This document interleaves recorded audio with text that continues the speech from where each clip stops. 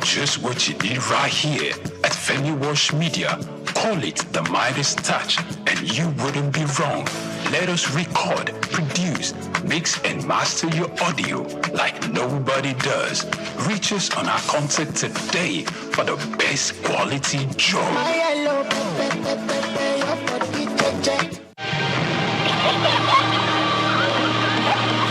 What keeps the heartbeat of a community alive? Is it the courage to create, the power to connect, the vision to transform?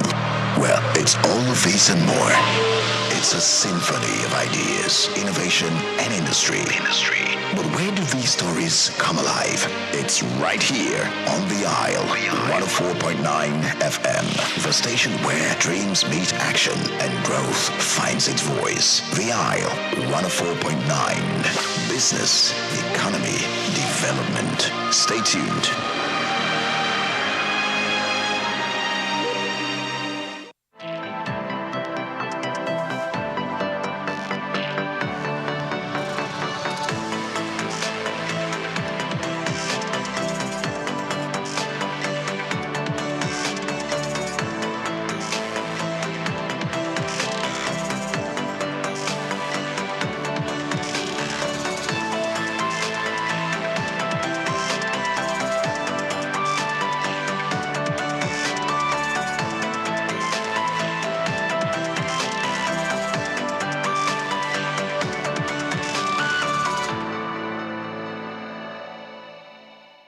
According to the former UBA Group Managing Director, Mr. Kennedy Uzoka, he's a man that knows it all. Also, another describe him as an encyclopedia of knowledge. The both are now farther from the truth of a man whose career has spanned over 4 decades, being part of a dozen organizations in both the banking and manufacturing sectors, serving in different capacities as either a director, board member, or chairman of organizations such as Anywell Flour Mills PLC, PZ Customs PLC, Nigerian Breweries PLC, and United Bank for Africa PLC. In the same vein, he also had some link with the British American Tobacco Nigerian Foundation and Nutrisima Limited. He was once the president of the Manufacturers Association of Nigeria, where he clamored for the patronization of local content by all well-meaning Nigerians. Also, he served as chairman of the former Universal Trust Bank PLC UTB before the administration of former President Olusegun Obasanjo implemented the recapitalization of banks in Nigeria.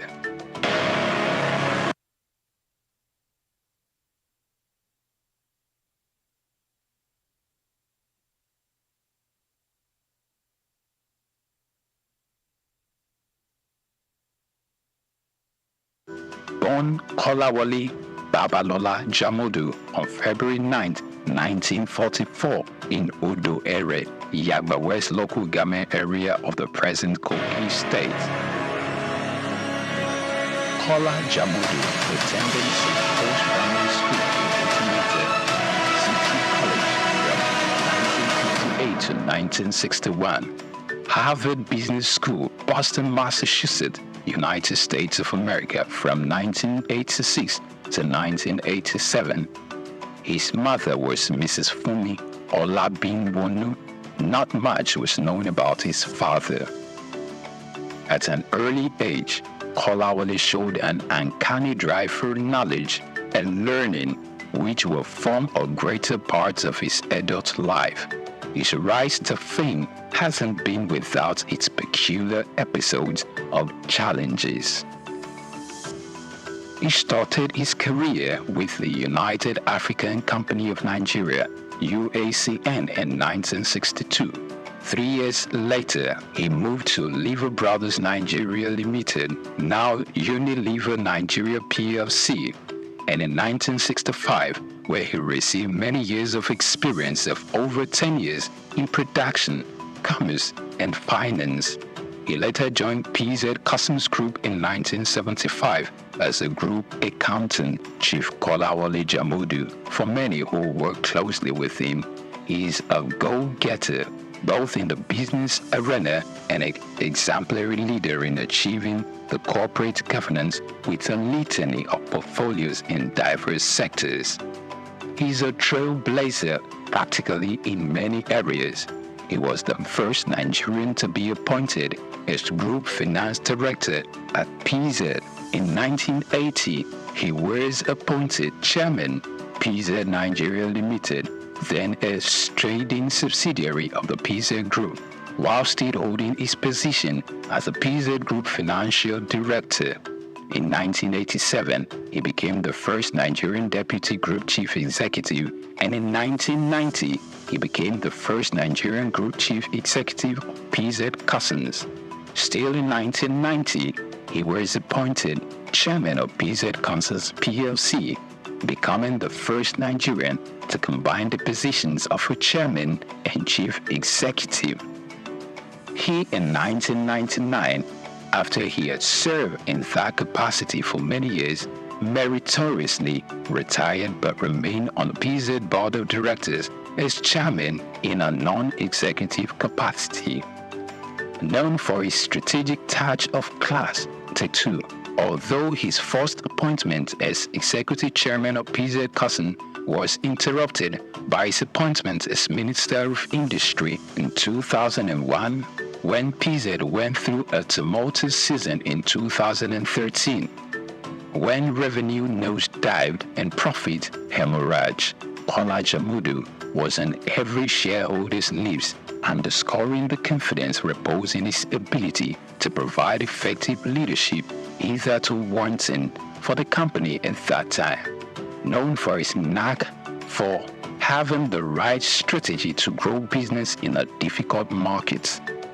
In his capacity as Chairman of Nigerian Breweries PLC, Kola Jamodu led the strategic investment and acquisition that have enabled Nigerian breweries seize key markets from competitors, positioning the company to maintain leading market share, moderate operating costs, and grow wealth for shareholders.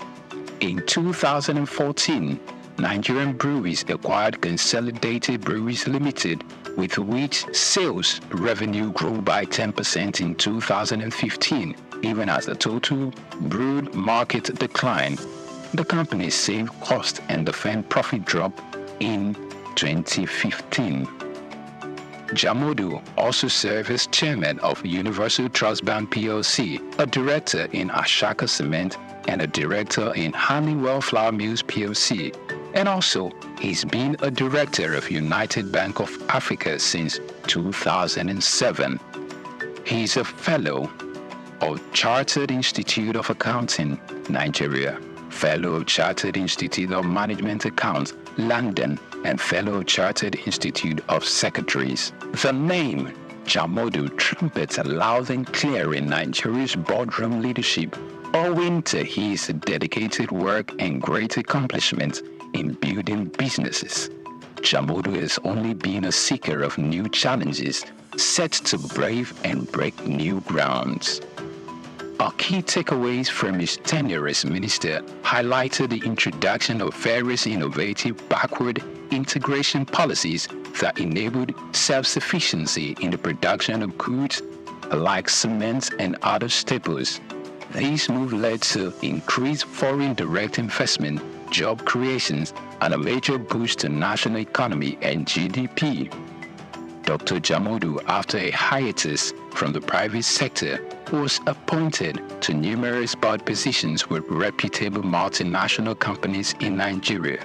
For a start, he was reappointed Chairman of United Bank for Africa PLC as a non-executive director in 2007. It's worth of note to say that in 2006, Dr. Jamodu was appointed to the board of Nigerian Breweries PLC as a non-executive director and later moved to become chairman in 2008, where he served 17 years meritoriously, spending 15 of those years as board chairman. and on April 30, 2023, retired as chairman of the organization, leaving a legacy of growth, innovation, and continuous success. Under his watch, the Nigerian breweries grew in leaps and bounds, strengthened its brand presence, and continued to drive positive change in the Nigerian brewery sector. What was achieved during my period was a joint effort, because you can't say a leader if there are no followers. There are committees, and these committees are made of members of mine. Chief Dr. Kola Jamodu is a recipient of several national honors, including Member of the Order of the Federal Republic of Nigeria, MFR, Commander of the Order of the Federal Republic of Nigeria, CFR. Also, he is a recipient of the National Productivity Merit Award, NPMA. Additionally, he is a Chartered Global Management Accountant, CGMA, a Fellow of the Chartered Institute of Management, London, and Fellow of the Institute of Chartered Secretaries and Administrators. He is also a Distinguished Fellow of the Institute of Directors, Nigeria. During his 4-year stint at the helm of affairs in the Manufacturers Association of Nigeria, MAN, he served in different capacities like the National Treasurer, Chairman of the Economic Policy Committee, Chairman of the Policy Advocacy Committee, Vice President, and later President from 2010 to 2014. Also, he is the past president of the Harvard Business School Alumni Association of Nigeria, a former president of the Chemical and Non-Metallic Products Employees Foundation, and an honorary member of the Nigerian Industrial Policy and Competitiveness Advisory Council, chaired by the Nigeria's Vice President. He's also served in various capacities such as Member of Council at the Nigerian Employers Consultative Association, NECA, Member of Council at the Lagos Chamber of Commerce and Industry, LCCI, and Distinguished Member of the Board of Fellows of the Nigerian Institute of Management, NIM.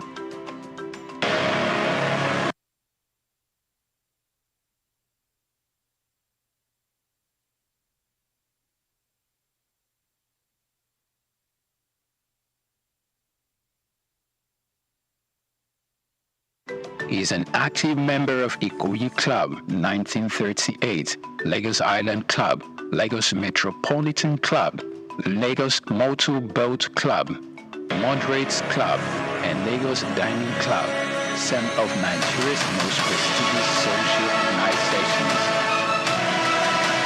Not many people, prominent or otherwise, could be suitably described as detribalized nationalists like Dr.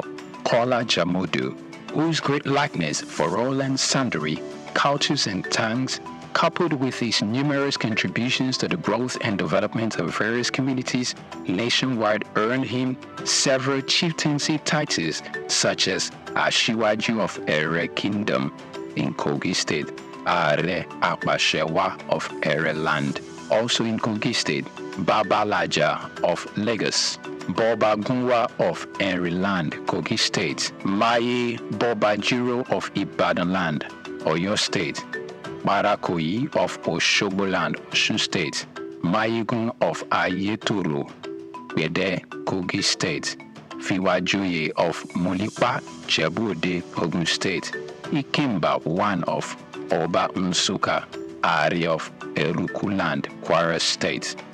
Jamodu is nothing short of a legend. Although with limited experience in partisan politics, he stood tall and stepped into the plate when occasion presented itself in Kogi State, when he took leadership of the People's Democratic Party (PDP) as minister, serving in the cabinet of the ex-president Olusegun Obasanjo. In the middle of 2020, Chief Dr. Kola Jamodu served as the pioneer chairman of the Elders Advisory Committee, EAC, of Pan-Okun Relief Response Agenda, which played a pivotal role when the world was faced with the coronavirus, mobilizing resources to provide relief materials for the entire Okun people, as well as address various issues relating to the pandemic in the land. He, through the Kola Jamodu Foundation, KJF scholarships are provided to several poor students through all levels of education, primary, secondary, and tertiary levels.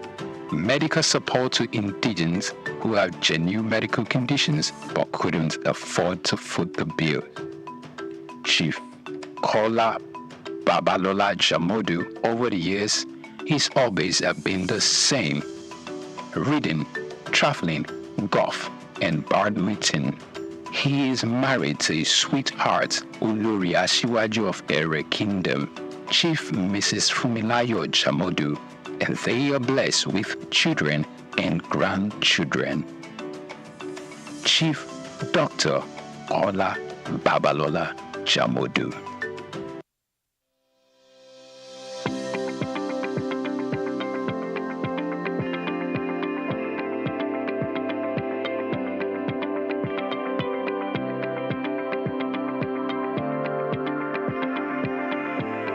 At the Africa Development Studies Center, ADSC, we are committed to driving sustainable growth and development across Africa through innovative training and research. Our mission: empowering leaders, policymakers, and professionals with the tools they need to create lasting change. With customized training, dynamic research programs, and study exchanges on leadership, management, and other critical development topics, ADSC offers a platform for exchanging cutting-edge ideas and global best practices. We provide comprehensive services in research and consultancy, capacity building and training, education programs, publishing, and knowledge sharing. Our esteemed faculty, composed of seasoned experts and researchers, ensures a learning experience that is insightful and practical. We specialize in policy development, implementation strategies, monitoring, and evaluation. At ADSC, learning is engaging and enjoyable. Our unique methodology includes talks, interactive exercises, games, video screenings, and lively seminar discussions, all in a comfortable and friendly environment. Ready to make an impact? For more information, email us at info@adstudycenter.com or call +234 912 439 2362. Visit us today at www.adstudycenter.com to explore our programs and upcoming events. Africa Development Studies Center, rethinking development for Africa.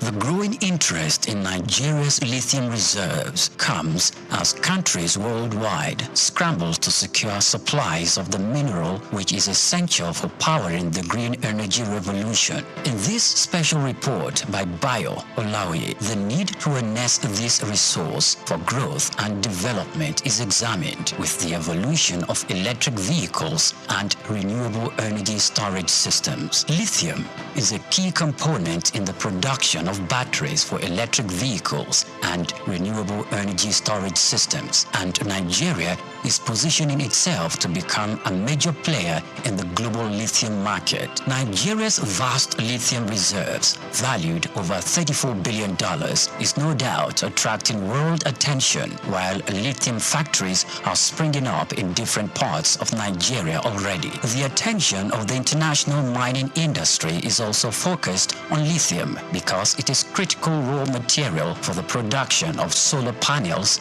and electric vehicles. Analysts predict that global lithium market could grow robustly over the next decade, driven by the rapid adoption of electric vehicles and renewable energy technologies. Data from a Global Future Market Insight showed that the lithium mining industry has emerged as a cornerstone of the clean energy transition, driven by the skyrocketing demand for lithium-ion batteries. The surge in lithium demand is driven largely by the electric vehicles market, which accounted for over 70% of the global lithium consumption in 2024, according to an Iranian-based research firm.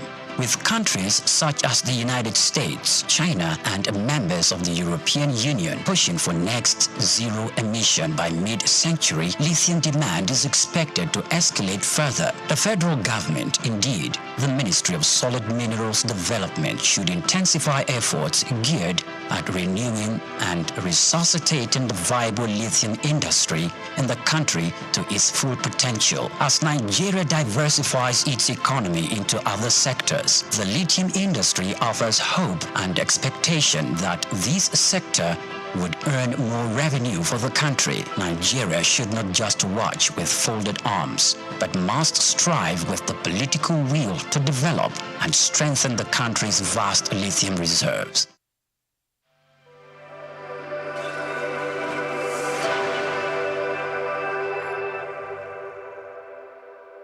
Idumota Market. Eko Idumota, once a residential neighborhood, is home to Idumota Market located on Lagos Island. It is one of the oldest and arguably one of the largest markets in West Africa. Idumota is a historic neighborhood adjacent to the Lagos port that facilitated the slave trade and later, under the British indirect rule, it's surrounded to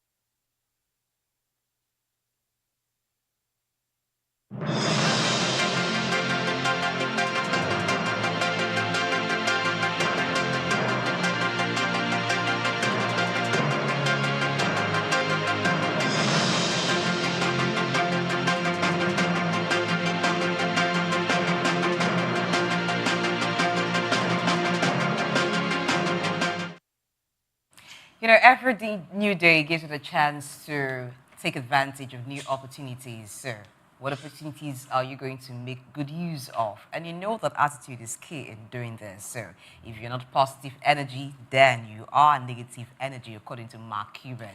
So, choose to have positive energy so that you can have positive things attracted to you. I'm Blessing H. Welcome to the front burners. I run with two gentlemen, Dr. Dawsa Osamanze and Priya Kumala. They are in the studio with me right now.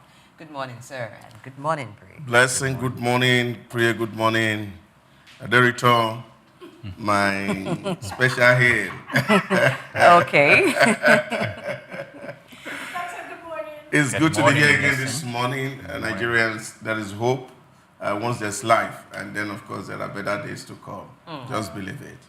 All right, straight away, let's get over to Swift Adirito, who will be bringing you something that you definitely don't want to miss. Listen, first of all, I know I always have to comment how good you look. I like the way you always put it together. You look cute, and I like how you blushed when Doc says someone. No. I'm about to compliment Doc. First of all, he's wearing a three-piece suit today. Both the inner is looking like he's going for dinner, somewhere very important or lunch. Are you taking me?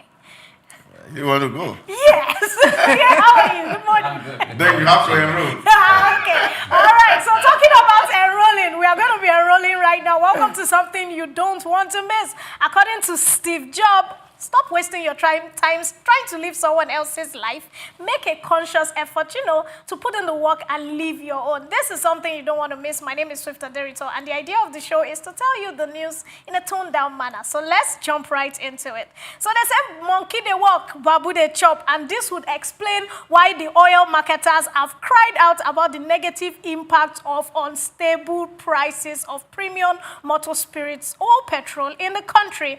The president of the Petroleum Products Retail Association of Nigeria, Bill Harris, raised concern during a television interview. According to him, the fluctuating petrol prices in the last few weeks are constituting potential threats to the survival of the business of his members. Are you serious?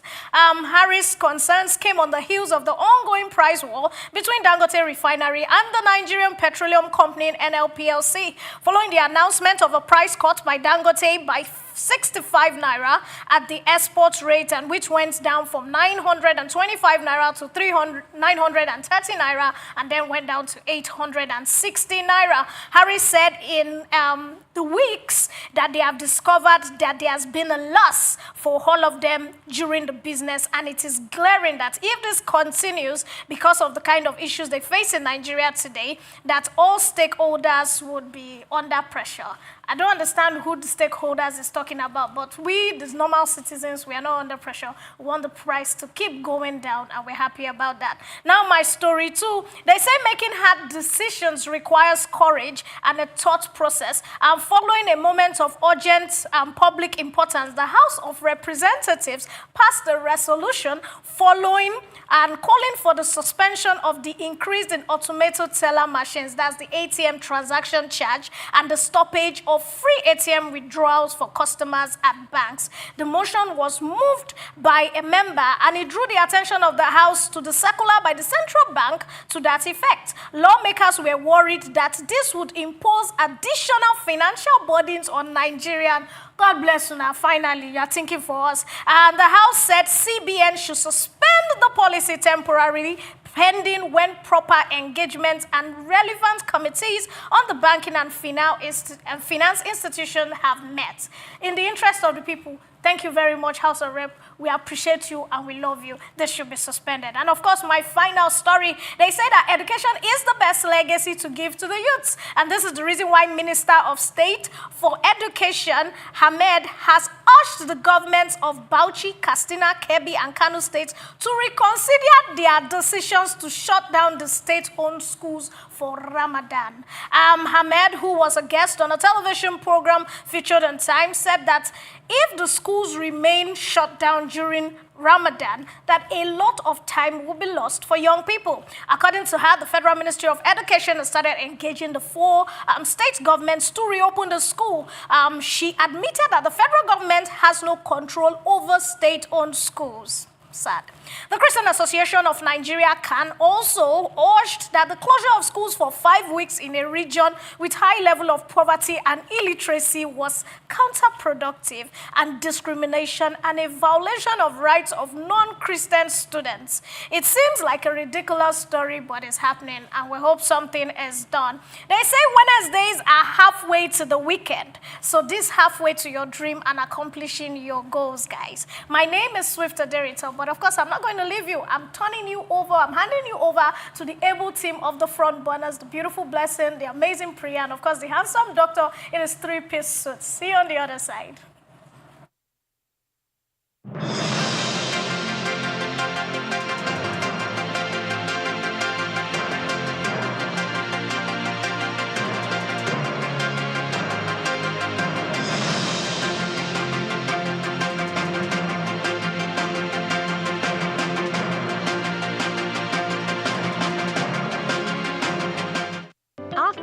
Africa Development Studies Center, ADSC, we are committed to driving sustainable growth and development across Africa through innovative training and research. Our mission, empowering leaders, policymakers, and professionals with the tools they need to create lasting change. With customized training, dynamic research programs, and study exchanges on leadership, management, and other critical development topics, ADSC offers a platform for exchanging cutting-edge ideas and global best practices. We provide comprehensive services in research and consultancy, capacity building and training, education programs, publishing, and knowledge sharing. Our esteemed faculty, composed of seasoned experts and researchers, ensures a learning experience that is insightful and practical. We specialize in policy development, implementation strategies, monitoring, and evaluation. At ADSC, learning is engaging and enjoyable. Our unique methodology includes talks, interactive exercises, games, video screenings, and lively seminar discussions, all in a comfortable and friendly environment. Ready to make an impact? For more information, email us at info@adstudycenter.com or call +234 912 439 2362. Visit us today at www.adstudycenter.com to explore our programs and upcoming events. Africa Development Studies Center, rethinking development for Africa.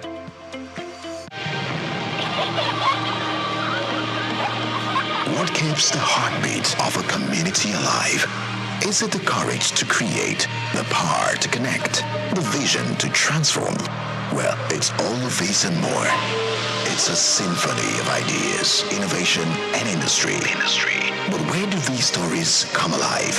It's right here on The Isle, 104.9 FM, the station where dreams meet action and growth finds its voice. The Isle, 104.9. Business, economy, development. Stay tuned.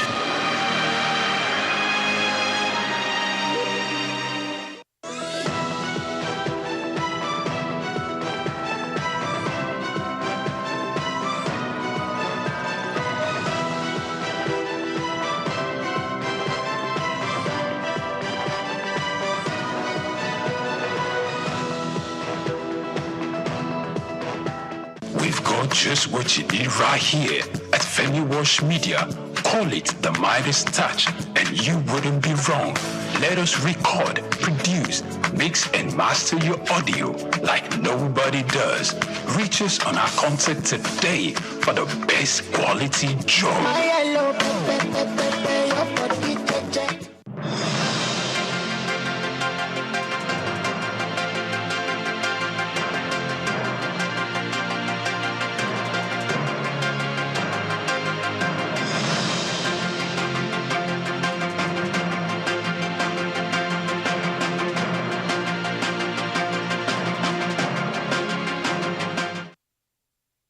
Now let's look at other stories that have made the headlines. So the Nigeria's Minister of Finance and Coordinating Minister of the Economy, Wale Edun, has stated that the projected 2025 GDP growth rate of 4.6% falls short of the administration's ambitions. Instead, the government is aiming for a 7% annual GDP growth to significantly reduce poverty and drive economic transformation. So, he's saying that 4.6% GDP growth is not high enough. So the government is projecting 7% annual GDP growth. So the minister highlighted key drivers of the growth, including stronger revenue performance, increased oil production, as reflected in budget estimates, and savings from the removal of fuel subsidy. He also emphasized the importance of creating a conducive environment for private sector investment. So he also talked about the pivotal role of the private sector in addressing Nigeria's infrastructure deficit, which requires an estimated $100 billion in annual investment. Now, first of all, let's look at the projected GDP growth of 4.6%, which the Minister of Finance and Coordinating Minister of the Economy, Wale Edun, says that it is small, using my words now. It's not ambitious enough. So the federal government is aiming at 7% annual GDP growth. Is that too ambitious? Is that realistic? Let's begin from your side, Doc. Yeah, I think it's realistic.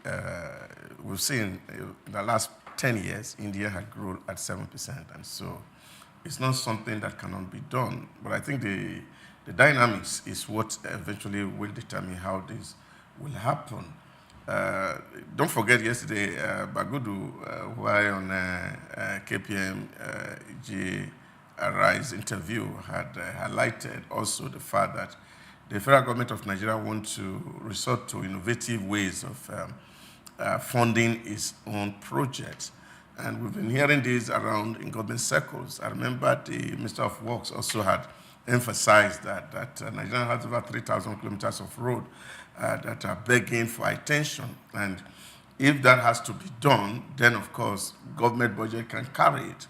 And so what they're looking at here is that all the bottlenecks that makes it difficult for the private sector to participate in the business, whether it's the downstream or the upstream or the midstream sector of the Nigerian oil and gas, or even in the construction or infrastructure building, the government is looking at removing all these bottlenecks so that people can participate. And what that means is that as long as people are bringing money to participate, that creates employment for a number of people. And as business is evolving, we can actually get to 7% of GDP. I don't think it's a rocket science.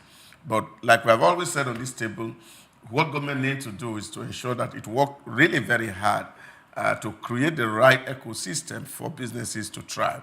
Because the problem actually we have is the ease of doing business. Every other fundamentals are right.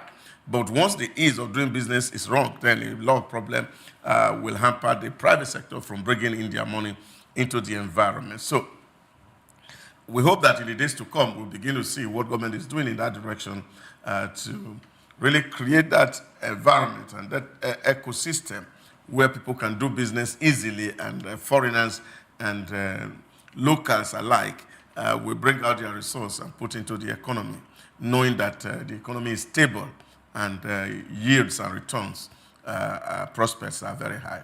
Okay, let's pick it up from where you left off, talking about private participation in bridging the gap in infrastructure deficits. So the minister actually said that it is not government that would do that. It's the private sector playing a pivotal role. But I want to ask, Ray, how do you think the private sector are going to come into this, investing to also bridge the infrastructure deficit, and then the people will get that benefit? Because if people are putting money, or private entities are putting money into infrastructure, do you think that it will reduce from how people benefit from it, maybe because of the commercial element in it? Most of the time, when you see private sector participation in any business venture, and they are in connection, collaboration, maybe using the vehicle of the private, the PPP partnership, it's one thing they always look out for is transparency. And whilst the conversation was on, there's something specific that was mentioned, infrastructure. We're told about before we can meet the target of the current administration's 2 million barrels per day production, we need about $2 billion to make sure we revamp the infrastructure in oil and gas sector for us to attain that level. That's a lofty height, and quite is going to be a challenge for the government to get that done. Some other things that were mentioned that prevented the private participation, effective presence of the organized private sector in the oil and gas sector, is corruption.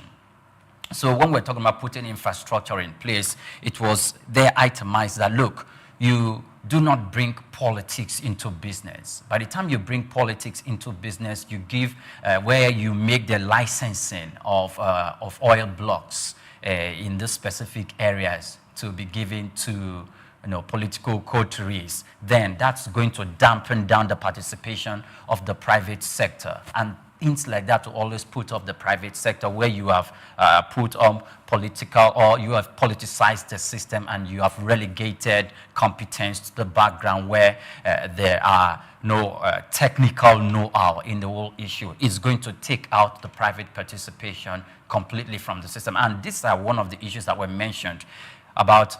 There were also other myriads of corrupt acts that is being perpetrated in the system that were mentioned. And the thing is, will the government, using Wale Edu to tell Nigerians that we can attain 70%? No doubt we can. But do we have the political will to beat down the hydra-headed monster of corruption so that it will pave the way for us to really achieve the goal? That's the question that the government should be answering. I think government has a strong will to do what it's doing, and that also you can see even in the local participation, especially in the upstream sector of the oil economy. We've seen the likes of Tony Elumelu getting into that sector. We've seen Aradel, we have seen a couple of local initiatives in oil exploration in Nigeria, which before now was not possible. And I know that if you see confidence of your locals in participating in that sector, so the debate is going to become more robust. And I think that's where we are at the moment. And I think that's one of the issues one of our guys was highlighting that day, that of course we're going to see more security, because if you have local participating, it becomes very easy for them to engage with stakeholders, and then we can drive that entire process. And I think that the president is determined to leave a legacy behind. And I think that can be seen in some of the decisions that he has taken so far. They may not be as pleasant as people want to see them, but we see that he has made very tough decisions that, of course, people are saying we are beginning to see some gains in the economy. Because the truth is that if he has to make any significant mark, what we have to see, first and foremost, is increase in revenue. Now, when you talk about increase in revenue and see the projections and everything that is put on the ground, you can see that somebody is working toward the direction. From a 28 trillion budget in 2023, we're doing in 2025. In 2024, we are doing in 2025 a 54 trillion budget. That's almost doubled. So it means that government is making more money, and government is investing in critical infrastructure. All we can only hope is that this trend continues. And as we are able to sustain this trend, you find that a lot of confidence is returning back to the system. People are beginning to believe in what government is doing. But I think where, for me, the core issues are not at the federal level, it's at the subnational level. That the subnationals, the state governments, should be able to complement whatever effort that the federal government is making at the center for this job creation and work creation across the length and breadth of the nation. Okay, so still on infrastructure. Now, I like that with private participation in road construction, for instance, we can achieve 75% efficiency in terms of road networks, which will save time. Because when people have to move goods and manpower from place to place, if the time of travel is reduced, that means you get to wherever you want to in quick time. That means you're able to move goods in quick time, and then the turnover period is actually reduced so that people can get back their money fastly. Now, on the other side, still on infrastructure, if we look at the power sector, for instance, now, if private entities are to invest in that, maybe one of the conditions will be that they are able to control the pricing template so that they can get back their investment. And at the end of the day, we'll then see that the tariff for electricity, for instance, will increase, which will mean people paying way more than they are actually paying now. So it's good for private participation, but I think that as much as there is encouragement for private participation, we should still have a lot of government stake in it, leading to public-private participation, so that while that sector grows, while it functions well, it doesn't become at the cost of the end user or at the cost of the masses. Because utility, for instance, when there's much private investment, it also means that the cost for it will be high at the end of the day. So while you're enjoying power, you may just be paying through your nose. That's just one point I wanted to point out. But, and then the minister talked about the restructuring of the budget funding. So it says they'll be moving from 80% domestic funding to having 40% domestic, 40% external foreign funding, so that there will be much fund available to domestic companies through the capital market, which I think is a good one. So if the government is borrowing less domestically, it gives free funds, or it makes funds more available for private businesses to access, which is a good one. That you also note, we did the news yesterday that the federal government is also making about 3 trillion naira available to the Bank of Agric for development of the agric sector. And that also go a long way to see, because one area where we have actually not been able to take so much from is the agric sector. And of course, we're also having now a ministry that is dedicated to livestock, and see how much we can actually do with the livestock. Because there's so much money in livestock. And we're giving that money to neighboring countries. Oh, yes. So we need to really invest in that sector. That those who want to play in that sector, government must find a way of addressing the issues that really is affecting that sector, especially for rearing of cow and the rest of it. And I think something has urgently to be done, that this movement of cow along strait can help us in that sector. Government must find a way to get some reserves where we can actually dedicate, maybe in cross states, to see these are places where cattle are. And then, of course, those who are investing in those places, there are enough water, there are enough grasses for the cattle to feed, and then we can actually take the advantage that that industry portends. Because we can see small country, even like Rwanda, making so much from animal husbandry. If you see the quality of cow in Rwanda, you will be shocked that is happening in Africa. So there's a whole lot that we can leverage. And if, you see, Rwanda is supplying meat to its neighbors, all the East African countries. And then, of course, they retain the hides and the skin for their shoe and leather factory. Not for consumption as Oh my God, you can't take it out of Rwanda. It's not possible. I can't even eat it as pomo as you are doing here. It is highly protected because it's dedicated to that industry. And I think that some of these things we need to actually put in place to see how we can make real fortune from this area. There's so much money. Okay, so when he was talking about this issue of taking Nigeria to the 7% threshold of the GDP, he was talking straightly that that is the level where you will require to take Nigerians out of poverty, which is a laudable step. However, one thing we must see that it has become a norm. And I'm going to go back to the oil and gas sector briefly because I needed to point out something that is pertaining to infrastructure. And I can say before the current administration, it has become a norm where the refineries were moribund during those period of time. And yearly, we used to churn out $1.5 billion, $2 billion to these refineries for turnaround maintenance and all of that. So, though I would say we are leaving, or maybe we are left that dispensation for now. However, I will require that the current administration audit how those monies were spent, because we are talking about infrastructural development and how these will require about $2 billion or more to make sure that our refineries are in the right frame. Now, some of these state assets and some which are privately owned too, that will require the intense presence and attention of the government to revive are even named here. The big ticket projects include the Zabazaba 150,000 barrels per day, Shell Bonga Southwest 225,000 barrels per day, Bonga North project 100,000 barrels per day, Chevron and Souq project 100,000, ExxonMobil's 140,000, satellite field development phase of 80,000 barrel. Now we have not even started talking about the Warri refinery and the Rivers refinery that is about more than 200. So different issues, don't mix them up. What you are talking about is oil drilling, the crude.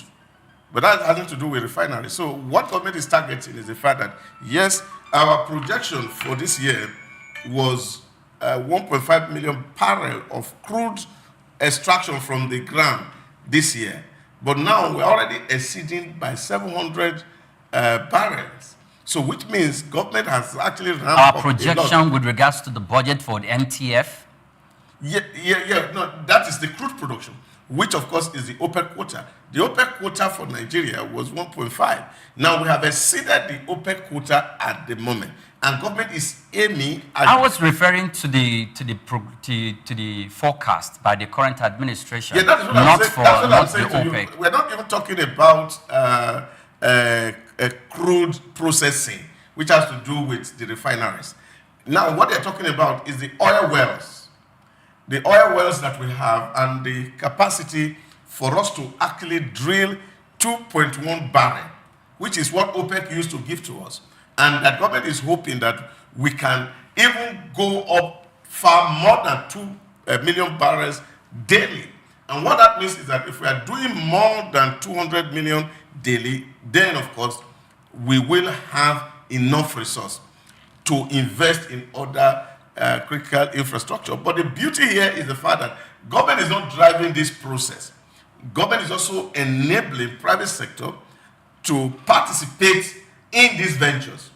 So that's what I'm saying to you. People actually we're already drilling. They're already having wells that they are pulling out things from even of the deep waters. So this is good for us that government is not relying on itself alone now, but also is allowing the private to have a participation. And then, of course, my own is once you can create that enabling environment for this private sector participation, we will get the value we want. Refinery working or not working, that's NNPC's issue. Remember, when Obasanjo regime... Are there issues that we can... No. We cannot completely we separate cannot. these issues. Let's not get into the oil sector deeply. When we have telephone issues, NITEL was moribund and wasn't doing anything. And then GSM technology came and a lot of private people entered into GSM. We had MTN, we had what they used to call it, those time, Vodacom, all manners of people came into the operation. Now, Econet then was there, now has transmuted severally to become Airtel now. Now we had MTEL, which was a NITEL-owned subsidiary in that sector. It was run aground, but telephony has continued because MTN will not be run aground. That is the beauty of private participation. So you are not leaving it in the hands of government where it's going to be corruptly used, but you are leaving it in the hands of private businessmen who want their profit and ensure that they get results from every single dime of investment that they are putting in. All right, let's not get deeply into the oil sector because we will do that during policy discourse.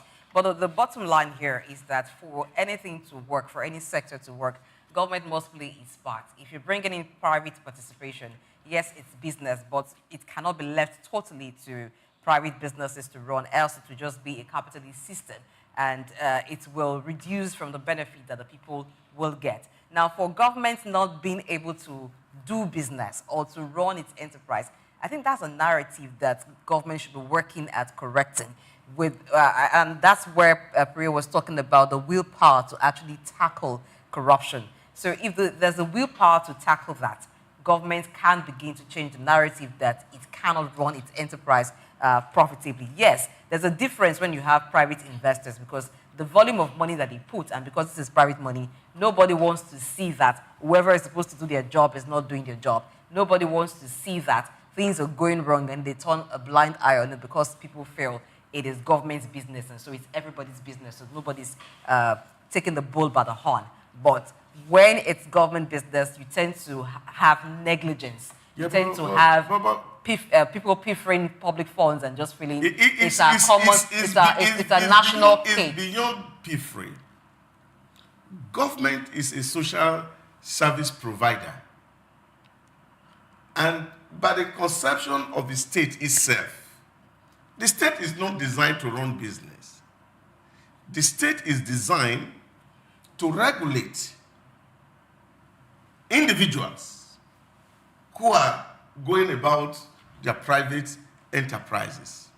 So what state does is regulation.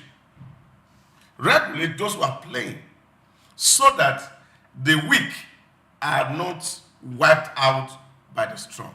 So that mediation role is what state naturally should play. Because what state provides social service? Now, by the time you now put money to run a social service, you know that money is not going to come back to you. But what government needs to do is to sustain the private doing well so that they can continue to get money to provide their social services. Okay. And I think that is the way but there's something we have to consider in this concept of government role in providing just social services. I think that specific concept, we were taught about that specific concept a long time ago in school, and I don't think governments of the nation now are working with that curriculum anymore. Because if you completely shut government out of business, or that the government alone, the terms of reference of the government is just to provide the ecosystem for private businessmen to come and take over the system, a time will come that even the regulatory power of the government will be dictated by these private endeavors. So currently now, as the way the Nigerian system runs, the Nigerian Customs Service brings in money for the government. Even the JAM, the Joint Admission and Matriculation Board, which terms of reference in the first place was not to provide, was not to make profit, is making profit No, currently. those are not And businesses we are not, per se. They are They're not rendering businesses per se, but services. what we are getting, what the government is getting for that, it is additional revenue to the government, and it is going a long way in attending to public issues and to providing public facilities. So we cannot completely remove government from the business. I think you cannot say, oh, even the way the NNPCL operates now, we are being told it's just on paper or just to say the government is not interfering in the way the NNPCL is run, that is as it is now, it's a private enterprise. No, it is running with government mandate, and the mandate that the government has given it is to make profit. So it is a government business. Yeah, but okay, let's move on. Let's move on to is really, see, government has equity in some stake in businesses. We talk about LIG, government has a stake in it, but it's a combination, it's a joint venture between government and private. There are businesses like that where government has to invest and stake some money. Recently, we even had Nigerian government going to invest in European Bank for Reconstruction and Development. And that's government stake in it. You put money there so that it can earn some revenue. But it does not mean government is managing those So government is not involved in the operations of it, but they may have a stake. Maybe 30%, they have, even in the power sector, government still has stake. Depending on what it is. It's just a business, and then, of course, they get dividend if these businesses are properly run. And I think this is the way it's structured. Okay. All global. Okay. But what we're saying is that for enterprises that government run fully, government can do this. There are states where we have state transport system. Lagos State is showing that it's working. It's not working. It's working. Okay, it's working. It's not working. It's working. We may talk about efficiency, but that is not to say it is not working. Even the buses does not belong to Lagos State. They are privately managed. A few of them belongs to the Lagos State government. Now, so we can talk about efficiency. Few of them. That it is not working efficiently. And one of but the that doesn't mean it is not sorry, working. Blessing. One of the problems that the Lagos State government is encountering concerning to that transportation is that they are not working with data. We're moving on to something else. The business is not data-driven. The House of Rep halting the implementation of new CBN circular on ATM charges. This was supposed to commence 1st of March with the new charges for ATM withdrawals. If you withdraw from your bank's ATM, you get to be charged 100 naira for withdrawals of 20,000 naira or less. And then when you use off-site ATMs, you get to be charged 500 naira when you make withdrawals. So the House of Representatives yesterday directed the Central Bank of Nigeria to immediately suspend their implementation of increased ATM transaction charges and the removal of free ATM withdrawals for customers using other banks' ATMs as outlined in the circular that was released by the CBN. So adopting a motion of urgent public importance sponsored by Marcus Onobun of PDP, the House called for the suspension of the policy pending proper engagement with relevant House committees. So this was done yesterday. The decision to suspend that was taken by the House of Reps yesterday.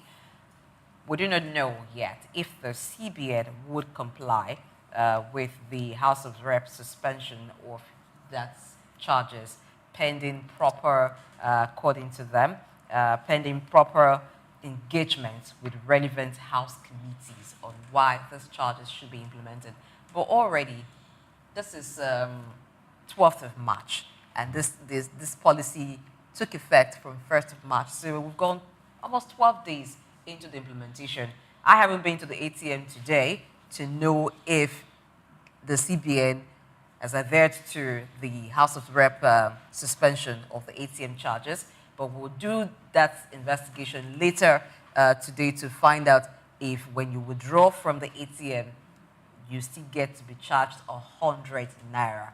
But let's look at it. Nigerians groaned over that policy, and it looks like the House of Reps heard the cries of Nigerians, and they had to wade into the issue. Doug. Well, I don't think the House of Reps has the power to suspend the circular issued by CBN. And I think it must also be very clear to the members of the House of Reps that CBN is not commercial bank, which most of the time they are talking about oversight. See, CBN makes regulations and is supposed to be an independent policy and monitoring organ of government. And I think to that extent, people must be careful what their boundaries are in terms of trying to be very popular. So this is an overreach? Yes, for me, it is certainly an overreach, and I think it's also a drive for popularity. And I think beyond popularity is the fact that they need to sit down with the CBN, who is the regulator, to say, okay, oh, what's happening? And I don't think it's something that we say, okay, what to do to become very, very popular. There are a lot of issues here that we are talking about. CBN is trying to manage inflation. Now, CBN is trying to ensure that we are able to control money in circulation. So you need to sit down as a committee to reach out to the regulators to say, oh, why is this regulation coming? And not to suspend an action of another organ of government in your private city. There's a separation of powers. People must understand the limit to which people can act. You can't be interfering in the activity of another arm of government. Because you have your responsibility. Your core mandate is to make laws. You have not altered the laws that set CBN up. So the first issue that you have to do, are there legal issues here that require the attention of the National Assembly? Or is the National Assembly the one managing the monetary policy of federation? These are issues that people must separate in terms of running. Yes, there are a lot of people who are complaining that, oh, the charges are much. But they also have listed several platforms in which people can do business and actually avoid some of those charges. So what are those platforms that the CBN has listed? Are there e-channels where people can make transactions? Oh, yes, they talk about the e-channels, the USS code, which is almost at free. They talked about internet banking. The bank apps. The bank apps. And all of these are several channels through which people can make a choice of where they want to do their transaction. So not necessarily on the ATM. And I think it's important for them to even realize, and I mean the members of the House of Reps, without sounding immodest, is for them to also realize that this is another arm of government. Okay. The fact that you have an oversight role to see what they are doing is not to dictate policy measure to the organ of government.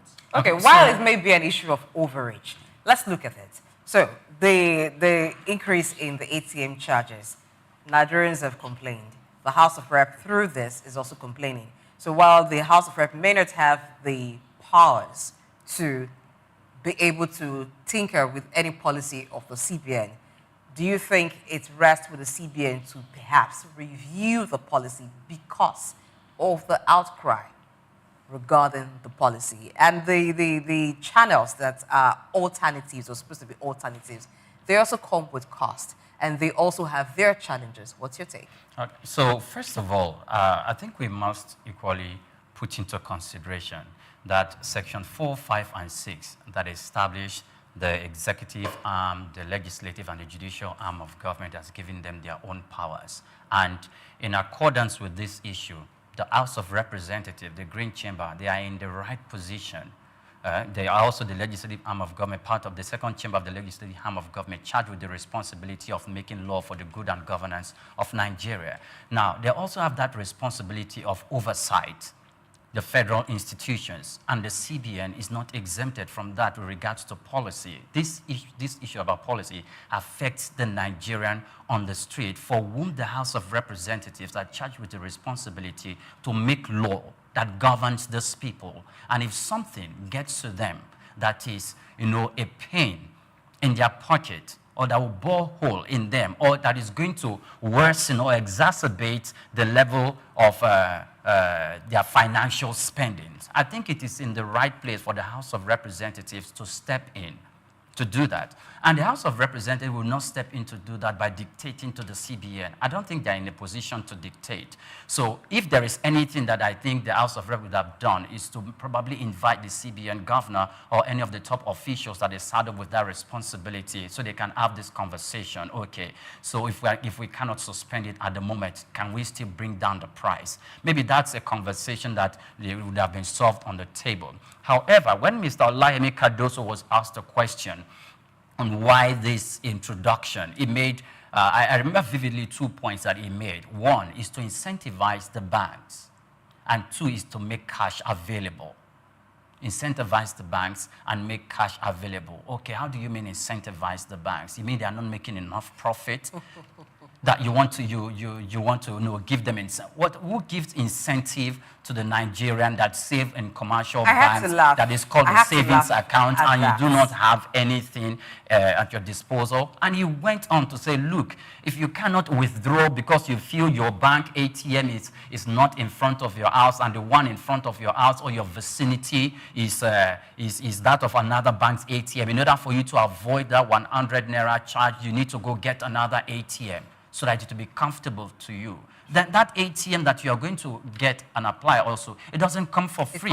It comes with a cost, charge, almost 1,000 naira. It's almost 1,000 naira. Over 1,000 then you are going to have to maintain that ATM card, maintaining that of your banks too, with other several costs that comes across with it. I think the House of Representatives is in a justifiable position, not only to suspend it, however, to also call any of the officials, top officials who have the capacity to act in that place, to have a conversation that can bring respite to both parties. Okay, so let's look at this. Suspending, maybe what should have come first is the proper consultation or engagement with the stakeholders, which they are going to do after the suspension. Because I do not think that the suspension would hold, and that's why I said earlier that... Oh, it has to hold. You can't say that it has to hold.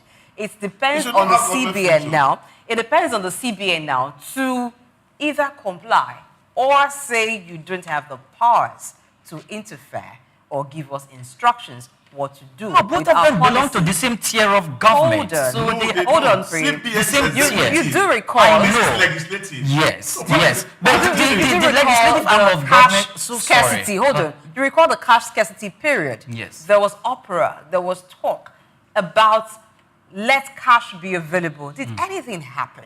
We've seen, because the CBN is the apex financial institution regulating... It is under law. Yes. It was created by the law. Laws that were made by the House of Representatives and the Senate. Maybe consultation should have happened first with the CBN, and then we now know what's going to happen. So there could have been escalation at that point after consultation to say, okay, this is what we have. This is what we are getting wrong here. Hold on, Pri. This is what we want to do.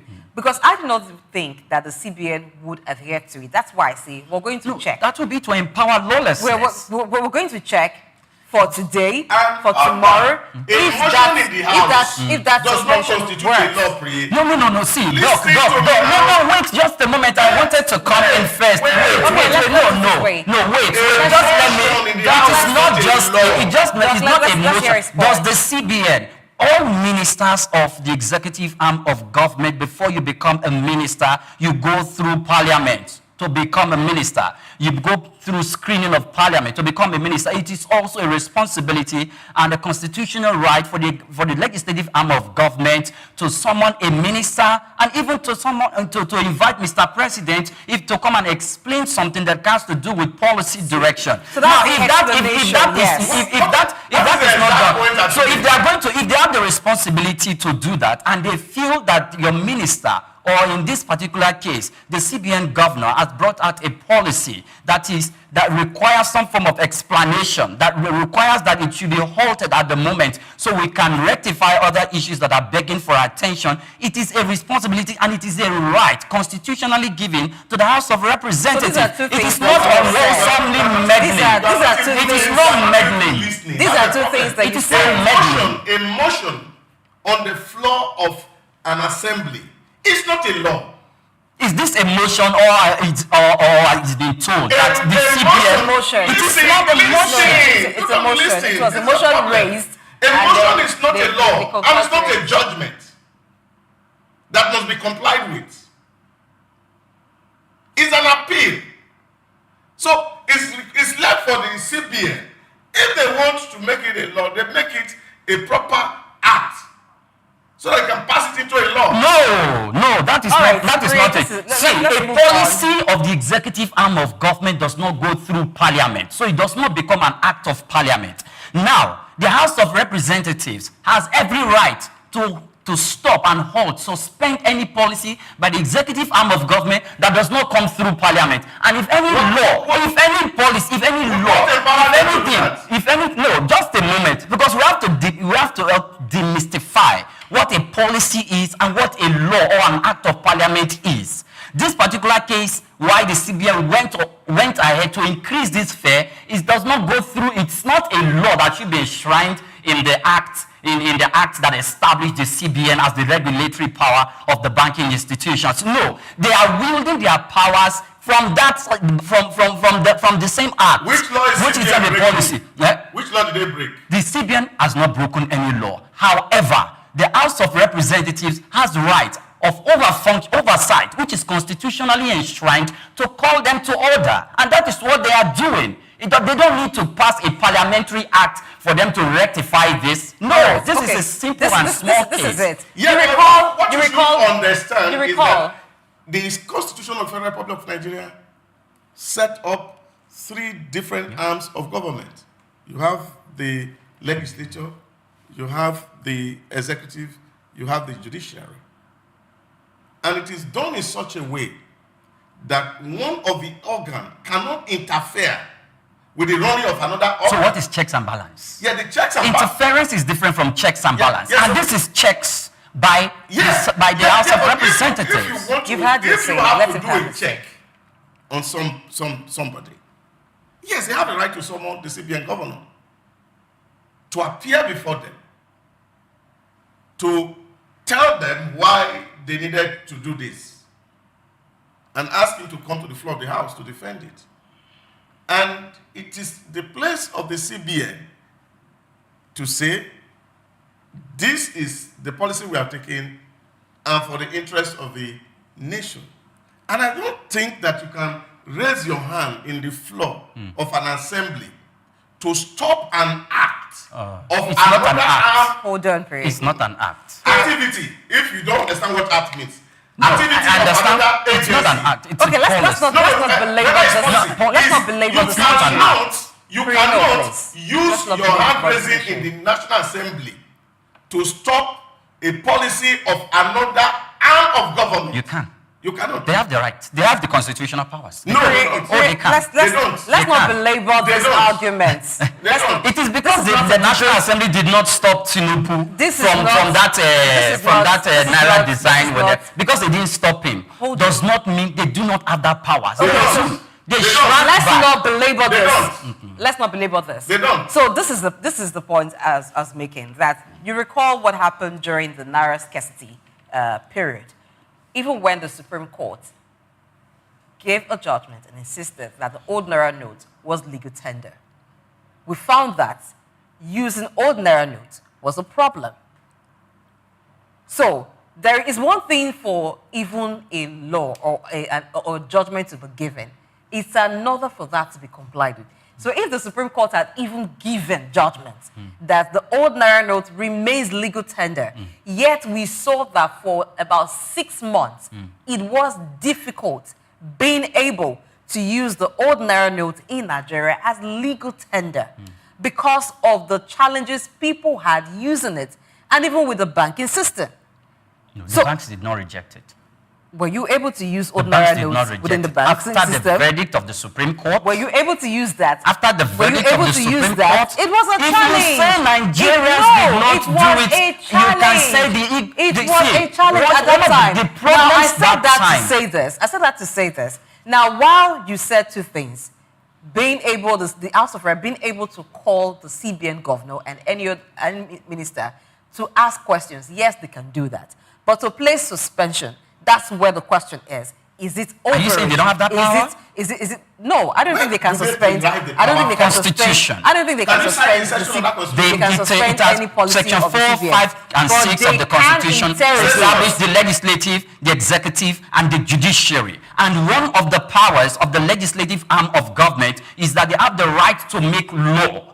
Yes. And they have the right, when they have the right to make, they are only the arm charged with the authority to make law. Yes. No organ of government make law. The executive arm makes policies that does not necessarily need to go through parliament. If it wants to make law, it is called an executive an executive law, law that will be sponsored in the House, which will be, of course, the political party that is in power will sponsor that on the House. Now, this is a policy. A policy doesn't need to go over and over again. Because I need to make you have made your point. No, that is not just the point I want to make. We're out of time. We're out of time on this. Why are you guys stopping from making? You have made enough points on this. You were just laboring this issue. Stupid argument. So we need to go on a break right now. Does the law empower the executive to also go and tell the legislature how they want to decide their bill? They don't. See, why does the president come to the National Assembly to present his budget? Why does he do that? Does it become a law without this discussion another time? But for now, we're going on a break. We'll bring you policy discuss after this time.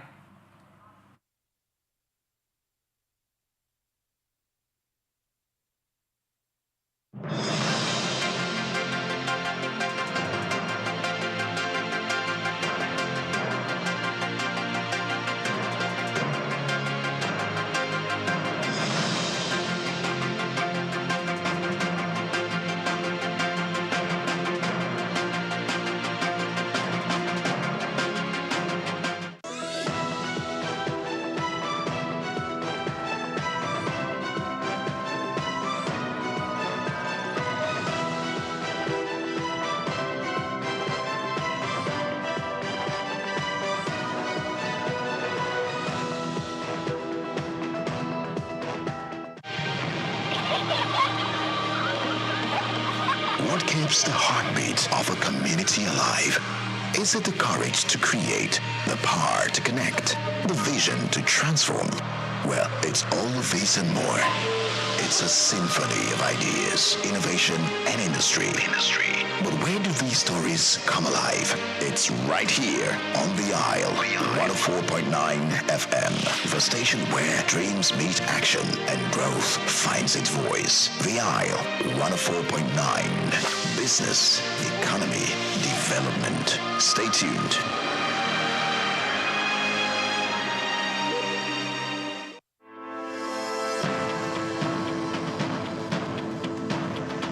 Nigerian leather industry has a storied history, particularly in the northern parts of the country, where the art of leather farming and crafting has been perfected over centuries. Traditionally, leather was used primarily for functional items like sandals, bags, and saddles, with little emphasis on fashion.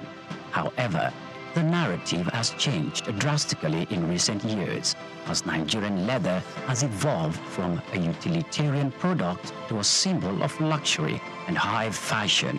Here is a special report by Bayo Olaoye. The turning point for Nigerian leather came as local designers began to recognize its potential beyond traditional uses.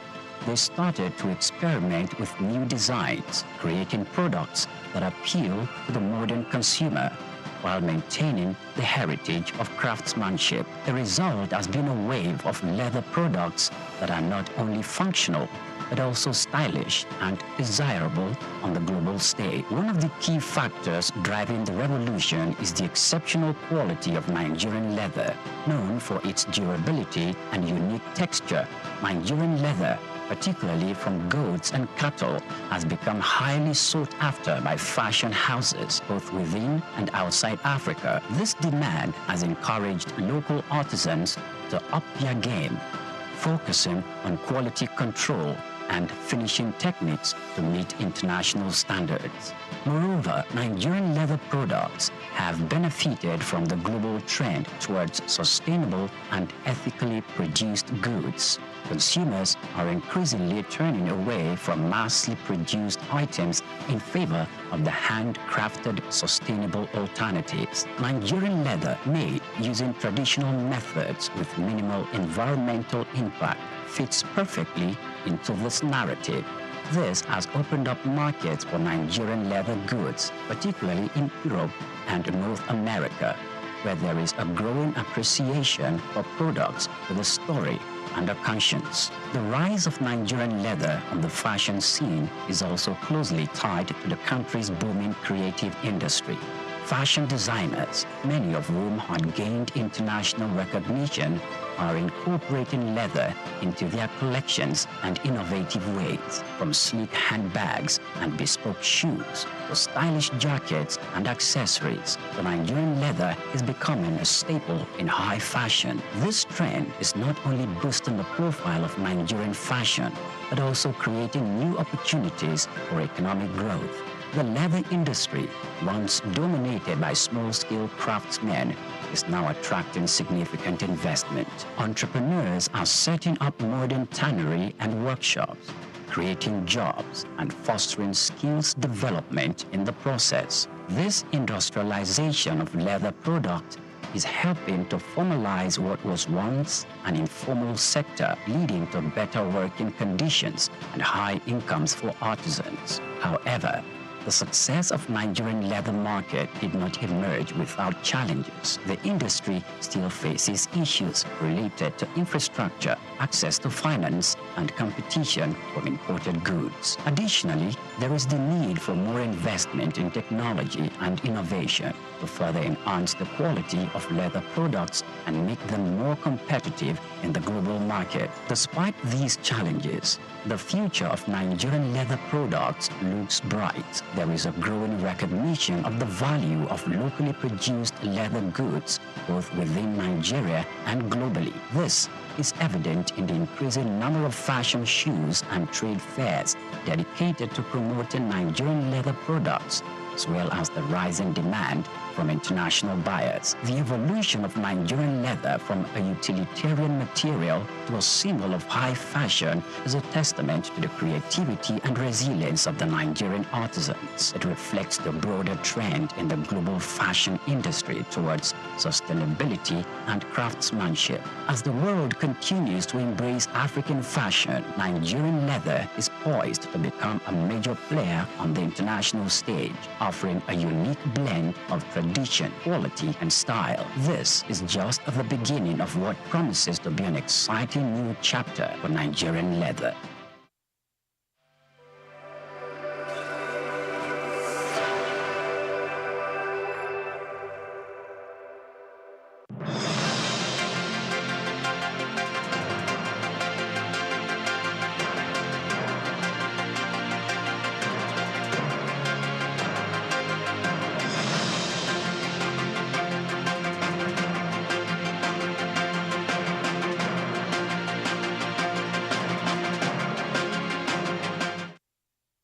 Okay, so it's time for us to have policy discuss. Let's look at Nigeria's fuel importation. As reports have it that Nigeria petrol imports surged in 2024, more than doubling despite increased domestic refining capacity. What is going on? Also, in the year 2024, it was reported that Nigeria's fuel consumption decreased. So let's look at both sides of it. What's happening to local refining capacity and also petrol importation in Nigeria.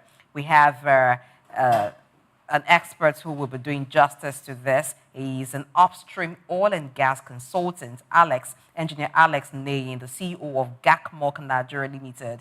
Good morning. Thank you for making our time. You're part of the show today. How are you? All right, sir. So Nigeria's petrol importation increasing in 2024, more than doubling what it used to be, moving from about over 7 trillion to now over 15 trillion. What's your thoughts on it? and yet we have a local refinery that has just started refining petrol. There are others coming on board, though not refining yet. Well, I think the way I see it is we don't plan before we do things. First and foremost, we said we're going to sell crude at Naira in Nigeria to help the refineries to reduce their request for dollar and all that. You see, you don't just wake up and make decisions. We are doing yo-yo in the country. People should sit down and plan way ahead before they start implementing anything they're doing. We're going through a dollar squeeze now because we didn't plan properly. And suddenly we realize that we didn't plan properly. No, we're going to be selling crude now in dollar. So those refineries like Dangote and the modular refineries, they've set their minds as regards what this policy will do for them, and they are operating accordingly. So suddenly you change the ball game midway. What will that do to them? That's why I said we are operating like yo-yo. Anything we want to do in this country, we should look at the short range and the long range over time. But we don't do that. We just wake up, oh, okay, we'll sell it in Naira. Then suddenly you find out that you don't have enough dollar to back up whichever thing you're doing. Then you change. So what about the people you've gone into agreement with? How does it affect their operation? Nobody thinks about that. And that's why I say we are doing the bourgeois setting. We have to be able to come up with what we think will last. Because you are destabilizing the refineries, with Dangote and all these other people, by just sudden change. So when things like this happen, whatever you are seeing as regards shortages, bringing in more refined product from outside, and all, these are expected based on this. And that's why people are very, very skeptical coming to invest in this country. Because today you have a policy, by tomorrow change, forgetting that investment has been made originally, projecting into what the policy were as of that time. Nobody in the world will be happy to do business here. So we have to go back to the drawing board and really be serious and project properly. And that's why I keep saying you cannot put a square peg in a round hole and expect it to work. Let Nigerians wake up.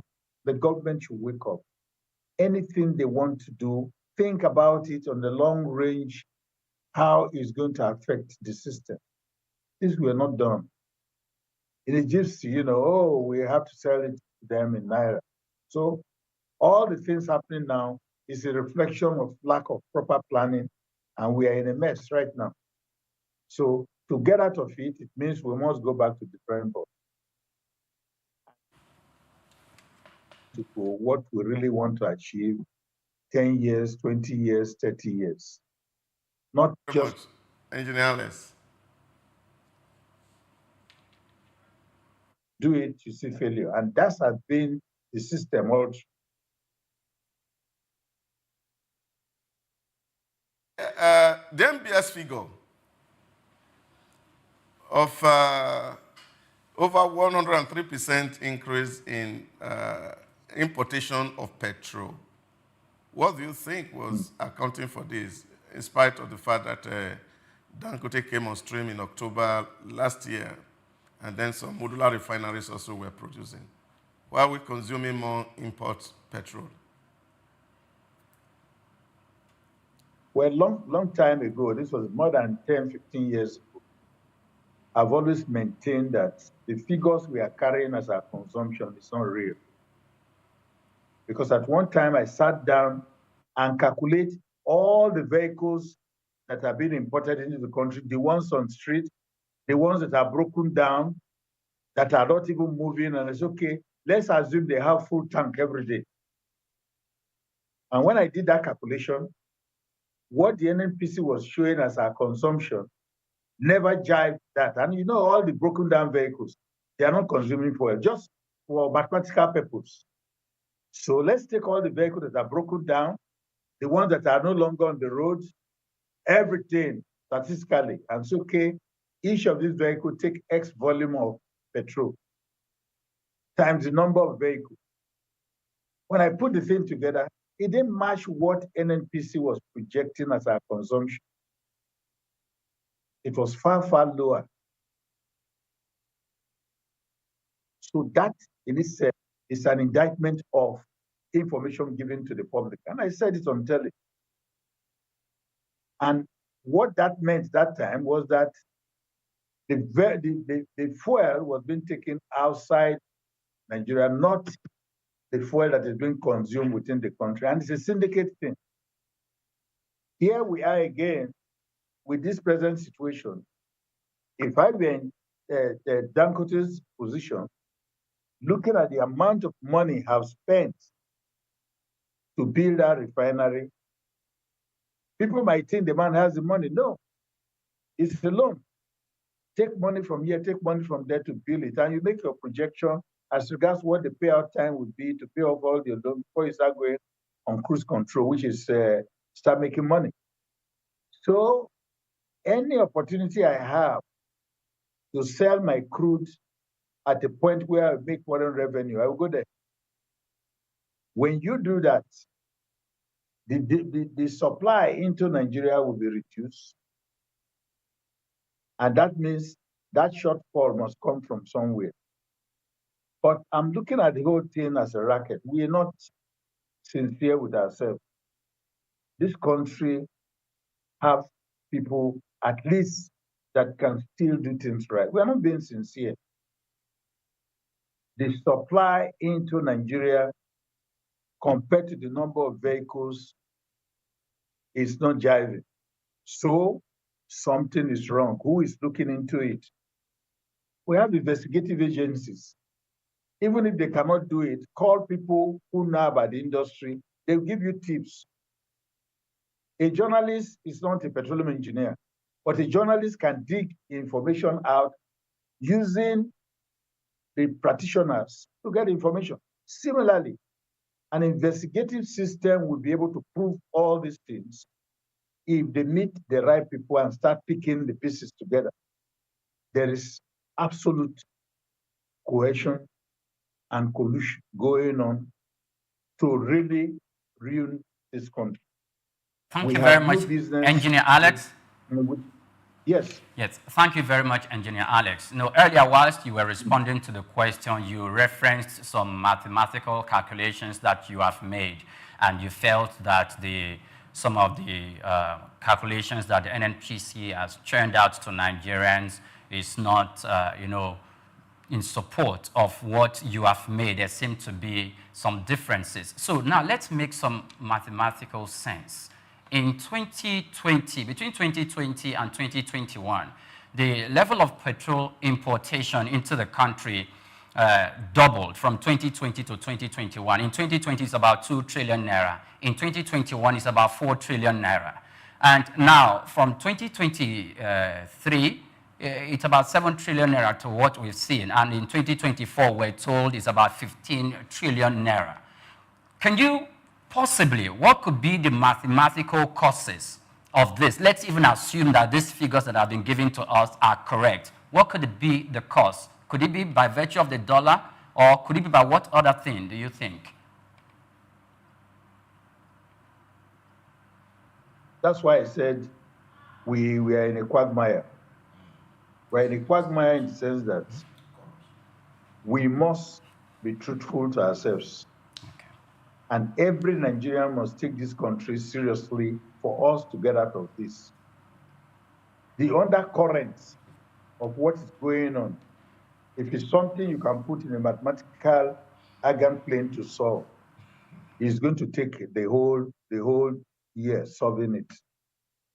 The bottom line is we have to play a honest game as Nigerians to ensure this country goes on a smooth ride. Interest here, interest there. To get all this interest working, there have to be some live games somewhere to keep it going. That's why I said we have investigative agents in the country. Let them go back to the books 10, 15 years back. It will be very easy to reveal all these things. At one time, we're importing fuel. If the fuel comes in, they will say, okay, we import 100 million liters. The DPR then will go through it and say, yes, 100 million liters, quality goods. And at some point, we found out that quality was not right. The volumes they're carrying was not right. So we have to go back and do something drastic. Because the principle of crime and punishment will stop crime. If there's no crime and punishment system whereby people who defraud this country and do the wrong things are still being left and recycled in system, we will continue to be where we are.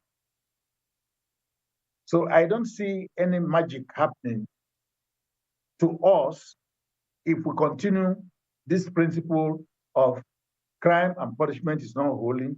Where you commit crime, they bring you out. After a while, you go to your villages will give you shiftings. So what is the incentive not to commit crime? This is a crime cycle. Until somebody wakes up and say, hey, let's fight this crime cycle, a lot of this thing will continue to be in place. That is the truth.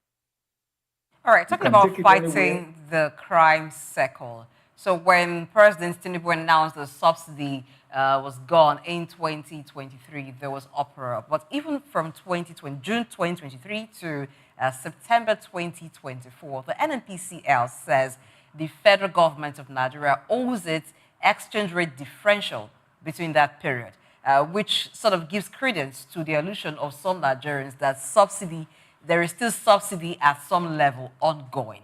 Now, if we're talking about how much the petrol import cost in Nigeria has increased year after year, is it because of this system in place? Now, if we were to move completely away from subsidy, do you think that would check us having the issue of having a difference between what we actually consume and what we are told we import because of the consumption that is being given to Nigeria, consumption figure that is given to Nigerians? I think about more than 15, 20 years ago, this issue of subsidy came up. And I think I appeared in Channel or one of these stations. And I asked the question, who is subsidizing who? And people thought it was a joke. Who is subsidizing who? If you get 100 million being consumed, and somebody says they bring 200 million, the 200 million, the person says it brings in, 100 million is the consumption. 200 million is what they claim they bring in. So you calculate your subsidy on 200 million. That volume of surplus, where is it going? I just don't, in most cases, I don't like, talking about these things because we know exactly what is going on. But a lot of us are not opportune to face the reality on ground. Everybody in this country knows what is going on. We're only just pretending. Who is subsidizing who? That was a channel to draw money out of the place, and people succeeded. Made billions out of it, with all of us clapping. Now we are in this situation again. We have the refinery producing. We give them a naira price for crude rather than dollar, create all the necessary incentive, and yet we are still struggling. This needs thorough investigation, and they will get to the root of it if we are really serious. If we can't, let's spend money, bring some foreign people, if possible, to come and investigate for us, because when we do it ourselves, man no man comes to play, and facts are being hidden.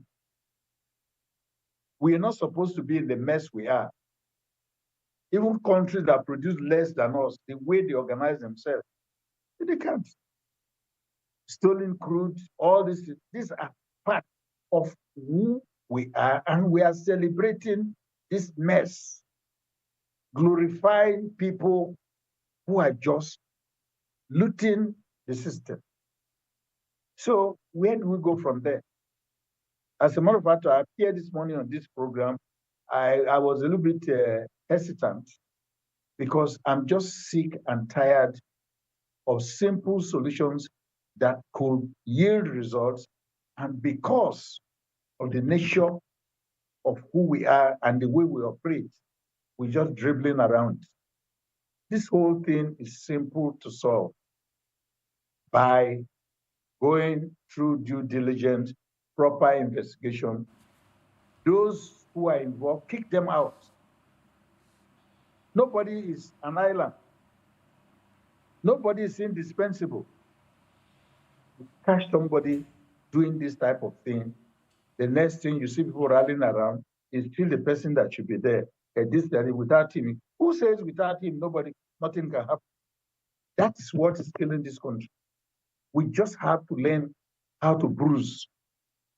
The principle of crime and punishment, if we adopt it and wipe these guys, it will now bring some sanity. And everybody going into any seat will now start thinking properly. Efficiency. How do you get efficiency? We will continue the conversation after this break. We need to go on a break right now, but we continue the conversation after this time. Please stay with us. It's all right.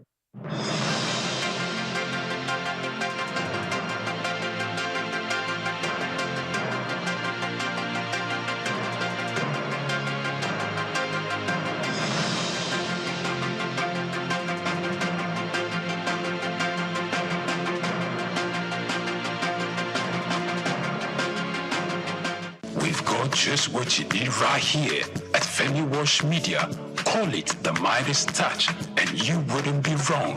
Let us record, produce, mix, and master your audio like nobody does. Reach us on our contact today for the best quality job.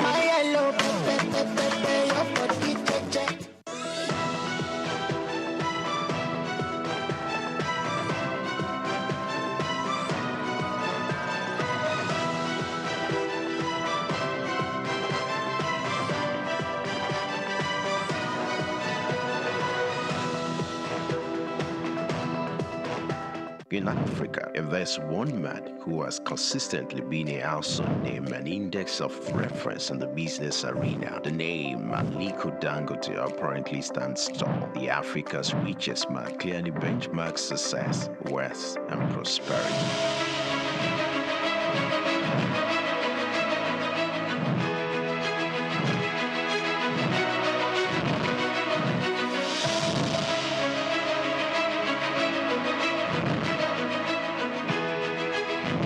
His unofficial love and passion for business are quite phenomenal. These can be traced to his background. Born in April 10, 1957 to Maria Sanusi Dantata and Mohammed Dangote, his maternal ancestors were prosperous caravan traders under British colonial rule, and his grandfather, Alhaji Sanusi Dantata, was a commodity trader. Dangote's grandfather was heavily involved in his upbringing and helped ignite his entrepreneurial spirit. For Dangote, one will ever assume his wealth was handed out or easily channeled, being an offspring of Dantata, but his success didn't come through daydreaming. Dangote complemented inherited fortune with deliberate hard work and innovation to pave his way to the top. Those who knew Dangote while growing up will not be surprised at his outstanding success. At age 8, Dangote uses pocket money to buy sweets, which he and others sell for a profit. Everything big in life starts from little Taking a clue from this, Dangote from a seed loan of 500,000 obtained from his uncle started business, which he traded commodities and business supplies, primarily cement. By 1981, his firm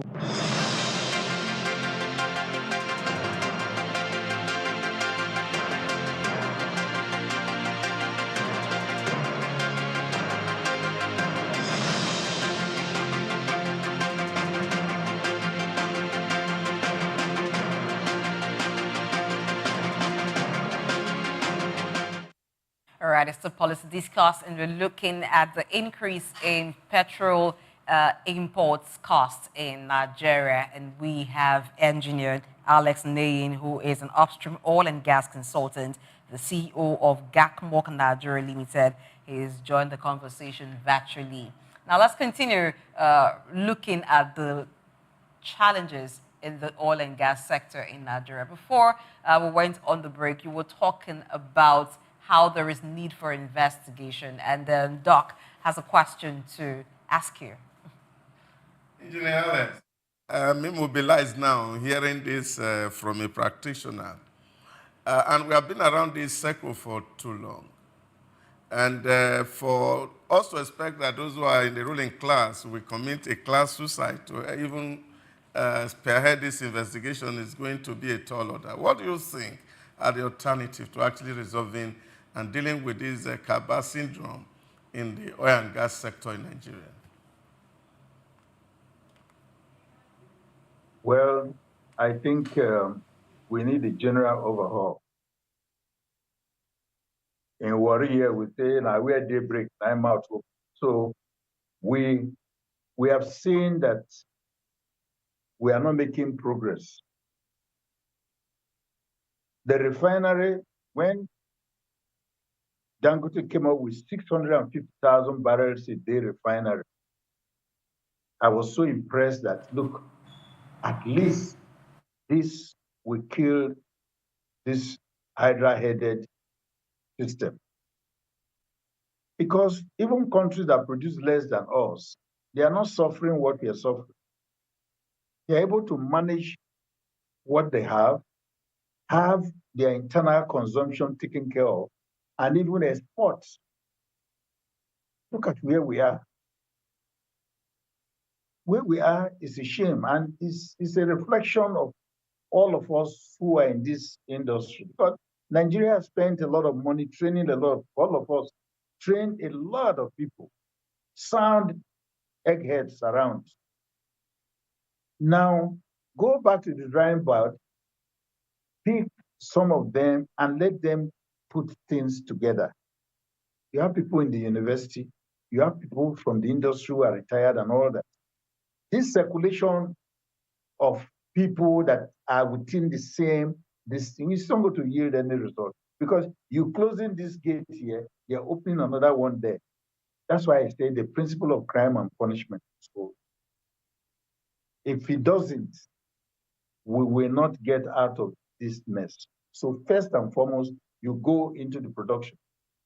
All the oil companies producing, are they producing at efficient cost? Why is it that in Nigeria, there's permanent security presence around oil companies? We don't carry guns before. All these things are added costs into the system. You cannot get the soldiers or police or all of them out of the oil circles now, because that is a money-yielding venture for everybody. It's not so anywhere. It wasn't so when I came to join this country, this oil company in '79. We go to villages, no security, nothing. Now, if you tie security costs alone into what the oil companies are doing, it's a lot. You take a place, you will now have to have a boat, workboat filled with soldiers, and say, this is a houseboat for security people. All these things are increase the cost. Even the refineries themselves, paying that here they are on land, you fence it and all, the amount of money they spend on security. So we are not being honest. Let everybody lay down their arms. Engineer How Alex. much food can anybody eat? What do you guys want? Hello, So Engineer Alex, if can we you hear clear me? all these issues, we will be able to All right, Engineer get to Alex. where we're supposed to. Thank you very much. Thank you very much. I had to butt in here. Now, we've seen all these inconsistencies and anomalies playing out in the system. What can we do to what can we do to, promote the participation of private persons in the industry like Dangote, other modular refineries, and new incomers into the system so that we can have a robust system that will sustain our economy? You see, so many licenses have been given out for modular refineries. If you close to the people who had this, even Dangote, before it gets to the point is the obstacles they go through to get things done. If you know it, you'll feel sorry for them. From table to table, approval for site, this, that, all these things they have to do, because I know so many of them that I've worked with. You want to get approval just for site inspection, you can pay money somewhere off record. If you know how these guys are being strangulated by the system, you feel sorry for them. I won't dare to go into things like this because I have zero tolerance to corruption and bribery. So I can stay on the sideline and help the people, but those areas, I don't want to see them because it's not in my character and nobody can take that from me. But these guys, they will go borrow money to meet certain requirements, either in ministry or this or that. So there are so many people with licenses now, you find out they cannot do anything. Because even foreign investors that come, when they see all these things, at the 0 hour, they are ready to give money. They say, no, I don't want to do this because the policies here, they are not stable. So those of them who have modular refinery and the Dangote and other, I drop my heart for them. How they are able to meander through this whole array of dangerous system and they are able to get their plants running. So these are some of the issues. And until we really wake up, because those coming in, I just feel sorry. If you know some of them, call them. They will not want to disclose what they are giving out in different places to be able to get small approval here and there. EIA, you do it, they say, no, we are not satisfied. Use this contractor.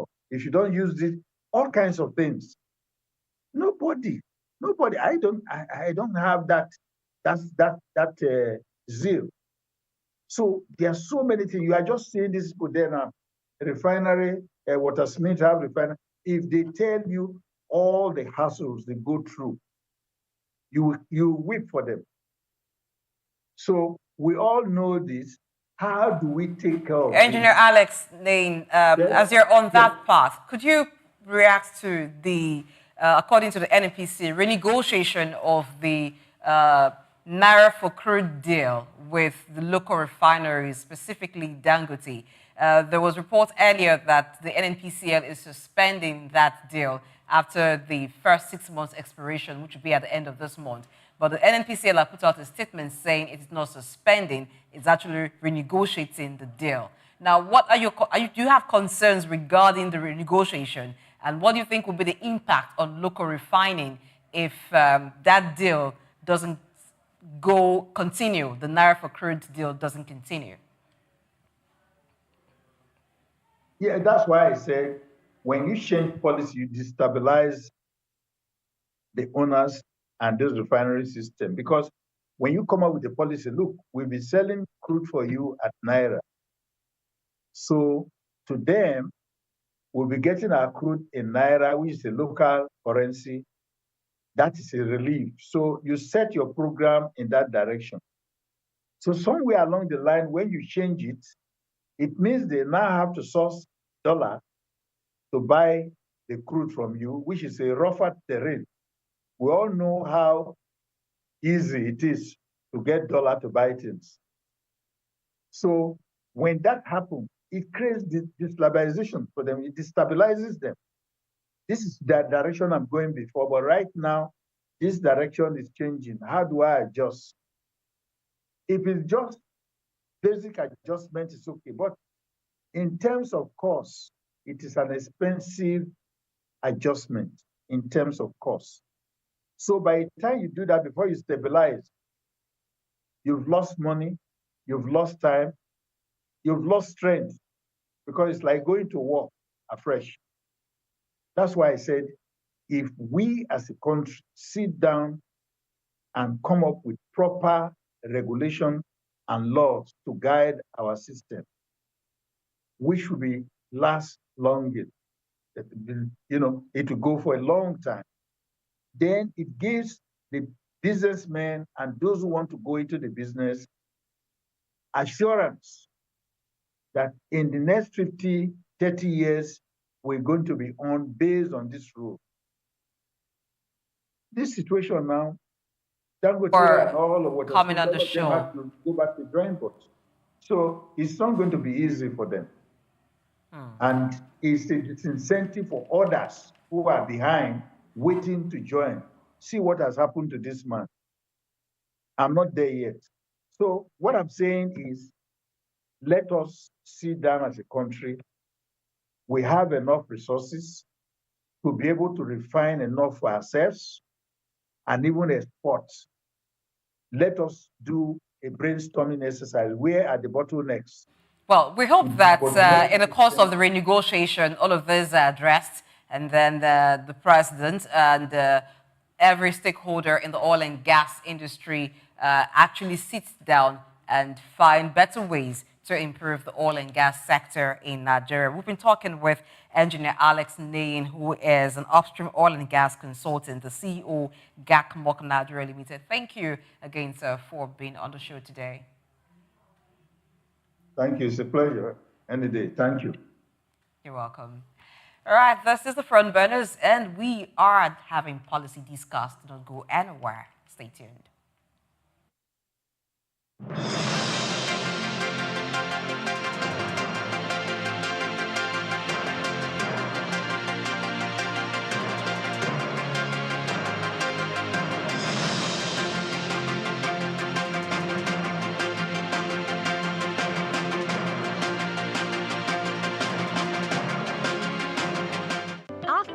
Africa Development Studies Center, ADSC, we are committed to driving sustainable growth and development across Africa through innovative training and research.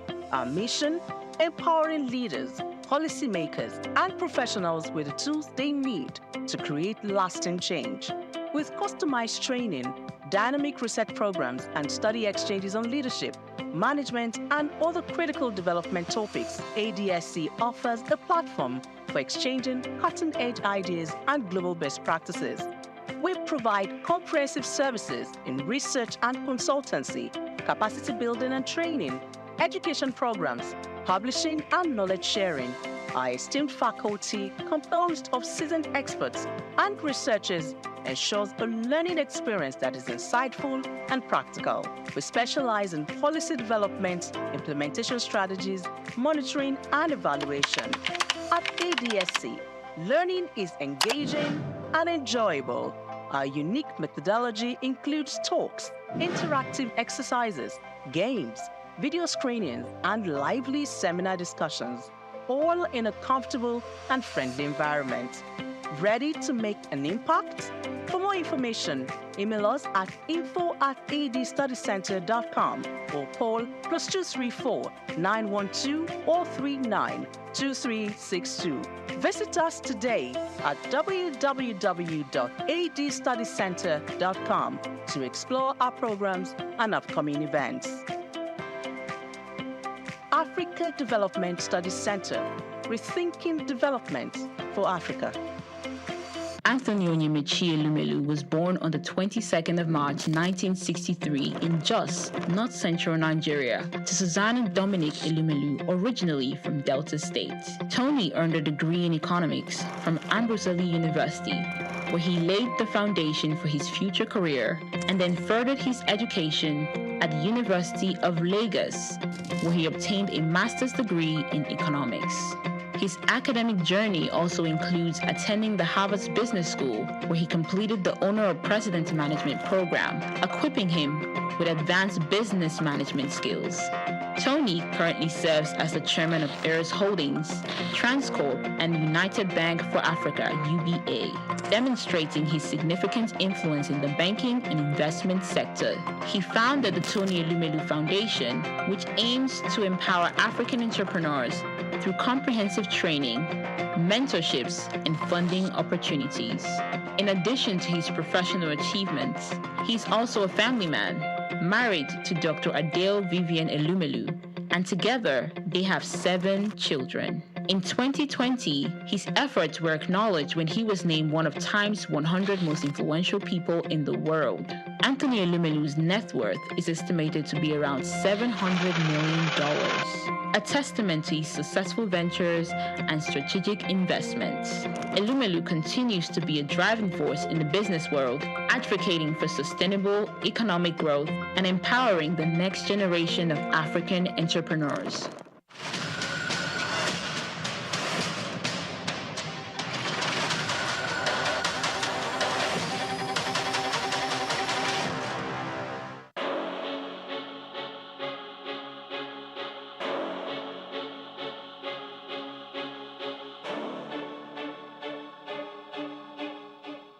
Elon Musk is a visionary entrepreneur leading innovative ventures in technology, space exploration, electric vehicles, and renewable energy.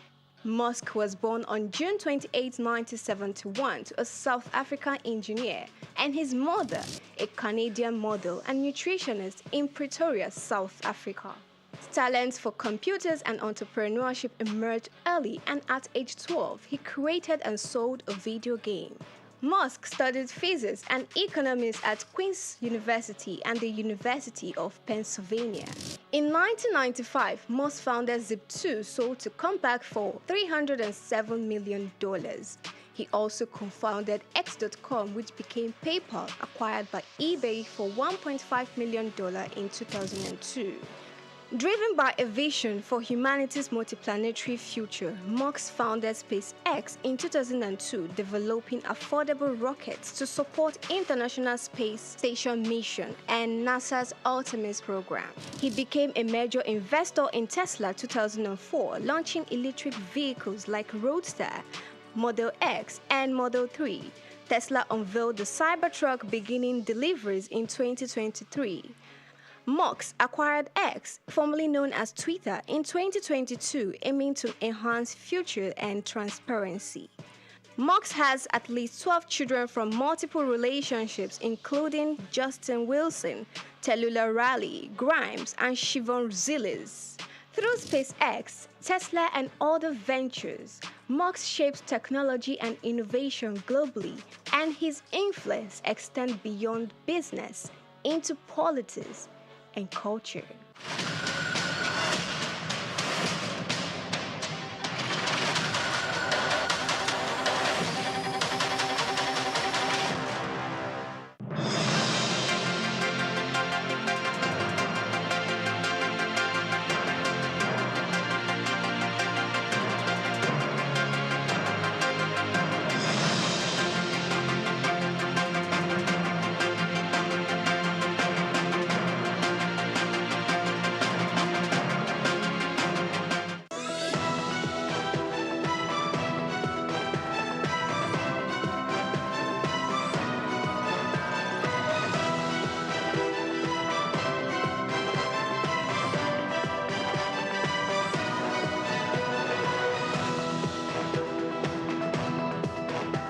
We've got just what you need right here at Femi Wash Media. Call it the Midas Touch, and you wouldn't be wrong. Let us record, produce, mix, and master your audio like nobody does. Reach us on our contact today for the best quality job.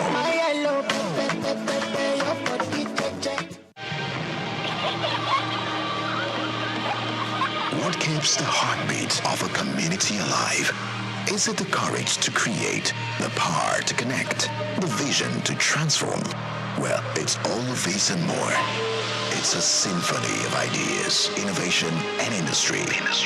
But where do these stories come alive? It's right here on The Isle, 104.9 FM, the station where dreams meet action and growth finds its voice. The Isle, 104.9. Business, economy, development. Stay tuned.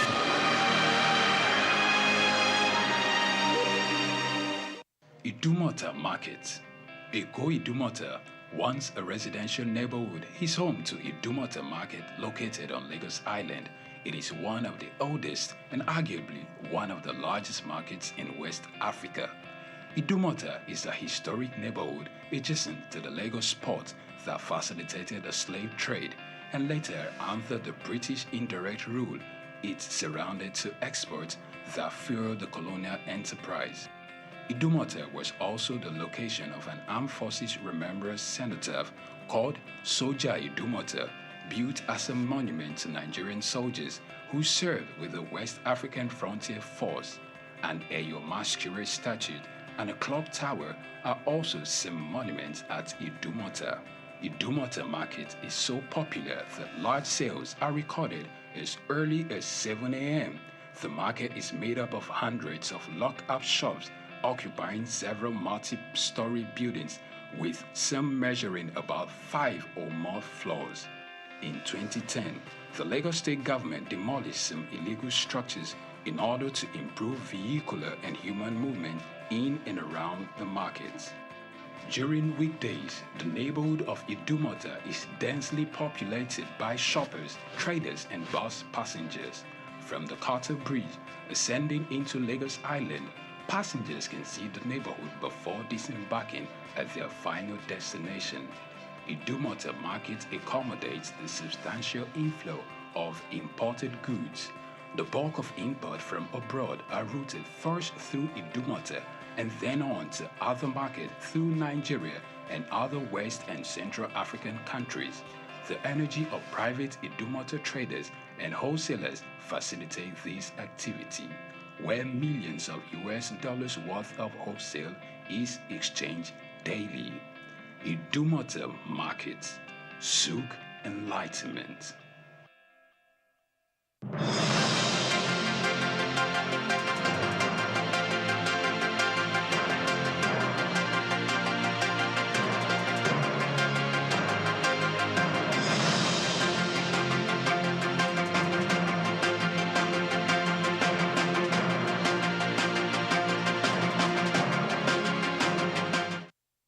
All right, so this is still policy discourse. Let's look at the cost of clearing importations now, or imports in Nigeria, as importers and clearing agents operating at Nigeria's ports are groaning now, and they've kicked against the increment in charges by leading French shipping company CMA CGM, stating that the increment will add to economic burden being passed on to the end users of the imported goods across the country. On the side of the French shipping company, they announced an increment in their charges, blaming it on the February adjustment of port and marine fees by the Nigerian Port Authority.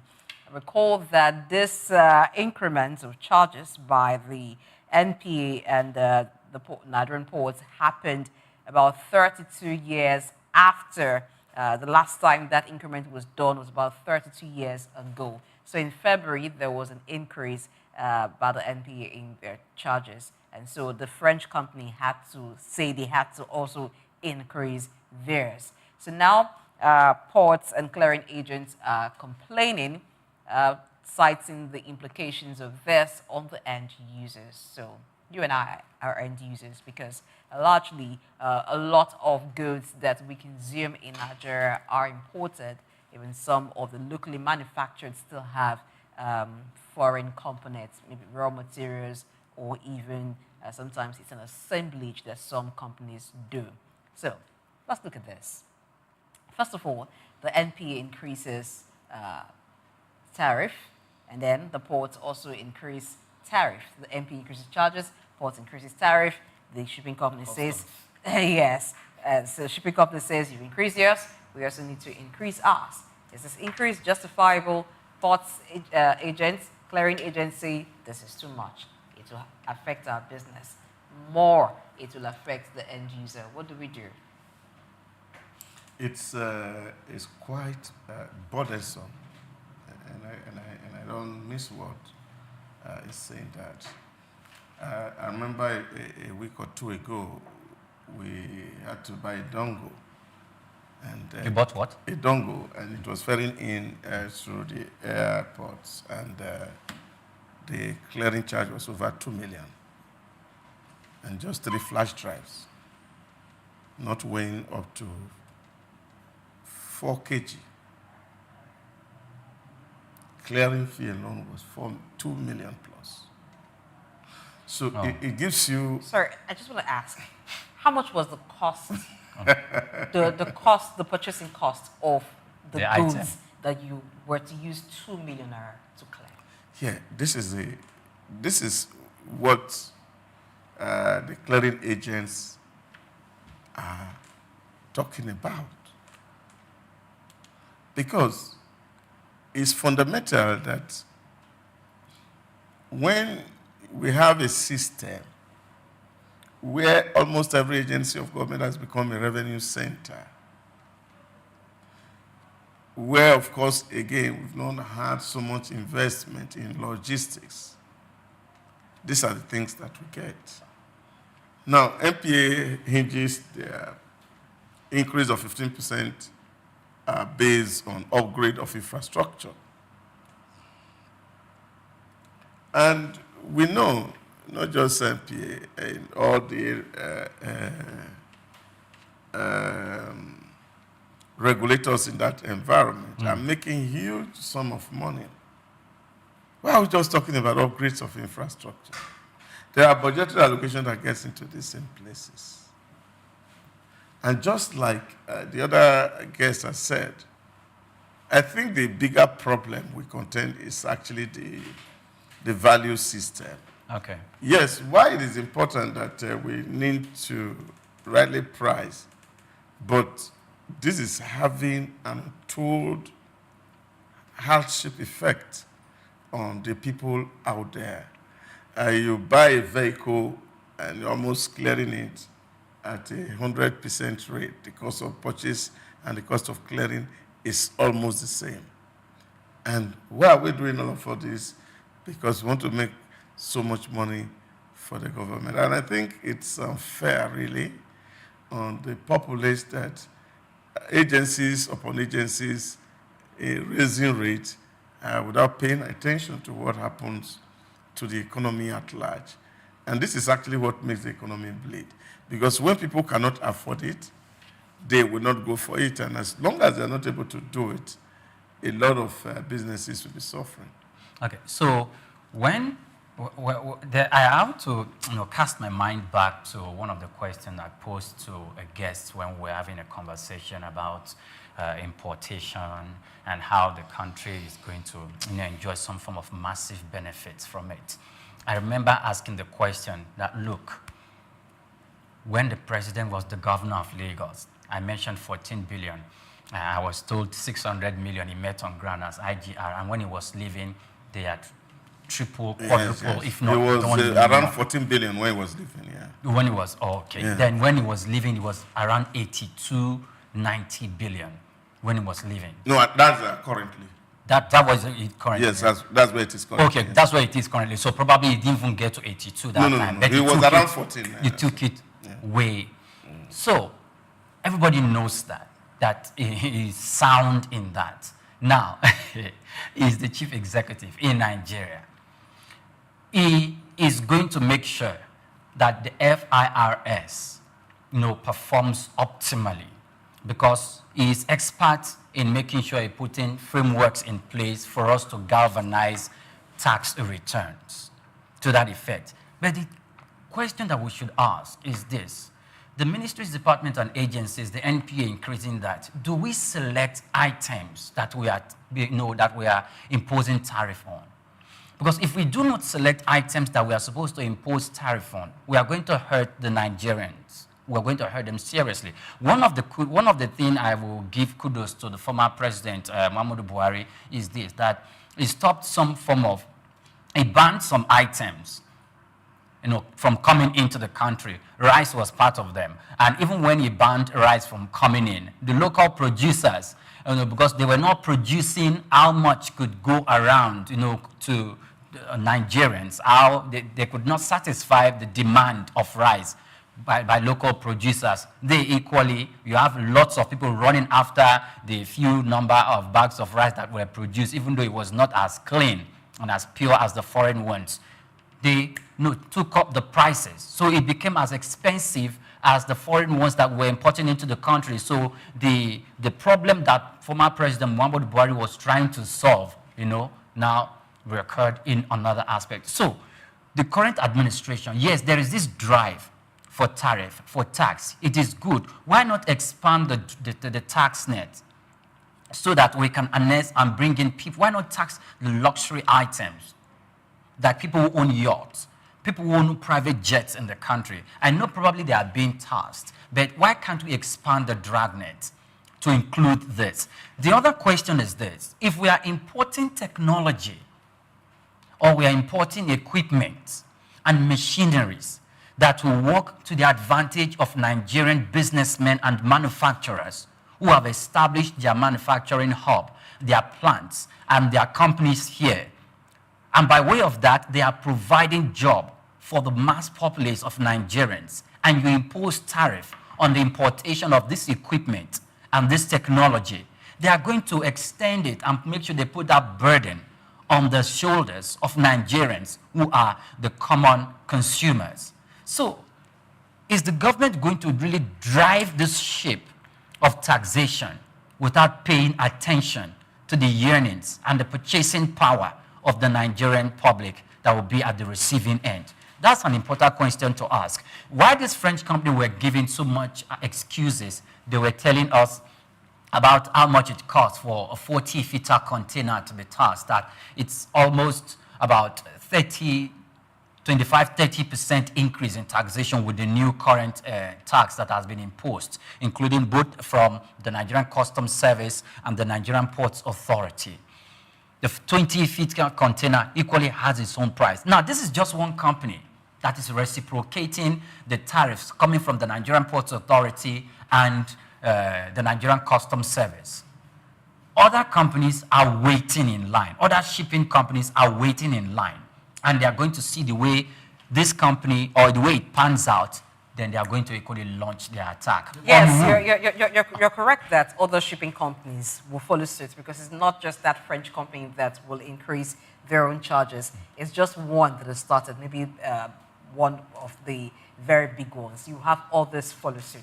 So what you have now is to be an increase of cost across board. So since the MPA has imposed a 15% tariff and you have shipping companies increasing their cost, you have clearing agents too that will transfer that cost to the goods. So what it means is that we're talking about imported goods being expensive. We're going to have them more expensive. You suggested that there should be classification so that some goods that we can that are essential, we can take the tariff off them to make it available and cheap. While for those that we have substitutes locally, they can actually be increased. Going by the Trump protectionism policy, America first, keeping Nigeria first. But we know it's protectionism. But the point here is this: we do not even know exactly the type of goods that we import. I say that because we tend to import almost everything. If we're importing toothpick, it means that everything we use we import. So I don't know how the customs is going to do that. But I think 15% is on the high side. Yes, for 32 years, they did not increase tariff. But going 15% is also high. And the shipping companies, too, that have enjoyed this low tariff for years, 32 years, to just jump off to actually increasing theirs. Well, I do not know the level to which they have also increased theirs. But maybe if there had been a marginal increase, there would be this outcry. But we also know that sometimes when there's marginal increase too, we also have people complaining as if the increase has been so much because they're thinking about how much of their profit that will cut out. But there's a lot that needs to be done with the marine industry because, look at it, a lot of the shipping companies are foreign shipping companies. And they also want to pull out their investments. Yeah, that's make a lot of the profits. exact point. That's the exact point. Sometime 3 years ago, Joe Biden was visibly crying how Europe was making life miserable for the entire globe post-COVID because of the supply chain disruption that happened with COVID. And these shipping companies sat down in Europe and ripped off the entire world.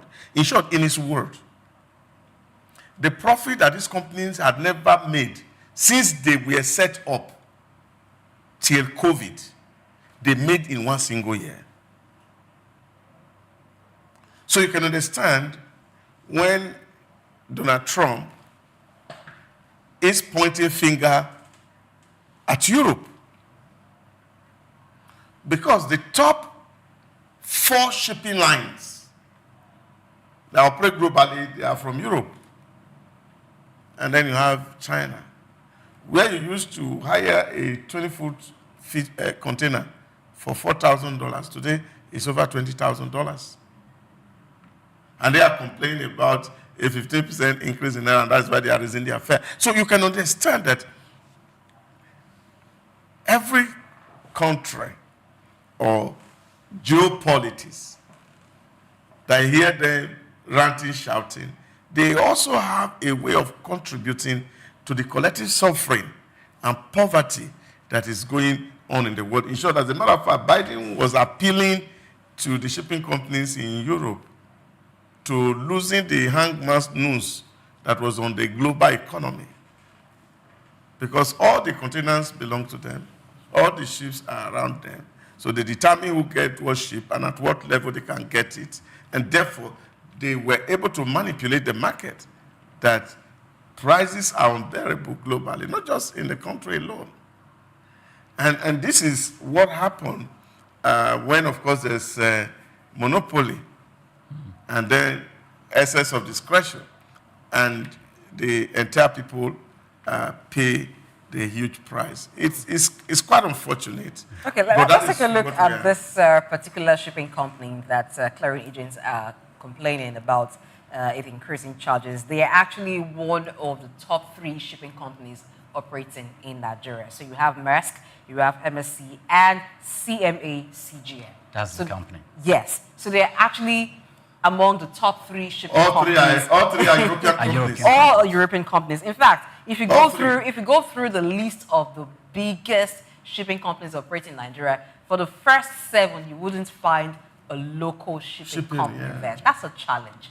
And the blue and marine economy that Nigeria is developing, we need to turn attention to that. How we manage it, because we can't leave shipping to foreigners. We can't leave shipping to foreign companies. It will be more about profit than about service and profit. There has to be a balance in between. Yes. Okay. So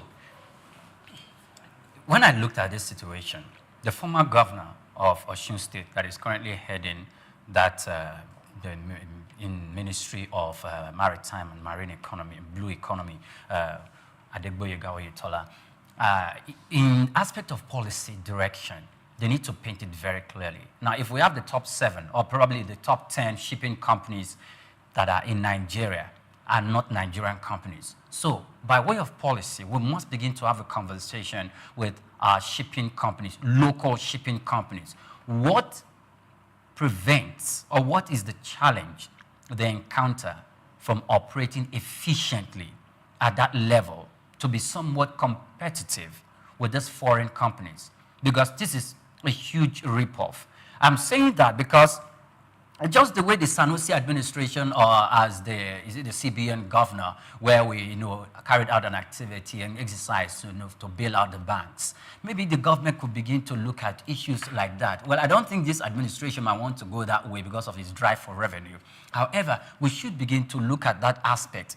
What way can the government assist our local shipping companies to make them competitive, to stand shoulder to shoulder, head to head with these foreign shipping companies. And when they do that, so that when we are imposing tax and tariff at a different level on the foreign shipping companies, then we are imposing tax on a different level at the local shipping companies, so that we can allow the local shipping companies breathe, because we believe they are here not only to make money. Of course, that they are going to make money, but they also have a responsibility by way of support of government to serve the populace of Nigerians. And that is what the government must begin to look at, so that we can create a level playing field for both the local and the foreign shipping companies. Yeah, but take it this way. And I think that's what I was saying to Engineer Alex just now. I am immobilized completely. See, it is to look at where we are coming from. Recently, President Obasanjo was saying, as military head of states, before the national shipping line was established, he placed an order for 19 ships. During his administration? In 1978. Oh. 19 ships to make the fleet up to 24 Nigerian-owned ships. They are plying the waters. And he took delivery of some of these new ships, and then Shagari took delivery of the remaining.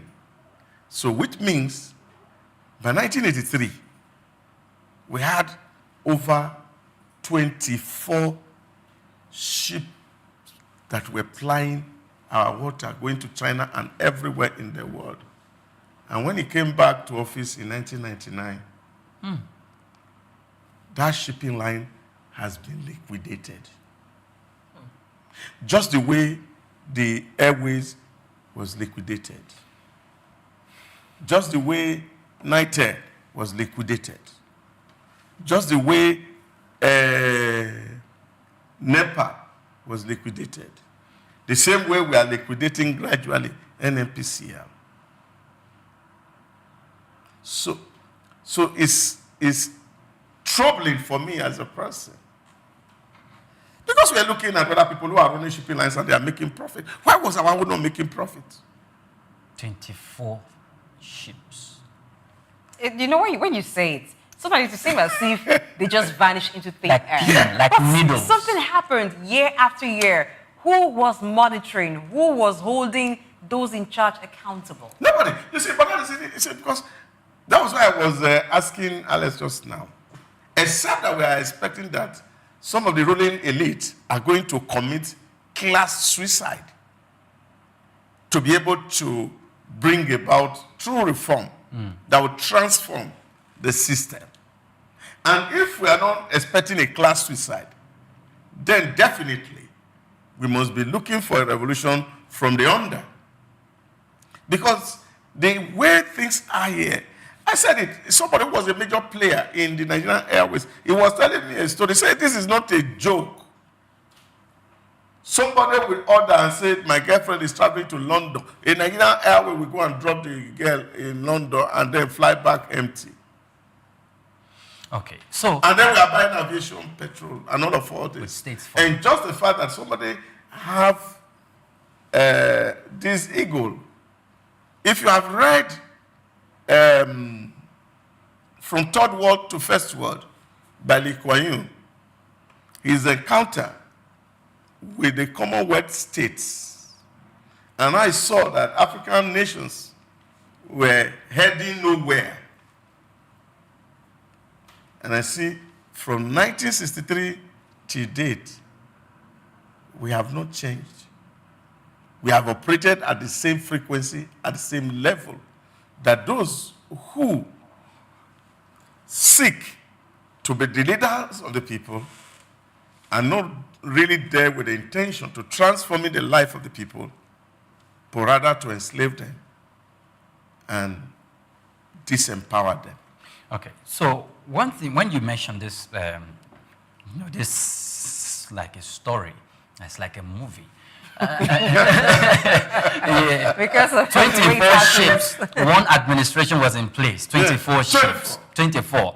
Then they were systematically liquidated. And if you look at it very closely, during the liquidation, they will be sold to the cronies of the persons who were in government during those period of time. So it was given to themselves. So recently we've been hearing issues and stories how Nigerian Navy have been building building ships in the country. And we are celebrating them. The Navy, in doing that, government should bring them into shipping, because this is business, and the Navy must be empowered to do that. Because if we can build locally, using local technology, and probably with the inclusion of some level of foreign technology and manpower to build ship, then we should deploy them to use. Not because if such ship that will be built by the Nigerian Navy will be equipped in such a way, to be efficient and to also be battle ready, to combat piracy and other theft on the IC. So it should be equipped for also business. Whilst it is known that the kind of ship the Nigerian Navy will build will be, systematically equipped for just security purposes to secure the Nigerian territorial waters and its region, we should look beyond that to make sure we bring the Navy into business. And of course, it's not long, 1979, like you said, 1983. We can do a backward audit of the whole system. Can I help you with because even though we're not being an effort in futility. Let me help you with the movie further. President Obasanjo gave... So this is like season 2, right? Season 2. Gave an example that one of those ships was sold for $500,000 to build the Oron Navy Training School. $500,000. So when they finished building the Navy School, so they needed a ship for the Navy students. I know where this is going. And this. So they needed a ship for the training. They had to hire that same ship they sold for $500,000. They went to buy it for $2 million. Wow. This is really a movie. And use another $1.5 million to refurbish it. So, when we talk about governance and the way certain projects are, selected, what informs the decision of the projects to embark on per time? Adequate planning, adequate consultation with stakeholders. In fact, I think we need to even redefine who are stakeholders for every given project that we want to do. If we put serious thought into how we plan for projects, what we want to do per time, I don't think such an error would have been made. There would have been consideration. By the time we're done building this Navy school, we would definitely need a ship. So what ship would we have at that particular time? So that thought would have made provision to say, okay, we're not selling, perhaps we want to lease. And so the lease agreement would be such that we would also have use of this for a certain time. And so maybe that determines the fee charge for charge the leaser. Yeah, but So, you see, these are when we sell, and later on, you didn't think that after building the school, you would need a ship. You then needed a ship. You are going back to rebuy. And that person made 4 times the amount you need 1.5 So million. it goes to show that we don't plan. We just to do make things. it seaworthy. We just And do they said things. 1 month after that vessel entered into the water in 1999, when Obasanjo has become president, the ship was arrested for being not seaworthy. And a fine of $1 million was imposed on the ship. That's preposterous. Now, look. Now, what does this suggest to you? It's a game. Beyond the game. No, it's a well-planned No, it is game. It is negligence. Don't call it game. It is No, what I mean by a game, fraud. That's what I mean by a game is fraud. This is fraud. Because the issue here is the fact that, and this is what people are talking about, the value system of our people. And when people make this very dirty money, we give them front roll in the mosque, we give them front roll in the church, We give them chieftaincy title in our villages, and we are celebrating people who are making life miserable for the larger majority of the poor. You know that because Nigerians sometimes don't even know of the assets that the state owns, it is very easy to dispose of those assets without the right questions being asked by people. So how was it even known, really, by Nigerians that we had that much assets on our waterways? We didn't even know. So when these assets are being disposed of... Maybe you were too young to know. And Priya is asking now that we should go back in time, go back to ask what happened in 1979. And I said that would be an effort in futility because we are even asking about what happened last year. And we're seeing how difficult it is to provide answers, okay, so how difficult it is to have the books. Yes. This is what I'm saying, that we do not, a lot of things are shrouded in secrecy, information is not out there. So you will not even find that accountability. And even when the questions are asked, it just becomes a front-burning issue for a while. After a time, another matter comes up, and that is swept under the carpet. Because I'm very sure that at the time that it was noticed that these 24 ships disappeared, or maybe they evaporated, questions were asked. But maybe investigation panels were set up. After a while, nobody asked questions further. We move on to something else. Now we are in this situation where the shipping industry is being run majorly by international players. How do we salvage that situation? You know how expensive it is right now to own a ship. And what that means is that we are leaving our waterways to international players. It means that import and export industry is left at the mercy of these players because they handle cargo. They handle whatever moves in and moves out of the country. Now, until we begin to see that as a challenge and begin to invest in it, yeah, we will just be here talking. Okay, so the one other thing that I want to bring to our attention is this. In the South China Sea, the United States is having a very serious diplomatic row with China because Beijing, then you talk about some other all countries that are contiguous to China, and China dominated the environment. It has built fleets. In fact, it built a fleet on the sea that a very heavy aircraft can land on it. Different aircraft can land on it. So China is, promoting its dominance on that South China Sea when it comes to business, trade, and every other thing. And the United States has that to contend with. Coming back to Nigeria, and I want to refer back to the quote-unquote season 2 movie that Dr. painted. This is a bad movie. No. Very so bad the thing is this. It is a well-planned... You think Nigerian politicians are not smart? They are one of the smartest in the world. Sir, it is a well-planned, organized, and executed fraud. The reason is, they know they're going to build that school. I mentioned the other day that, look, a bank came and built an Olympic standard swimming pool in the university where I was then when I was in school.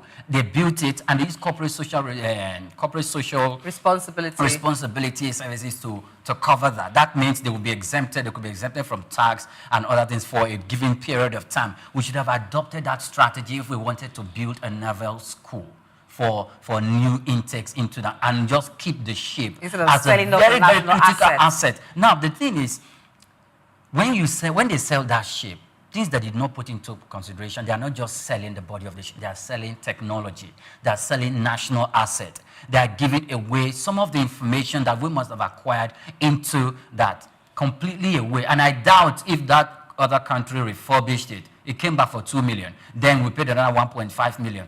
So it was still fine, not being seaworthy. So it means that at the point of purchase, due diligence was also not done to ascertain the seaworthiness of the ship. Nigeria is giving herself away. Obasanjo was being, he said it was like he was being scammed by those who were also saying the thing was not seaworthy and they needed 1 million. And so he said he decided to gift them the ship.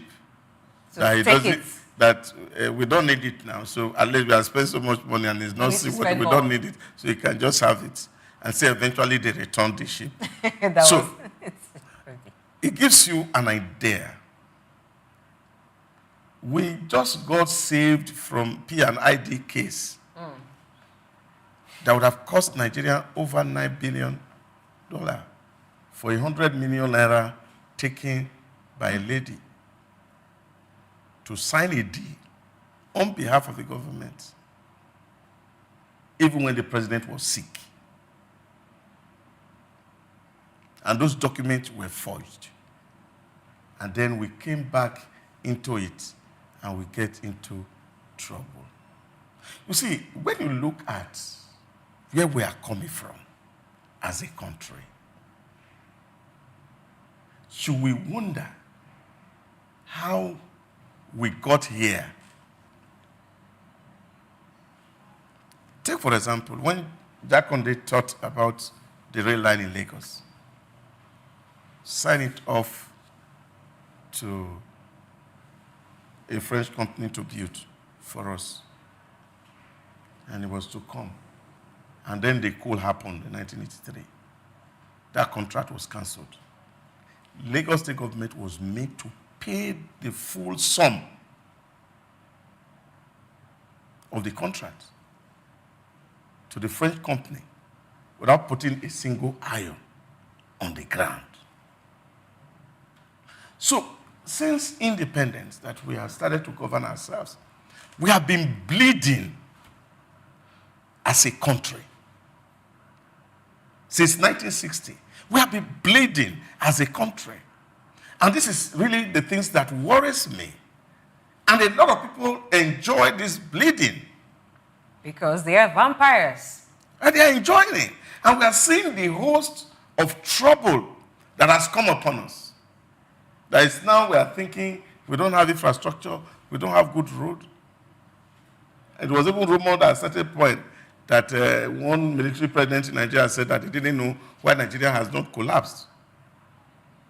Because of the way they were pillaging the entire system.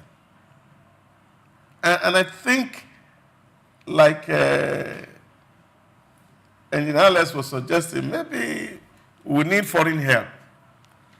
That foreign help is where the problem is. You would have expected that when we ask for external auditors, or even when a firm asks for external auditors, you will get the solution because they would not actually cover up truth. But who are the people inviting the foreign helpers or the people who bring the help? What is the deal on the table before they come in? What are they told to do? Are they allowed to work independently? So that is the question. Because there is still much interference in the foreign help, you won't get it. You know, it is said that when the person who has stolen something and hidden it helps you find it, you won't know where it is. Because it will always divert your attention away from where it is hidden. So if it is those who have hidden it that we are asking to get us foreign help, then we should forget about it because we won't get to the root of the matter. Seeking for foreign help would be like, giving ourselves away as a sovereign nation, that we're a people that cannot handle our own problem. And that insult is on a global level and a global scale. So we shouldn't even be thinking or talking about foreign help. We should start asking questions. Now, recently, the government, when we talk about national census, and they submitted the money to the president. 942 billion naira. He said, no, we are going to use core members. Yes, we are going to use core members, but we're still going to pay the core members. Yes. We also need to have that in mind. We're not going to use them for free. Not as much as we would pay staff. So we should start looking inside. A lot of the problems that we can solve by looking inside. Because we talk about 50.8 billion promises that have been made for foreign FDIs, foreign direct investments that we are looking forward for it to come. And most of these companies, they came in and they explored the environment. And they are looking at what kind of raw materials they can lay their hands on that they can use to recoup their investment, that they can negotiate with the government to get from. So if they are going to do that, let's do the same, but let's give conditions. Come here and build your factory. Come here and build. Don't come here and just carry our wrapping up on the core issue now, which is the increase in charges by shipping company, which I believe other shipping companies would also do, because they want to make up what they're giving out in the port tariff to the NPA. What do we suggest should be done at this point? Should there be a reduction in port tariff so that shipping companies can also reduce their charges? How do we go about this? Because we know that the effect of this is going to be widespread. Well, I just feel that we have found ourselves in a tight corner as a people. Very tight corner. And just for the Nigerian government, to our regulators, to also see how to mediate these issues. And since they've been regulators, also to see how to put their feet on the ground to determine how much further money people are charged, at least if we have to find some reprieve in what the cost of import is to our environment. And I think, for me, it's just that appeal. Okay.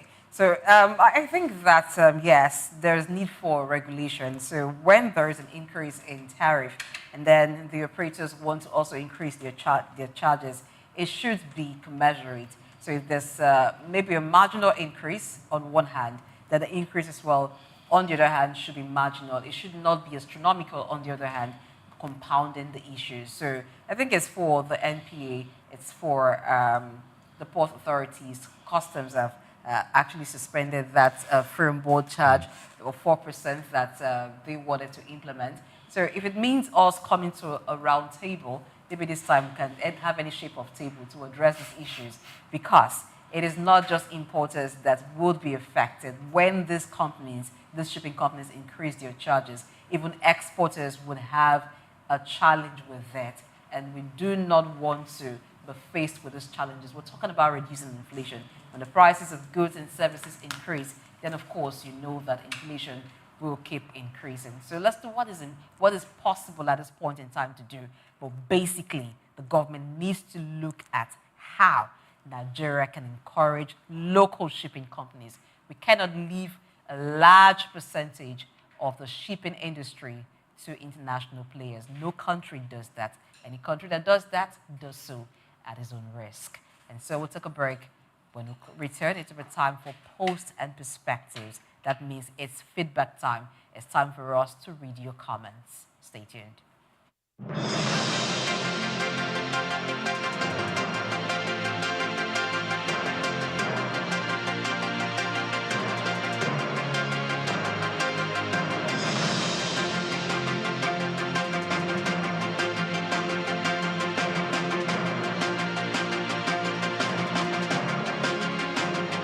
The National Theatre, Igomu,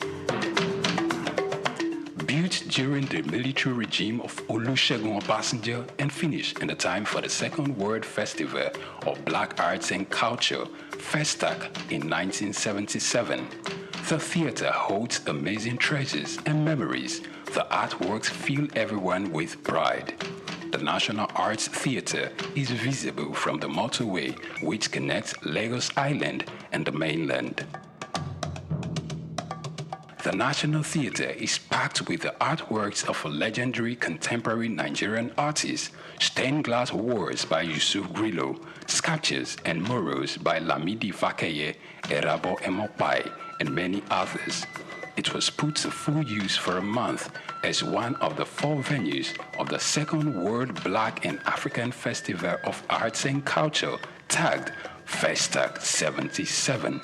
The complex hosted 16,000 participants from 56 African countries and the diaspora in an unprecedented showcase of African music, fine art, literature, drama, dance, and religion.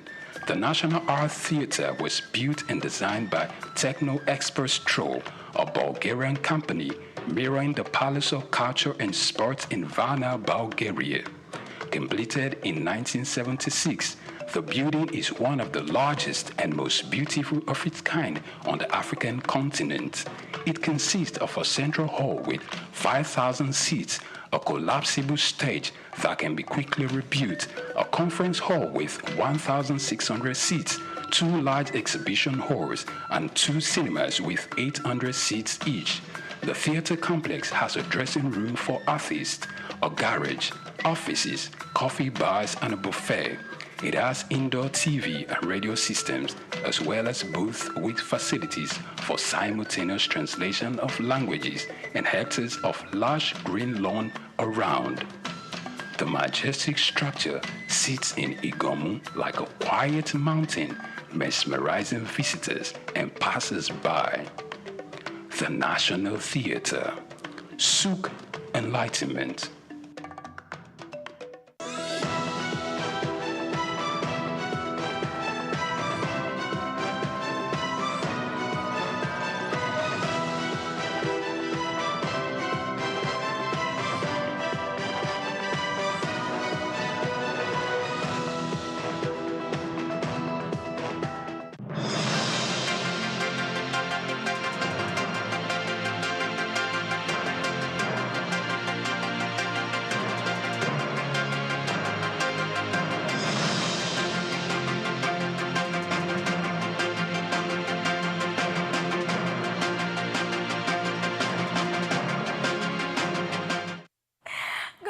Welcome back. This is Post and Perspectives. Like I always tell you, what you say matters a lot to us. So those comments you make, we come back and we bring it back and we rediscuss it because everything you say means a lot to us. My name is Swift Aderito, and like I say, let's jump right into it. So one of the topics we discussed today is Nigeria targeting 7% GDP growth beyond projected 4.6. And of course, the first person in front of me has come out to say, and the person's name is Folake. Folake, how you doing? Good morning. And you say yes. And $1 trillion economy, the near future. Welcome to the dreamland.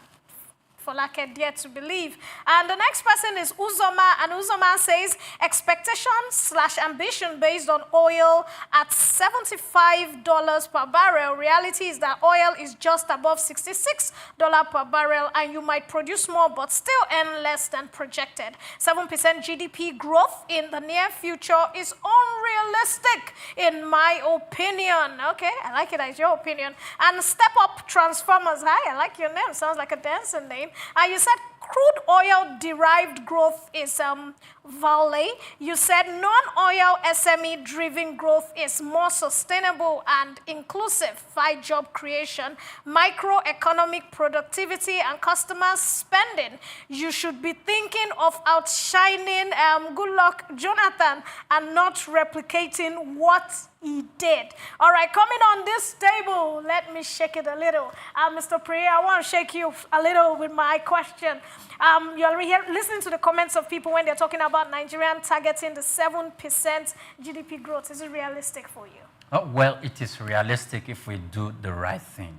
It's realistic if we put in place some of the bottlenecks that the minister talked about that we need to put in place, and that is curbing or bringing corruption to the barest minimum by removing that corruption and empower, of course, in regards to the oil sector, our local refineries, because he himself said a larger chunk of our foreign exchange is coming from the oil and gas sector. All right, so thank you so much. The next thing we're going to be running into is the House of Reps implementation. They are trying to halt the implementation of the new CBN circular. Doctor, get ready for me on this one because I am ready for you on this one. The first person is Sunday Truck, and Sunday says they should focus on reducing bank charges permanently. Good one. Not just suspending hikes. Banks are already making huge profits. Why burden customers even more? And the next person has to be Justin Collins. Justin, sir, we greet you. You say classic case of pretending to care after the damage is done. Why are they sleeping? Were they sleeping when CBN made the announcement, or did the public outrage suddenly wake them up? This is the same pattern every time policies are rolled out. Nigerians complain, and then politicians start to act concerned just to score cheap points. If they really had power, they would have stopped it before it became a problem, not after people started crying. Doctor, over to you. Do you think that the House of Reps are slow, or is it because the people cried and they felt the pulse and they responded slowly?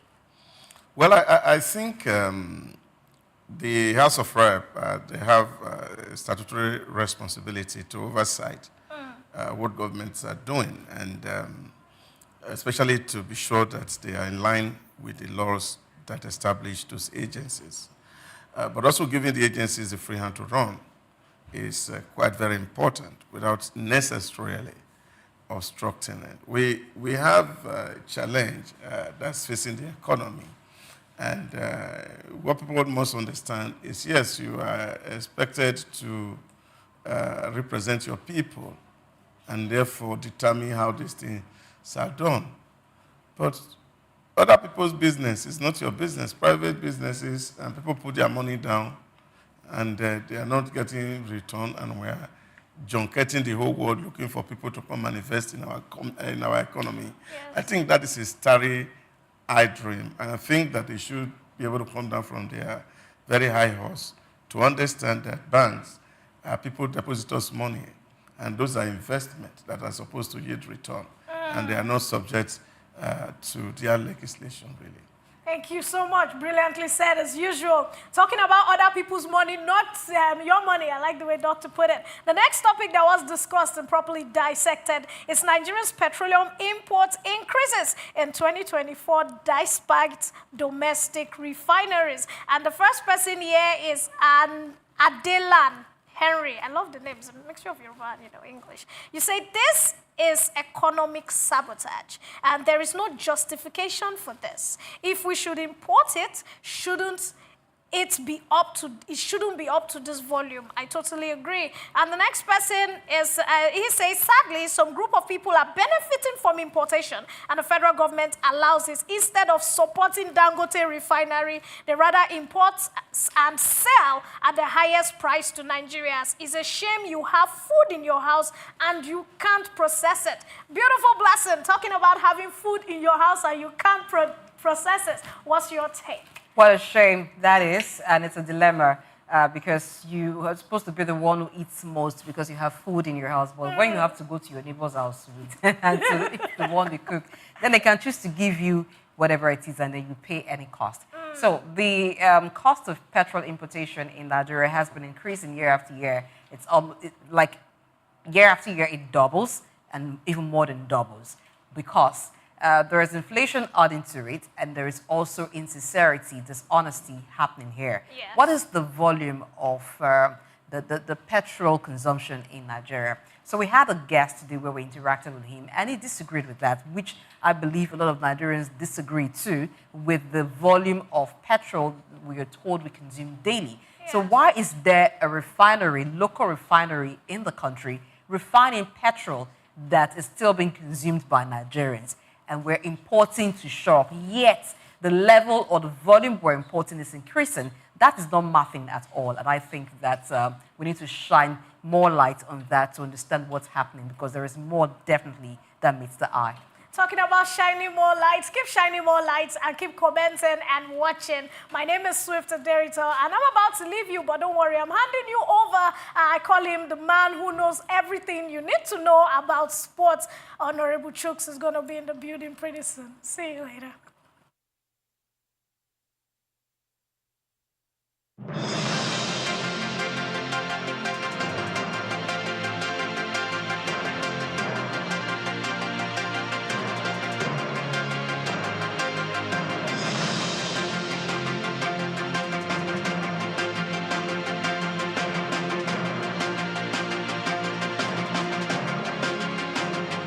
Tafawa Balewa Square, TBS.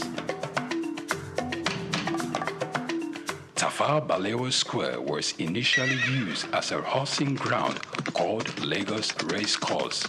The edifice was constructed by General Yakubu Gowon in 1972 and named after Nigeria's first Prime Minister, Sir Tafawa Balewa.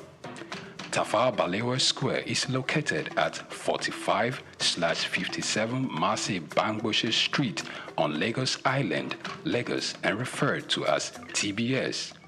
TBS is a 50,000-seater capacity venue and houses the Remembrance Arcade, the 26-story Independence House, which at a time was the country's tallest building. When Lagos served as the country's seat of government, the National Assembly Complex was within the TBS. Also in the square are the National Broadcasting Commission Office, the Nigerian Hydrological Services Agency office, shopping centers, travel agencies, restaurants, car parking lots, and a bus terminal. Tafawa Balewa Square is adorned with beautiful statues of white horses and red eagles, symbols of strength and dignity. Our historic neighbors include the King's College and the Holy Cross Cathedral. Tafawa Balewa Square hosted some of the country's memorable events such as the Independence Day in 1960 when Nigeria gained independence from Britain, the Armed Forces Remembrance Day, which is celebrated annually on January 15. The edifice is a national cultural asset. Tafawa Balewa Square, Souq Enlightenment.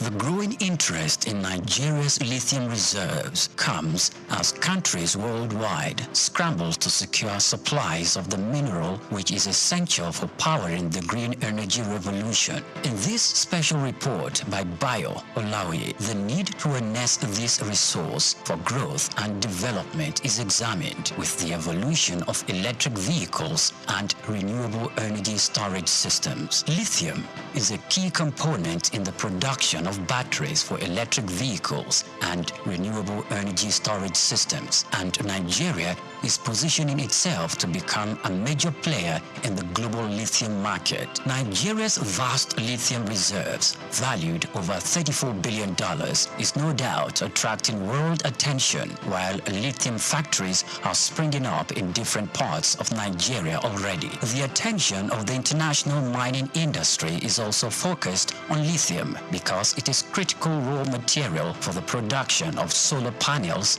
and electric vehicles. Analysts predict that global lithium market could grow robustly over the next decade, driven by the rapid adoption of electric vehicles and renewable energy technologies. Data from a global future market insight showed that the lithium mining industry has emerged as a cornerstone of the clean energy transition, driven by the skyrocketing demand for lithium-ion batteries. The surge in lithium demand is driven largely by the electric vehicles market, which accounted for over 70% of the global lithium consumption in 2024, according to an Iranian-based research firm.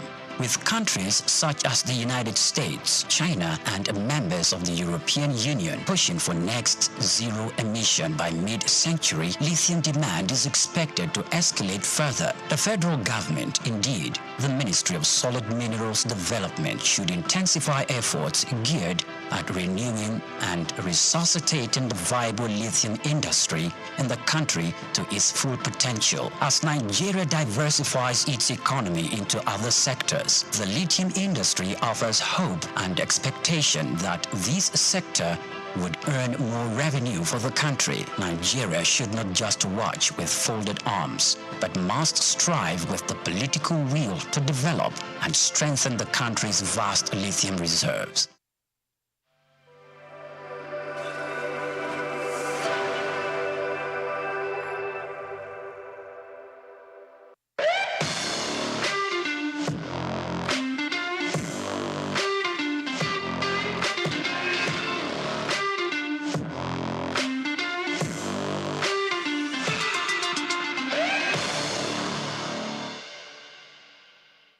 Hello and welcome to your time of the day where we talk money in sports. My name is Souq, John Rogers Souq, and again, thank you to everyone that has been part in making front burners that particular success we are still enjoying up to this particular moment. Let's hit it.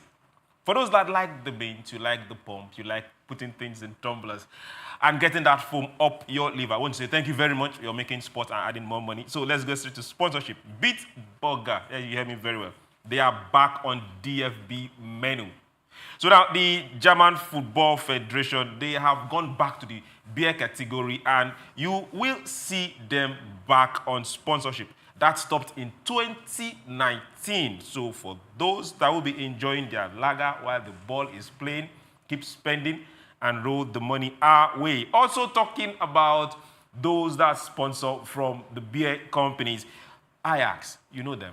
the Dutch beautiful legend club. Now, they're also going and telling Heineken, we are in bed with you till 2035. No moving. Nobody's separating us. That's a good 10-year deal, and Heineken is paying and paying up. Let's get to tennis.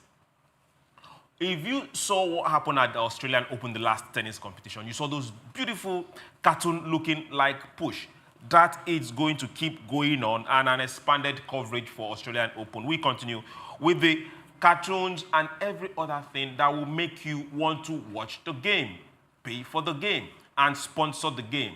So this is where media is telling you that we will get you, we will push you, we will keep you, and we will hook you on sports. Revenue. Bundesliga, yes, they are making the rounds right now. And as we speak, they are 5.87 billion euros richer. That's the revenue they declared for last year. And we'll say congratulations to them. 36 clubs sharing that. That's some good money. I want to see us talk about how much African teams will be making in the near future. At least that will give us some good thing. Now let's go straight to infrastructure. Man U said, our stadium will need to move away from here and go to somewhere bigger, but they need to win matches first.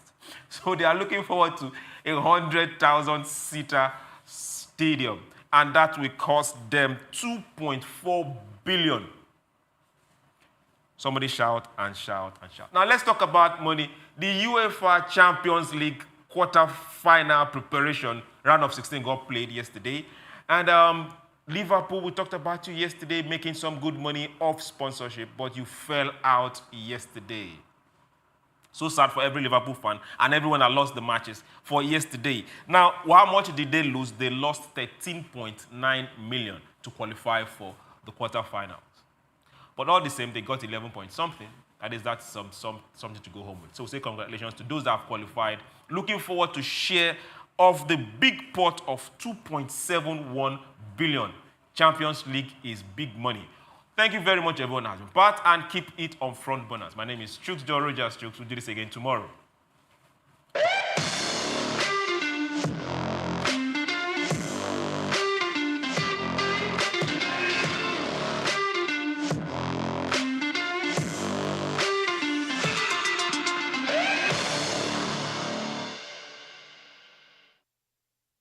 All right, so Souq's genre just has told us the companies that are making money and the clubs that are benefiting from that via partnerships, endorsements, and sponsorship. Wow.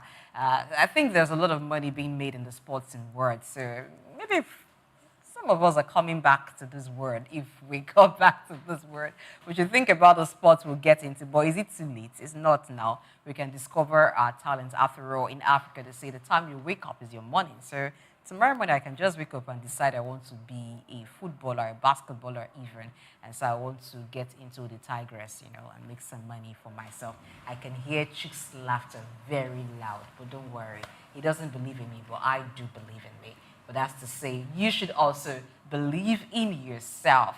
And we're here to help you, give you the information, tell you where the opportunities are so you can improve your personal economy, even as states improve their economy, and then the world gets better for everyone. I'm Blessing H. We'll get to do this again tomorrow, 7 a.m. West African time. And you know that I never run solo on the show because I've got great men by my side, Dr. Idausa Osamanze, and of course, Onyipere Krumale. Talking about believing in oneself, I will be the oldest man to be signed by Liverpool. Okay. Because I can still play, and it is not too late to make it. Mm-hmm. Keep your hope alive. Tomorrow is another day on the front burner. Yours sincerely, Dahusa. Okay, since everybody wants to be paid, I want to be paid too. They made chess a global game, and there's lots of money in it. Nigeria can make draft a very good game and a global one, and I'm sure I'm a little bit good in it. I can take you on this afternoon. You don't want to play football anymore? So there's a competition already. I'll tell you what the scores are tomorrow. We'll see you tomorrow morning.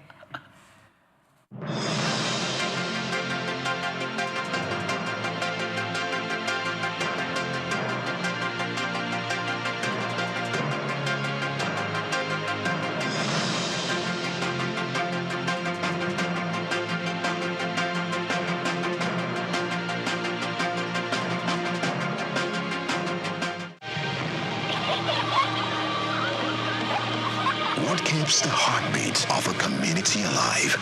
Is it the courage to create, the power to connect, the vision to transform?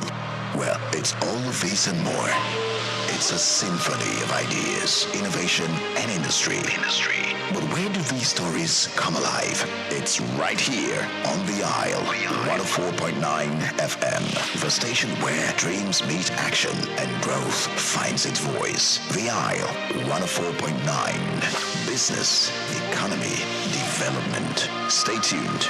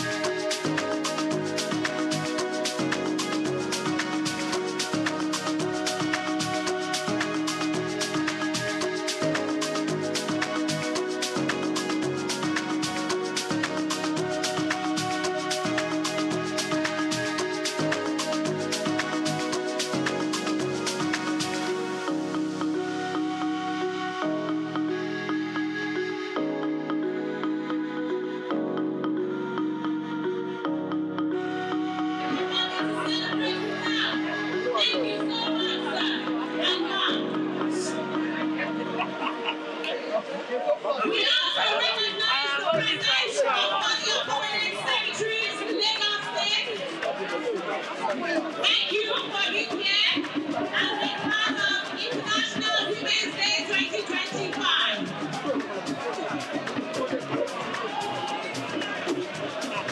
We recognize the presence of chairmen of local government and local council development areas here present.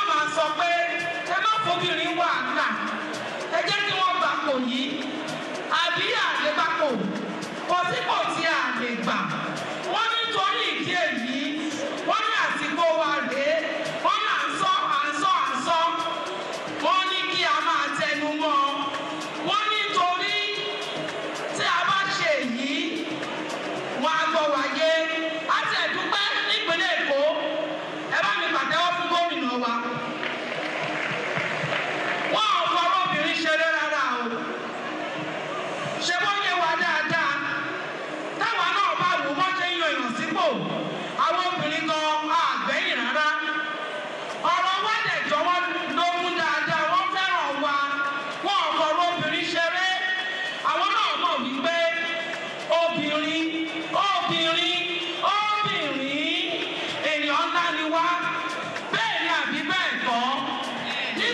ìdí èyí òun ni wọ́n tọ́jú wa ní gbogbo ìgbà lójoojúmọ́. Ọlọ́pàá òjọ̀pọ̀ ètò tí ilé-iṣẹ́ tó ń sọ̀rọ̀ obìnrin àti ìgbógun ti ìṣẹ́ ní ìpínlẹ̀ Èkó òun ni wọ́n ti ṣe. Kò ń ṣe ilé-iṣẹ́ yìí nìkan o, wọ́n ṣe káàkiri ni. Nítorí náà ẹ jẹ́ ká pàtẹ́wọ́ lẹ́ẹ̀kan sí i fún ìjọba ìpínlẹ̀ Èkó. Ní Èkó tí wá yàtọ̀ o, wọ́n ń tọ́jú wa, wọ́n ń ṣètọ́jú wa lójoojúmọ́. Kò sí ọdún kan tí ilé-iṣẹ́ wápà tí wọ́n pín ohun èlò fáwọn tí wọ́n kọ́ níṣẹ́. Kò ń ṣe wípé wọ́n kọ́ wa níṣẹ́ máa lọ láì gba ohun èlò iṣẹ́. Àwọn náà ti jàǹfààní akọ̀lọ́jà àtìrẹrẹ lágbára Ọlọ́run. Ọ̀rọ̀ wa, ọ̀rọ̀ àwọn obìnrin, ibi náà ń fẹ́ kó dé, á tún débẹ̀, á kọjá bẹ̀ pẹ̀lú ògbọ́n náà. Àtẹwọ́ tó gbogbo fún ìpínlẹ̀ Èkó.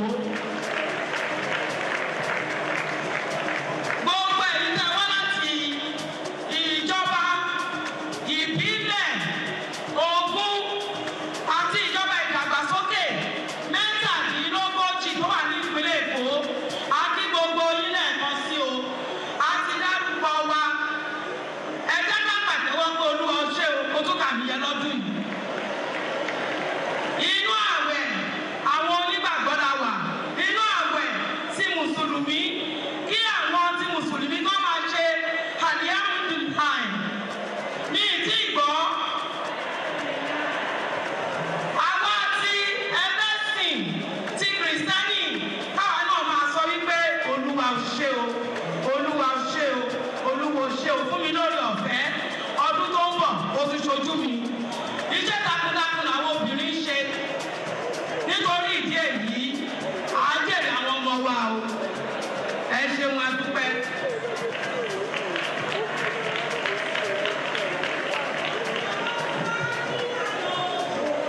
I can see she's making her way to the podium. Please let's encourage her.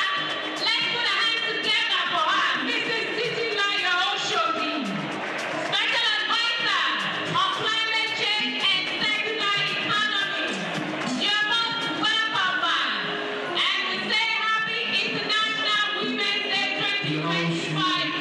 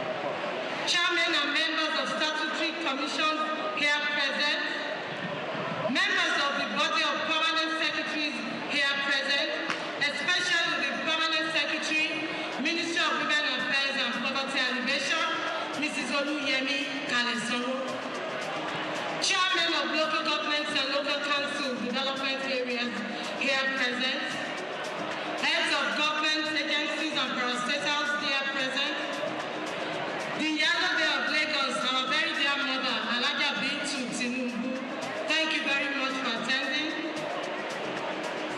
The SSA to the Governor of Grassroots and Women Affairs, Mr. Kaide Bakari.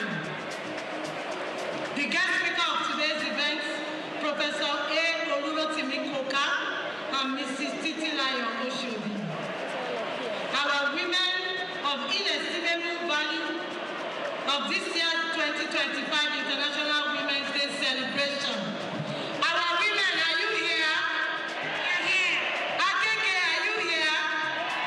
Akado Okeodo, Ako Iketu, Ajerabi Ifelodu, Alimasha, Apapa Agamu, Amuwa Dabi.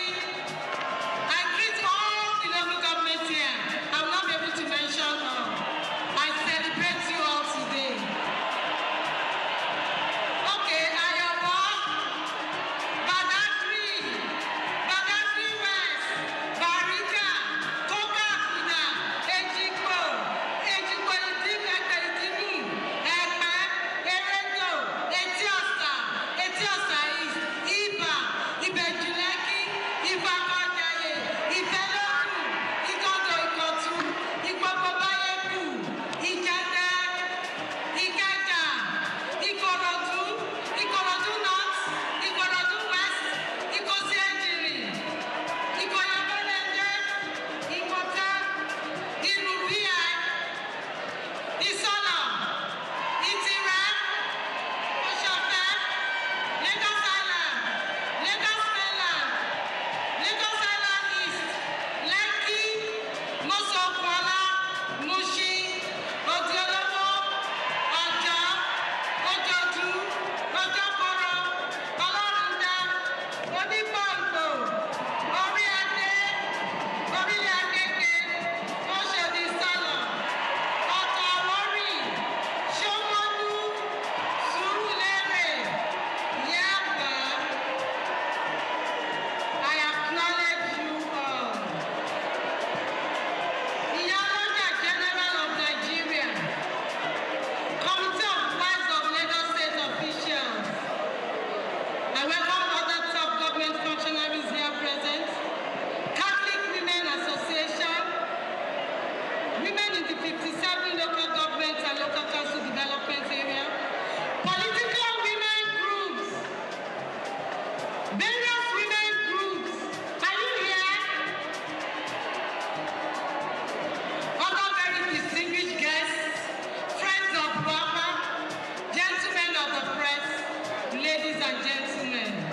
It is with great joy that I stand before you today to commemorate the year 2025 International Women's Day under the theme Accelerate Action. This theme is not just a call to reflection, but a reminder that the time for slow progress is here, is over.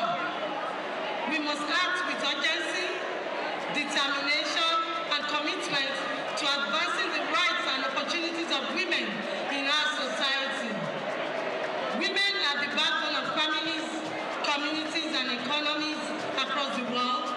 Women continue to break barriers, challenge stereotypes, and contribute immensely to national development. Yet, despite these achievements, we still face persistent challenges, gender inequality, economic disparity, gender-based violence, and limited access to quality education, healthcare, and leadership opportunities.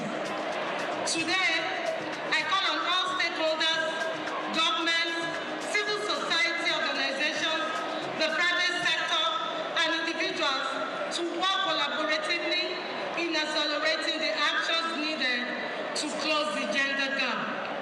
We must move beyond promises to practical solutions that will empower women and uplift the vulnerable. As a government, we have been unwavering in our commitment to support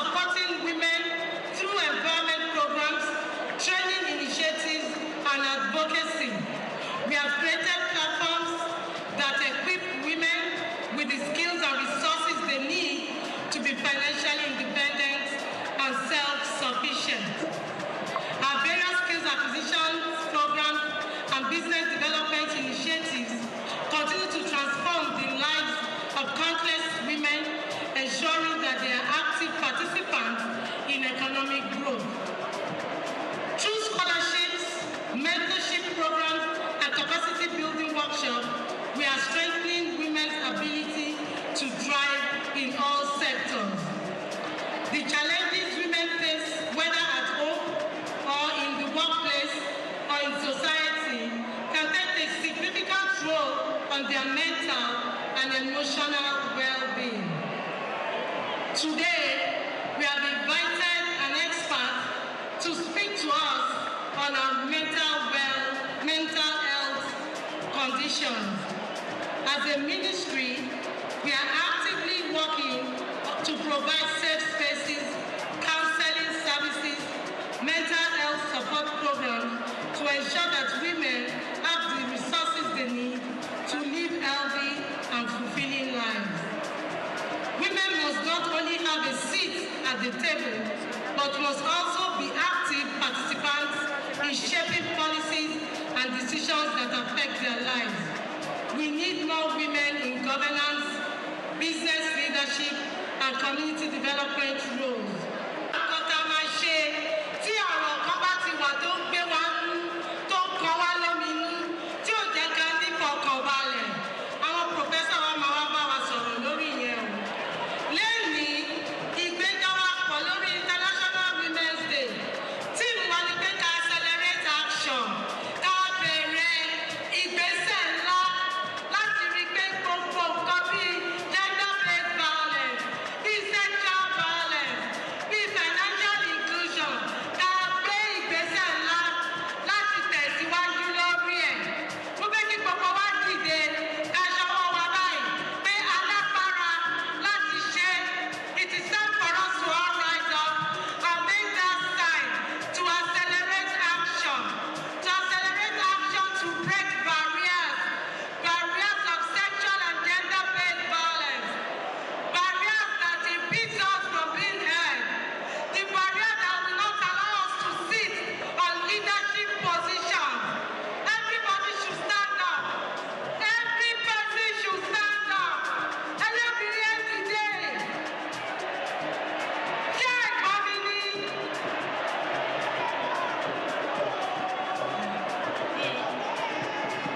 Ẹlẹ́bìnrin ẹ dìde.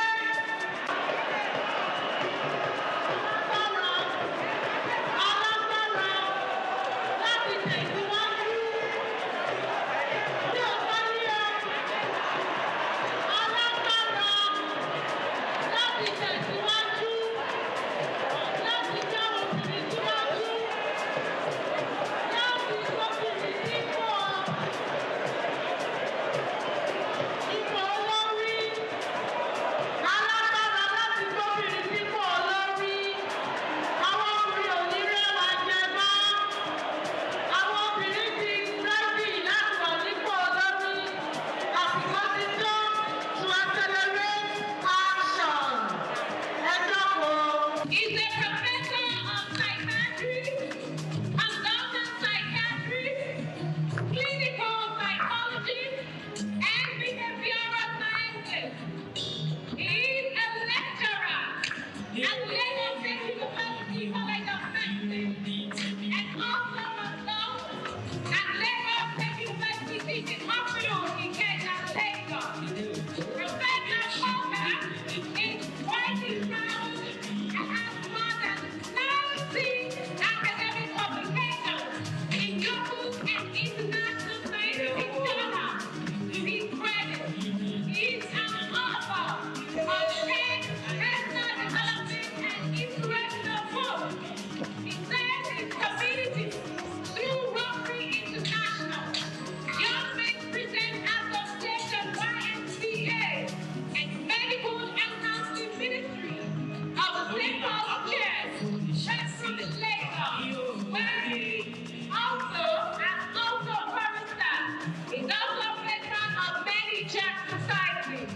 He is a socialite of repute and belongs to many social clubs, such as Ikoyi Club, Island Club, Yoruba Tennis Club, and Abeokuta Sports Club. He loves photography.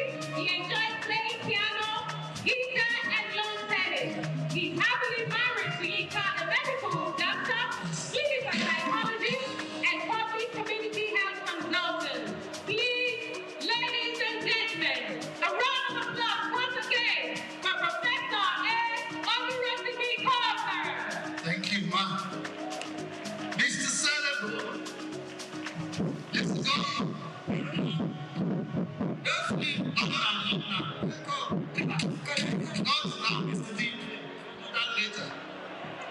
Mr. Senator, Mr. Babajide Olusola Sanwo-Olu, Her Excellency the First Lady of Lagos State, Dr. Mrs. Claudia Ebidoke Sanwo-Olu, Her Excellency Mrs. Oluremi Hamzat, the wife of the Deputy Governor of Lagos State, and the dignitaries here present, please permit me to stand on the existing protocol. I am a psychiatrist. In short, that means Dr. Arinola Oronimi. And if you want to accelerate action regarding empowerment, gender equality, fundamental rights of girls and women, addressing poverty, we must be balanced mentally. However, to be balanced mentally, all of us here must also be physically fit. That means we must carry out physical exercises 3 times a week for 1 hour to increase our heart beats to 100 beats per minute. So we must also enhance our social health, ability to make friendships anywhere you are. Then lastly, ability to enhance your mental health. Science has said that 1 in 5 women will develop mental illnesses such as anxiety, depression, panic attacks, and bipolar disorders. And what are the causes of this problem? Because women have many multiple social roles. They are mothers, they are wives, they are leaders in offices, they are spiritual leaders, and they have to fulfill so many social roles. Maternal depression is on the increase, and women don't know that they are depressed because the signs of depression are like that of malaria when it starts. Other causes of mental disorders: the death of a loved one, your husband, your child, divorce, separation, not being married, and you are married, don't have a child. And sometimes when you have a child and you don't have the support, it will also cause mental disorders. Employment, poverty, rape in women, women that live alone, single mothers, discrimination against them, stigma at the workplace. At home, difficult husband. Your husband don't want to cooperate with you. He doesn't want to hear you. So there's communication breakdown in the house. Then domestic violence. There's what we call also postpartum psychosis. 1 in 7 women that deliver children will have mental disorders. Ìyẹn ló ń pè ní àbísínwín in Yorùbá land. Also, when you are getting to 55, 60, women also experience menopause. And menopause can also manifest as symptoms of depression. So when you are having issues, you start to think. As you are thinking, some chemicals are being pumped from your brain to all parts of your body. Dopamine, serotonin, adrenaline, and cortisol.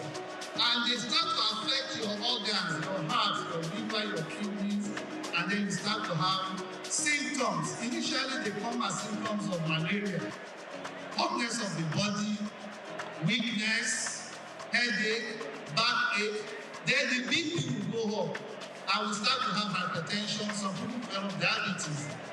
But the most important thing is that when depression sets in, most people do not recognize the signs of depression.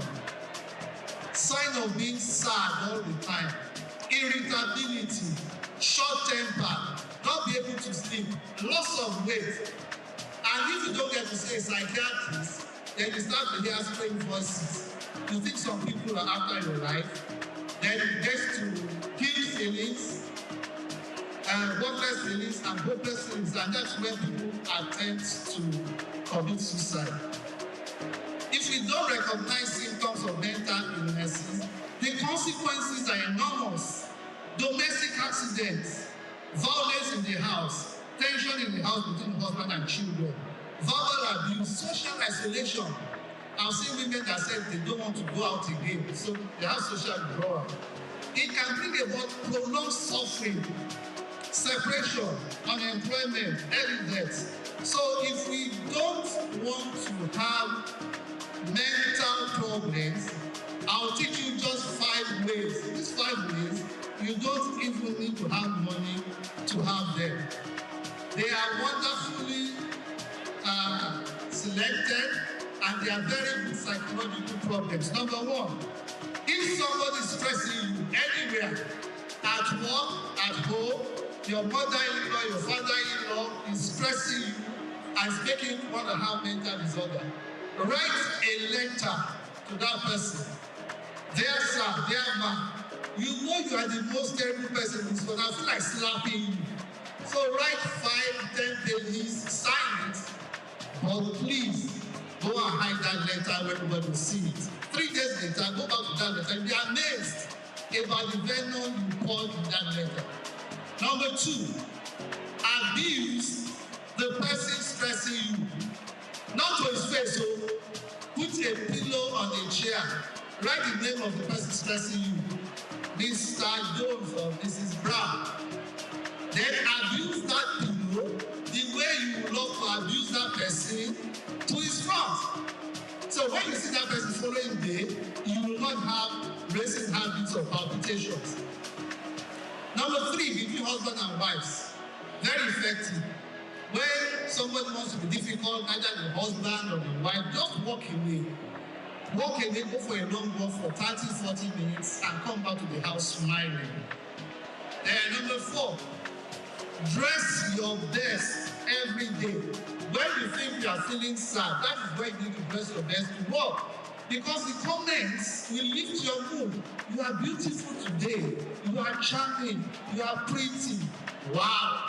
And those kind of comments will make you to be happy. Number 5, which is when you are feeling low and feeling sad, that is when you need to use this therapy. It's called the dancing therapy. So I'd like the DJ to put Koloba for us. And I'd like everybody in this hall to stand up and dance 3 minutes for the Koloba. Please let us dance. I am a fantastic dancer. And we saw Mr. Selebu dancing on the stage there.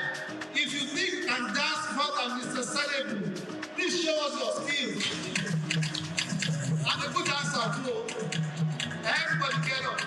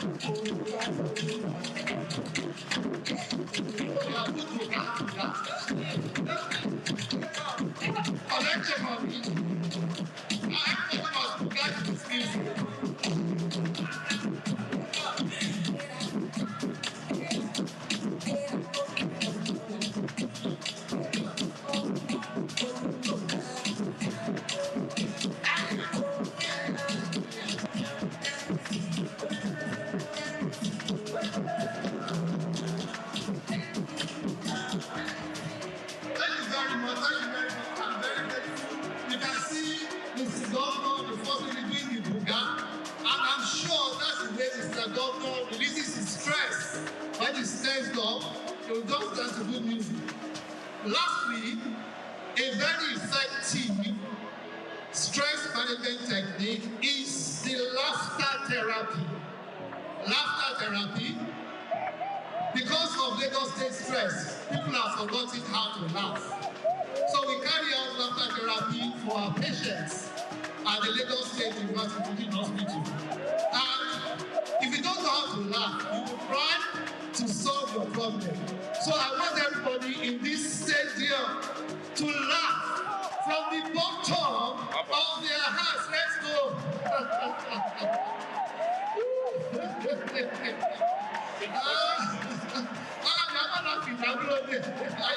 I'm happy to be here.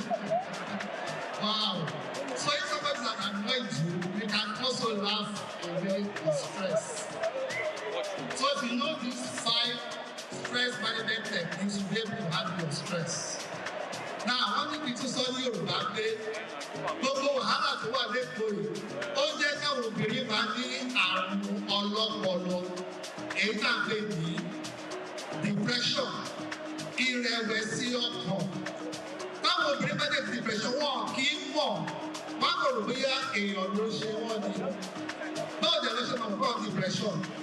Wọ́n á máa ronú, wọ́n á máa kanra, wọ́n á máa bẹ́rù bọ́dì jà, wọ́n ò ní lè sùn. Wọ́n á lose appetite fún àbíkọ́ máa jẹun jù, ọkọ́ máa sùn jù.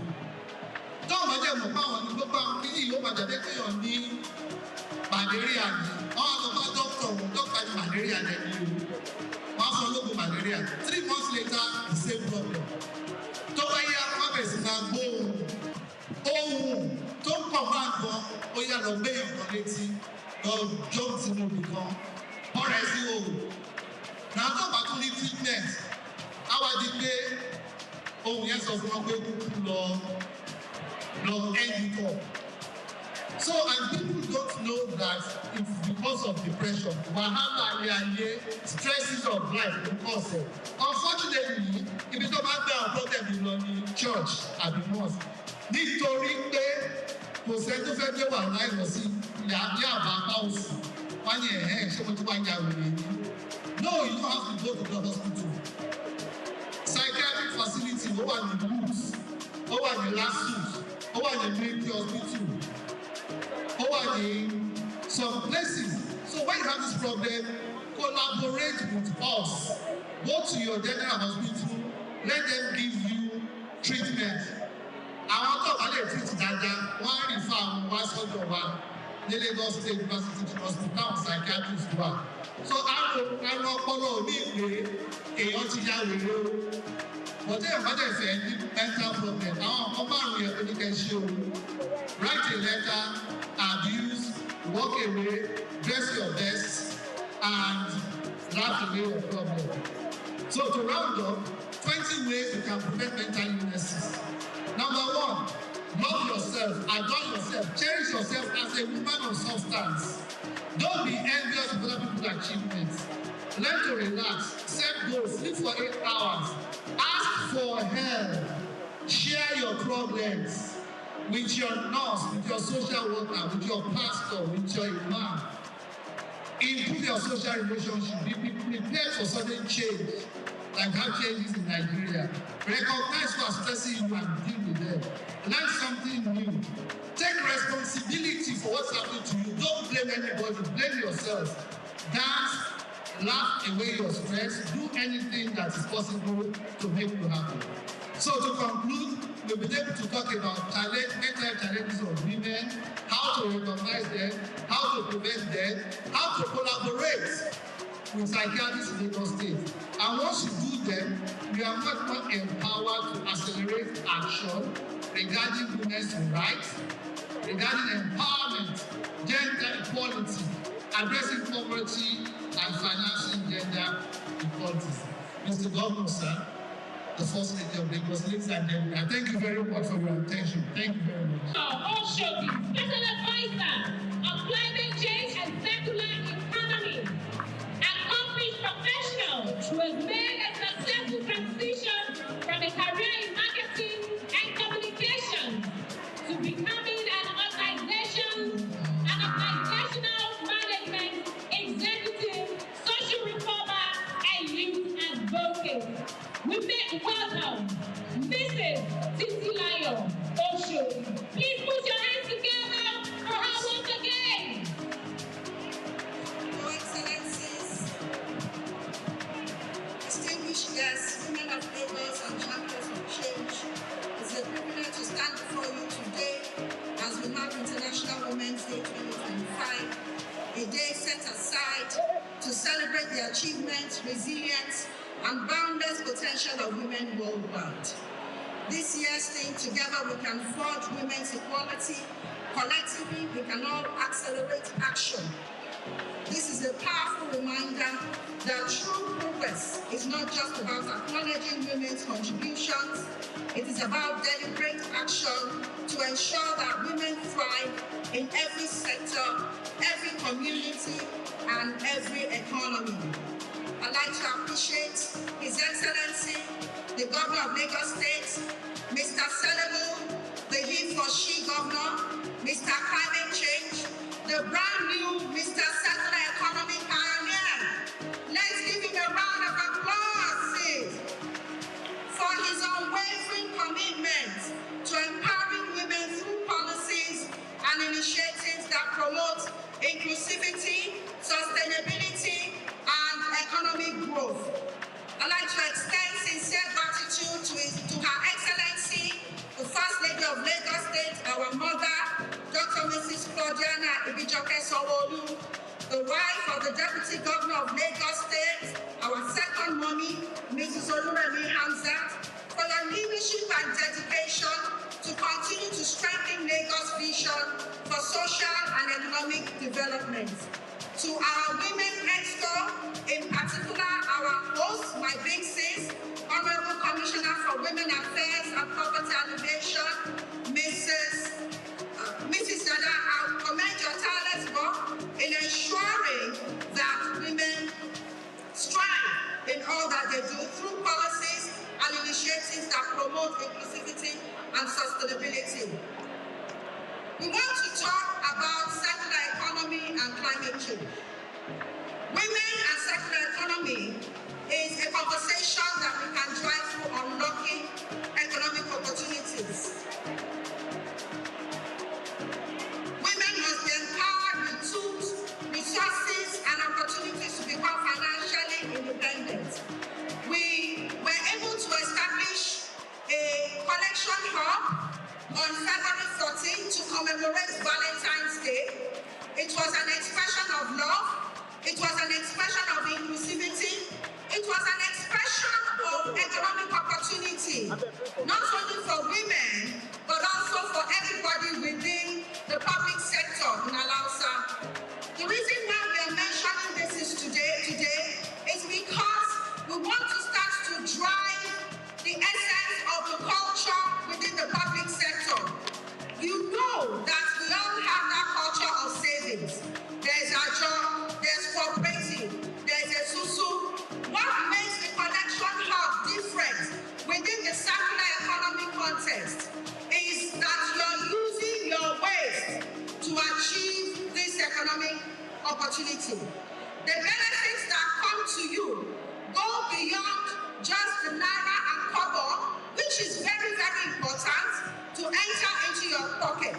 But you also get a chance to start to cultivate the habit of saving. Now, if you are able to gather your waste from home, those plastic bags, those clothes, those cartons, the cans, even the things that you use as remnants, begin to know from now on that everything has a value on it. Under the leadership of our Mr. Senable, under the leadership of Mr.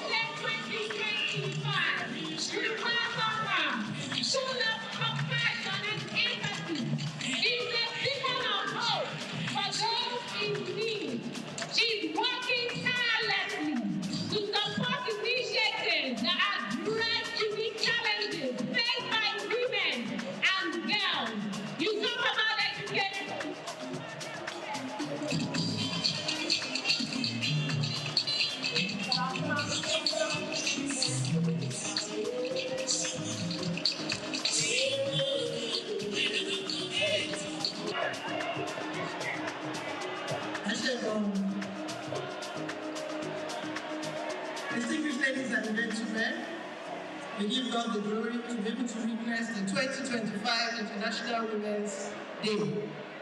Happy International Women's Day to every woman seated in the house here present, and to those that are watching us online. All glory, all honor belong to God. We want to thank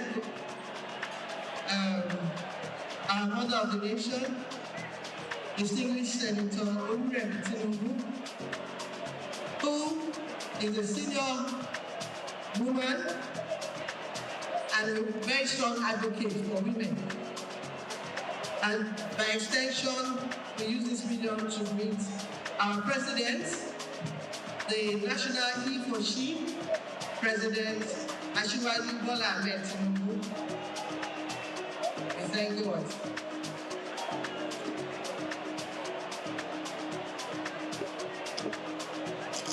Our He for She in Lagos, Mr. Governor Babajide Olushola Adurabe Sanwo-Olu, thank you for always being there. And I also know that you do not do it alone. You have our brother, the Deputy Governor of Lagos State, Dr. Kadri Obafemi Hamzat.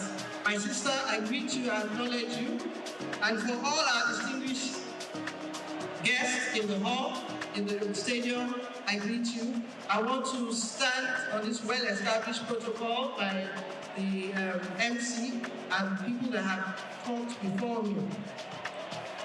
The year 2025 International Women's Day. The theme, Accelerate Action. Lédè Yorùbá, yára ṣàṣà fún ìdàgbàsókè àwọn obìnrin. Lédè Hausa, Aikato, Aiki. Lédè Igbo, Ike, Ngwagwa. To show you that all over the world, all over Nigeria, today is a significant day that we remember all our women. Not only celebrating them, but greeting them for their resilience, their dog-headedness, the hard work that they put to ensure that women's voice are recognized. This year's theme, Accelerate Action, is a powerful call to move beyond discussions and take concrete steps towards gender equality, economic empowerment, and social inclusion for women. Women have always been at the forefront of change, yet despite our resilience, progress towards gender parity has been slow. Today, we reaffirm our commitment not only to advocating for women's rights, but also to ensure meaningful and impactful action. In Lagos State, we have remained steadfast in implementing policies and initiatives that uplift and empower women. Through the Ministry of Women Affairs and Poverty Alleviation, thousands of women have gained access to economic opportunities, vocational training, and financial support to boost their business, as mentioned by the Honorable Commissioner of Women Affairs this morning. Beyond these commendations, the Office of First Lady has also supported these initiatives, extending the empowerment program to the wider public. However, we must recognize that more work remains to be done.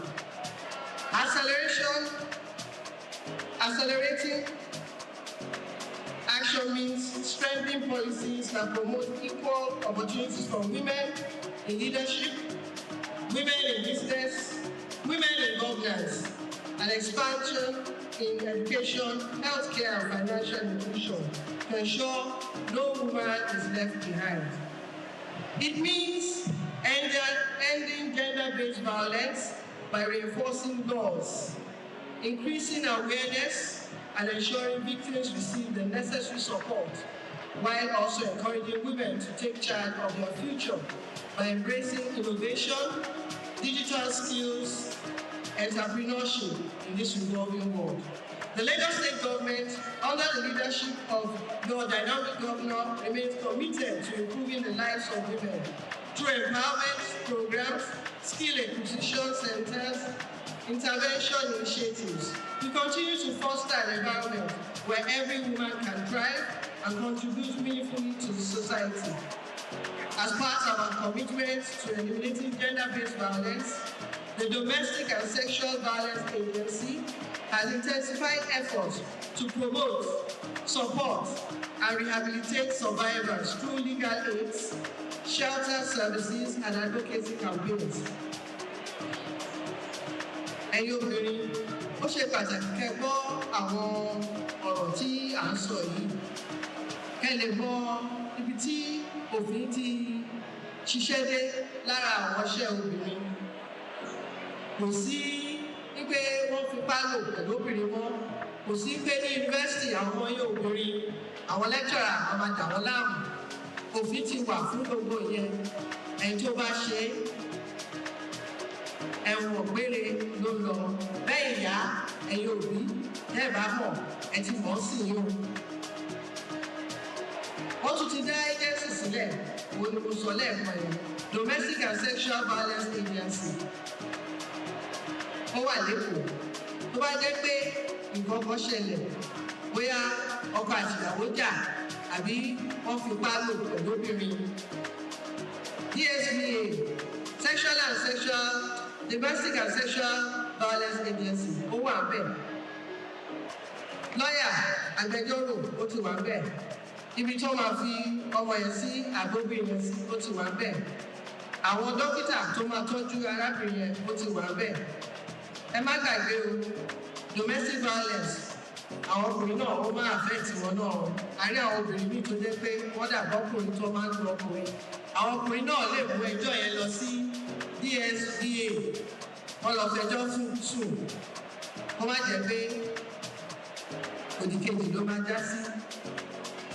The Lagos State Child Protection Policy has also been reinforced to safeguard the rights of young girls and boys, ensuring that they grow in safe and supportive environments. Ètò wà fún àwọn ọmọdé náà.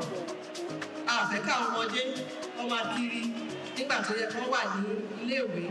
Àfẹ́ káwọn ọmọdé wọ́n máa ṣe àwọn iṣẹ́ wọ́n pa owó púpọ̀ fún àwọn òbí wọn gbà tó yẹ kí wọ́n kàwé. Àwọn ní ọjọ́ ọ̀la wa, afẹ́kọ́ ṣoríire báwa náà, afẹ́kọ́ ga jù wá lọ. Ní iṣẹ́ ibi tí ìyàwó gómìnà wà, the office of the First Lady, we have the initiative of the Boy Child, which focuses on young men, mentoring our boys,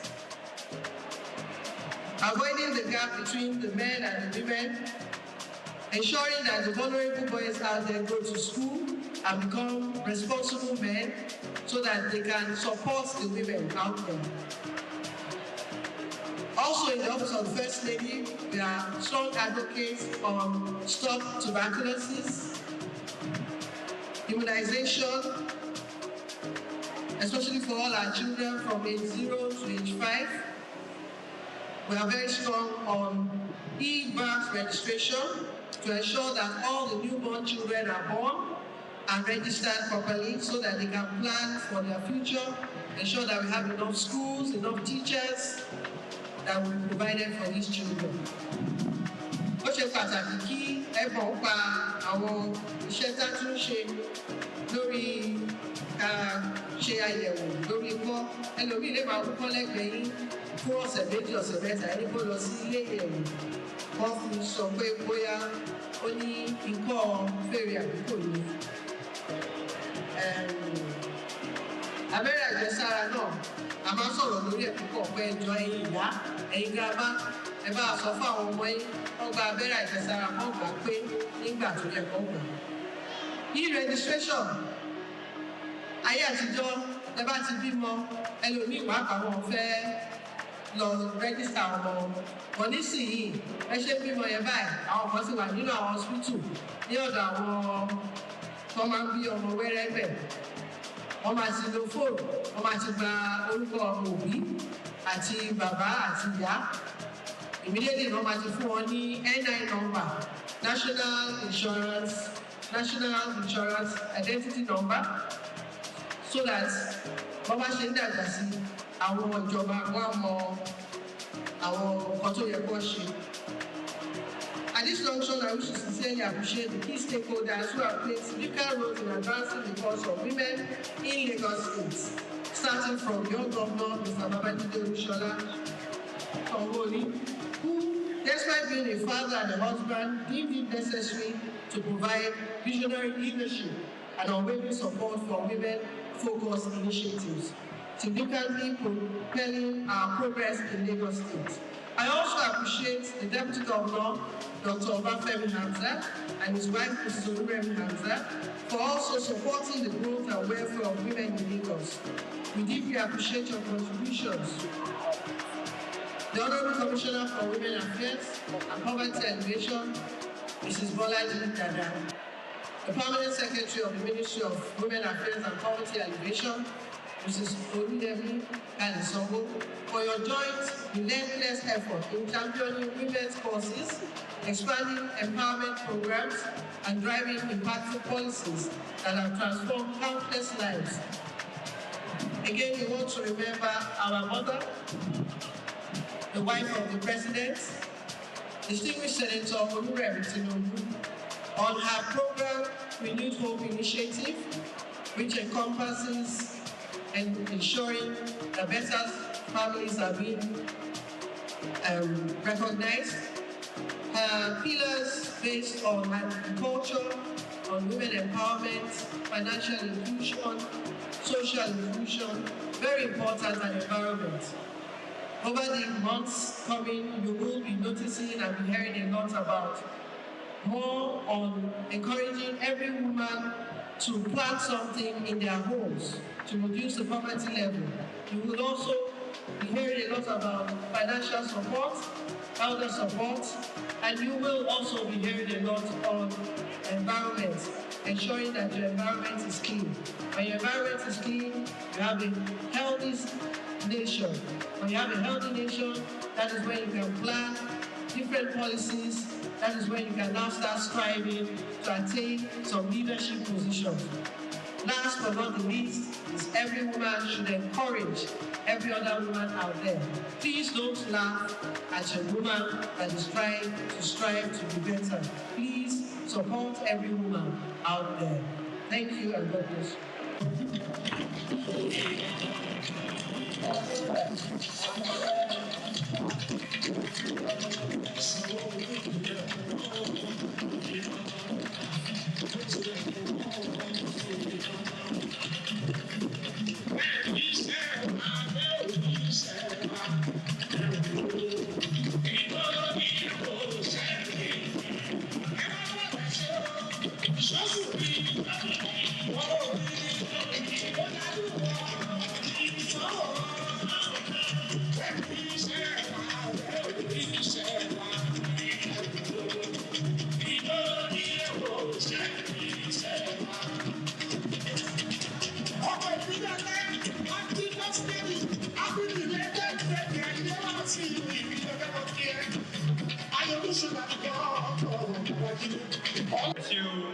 Thank you very much.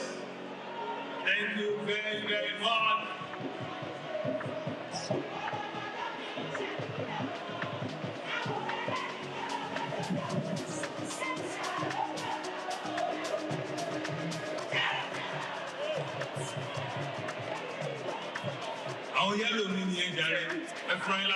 Thank you very much. Thank you very, very much. Thank you. Thank you. Thank you.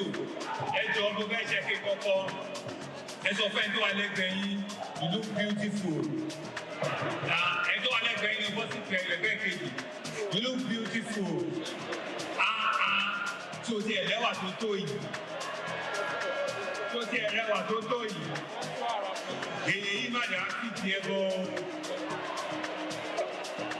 You look outstanding. Yes, I look outstanding. I look beautiful. Benny, beauty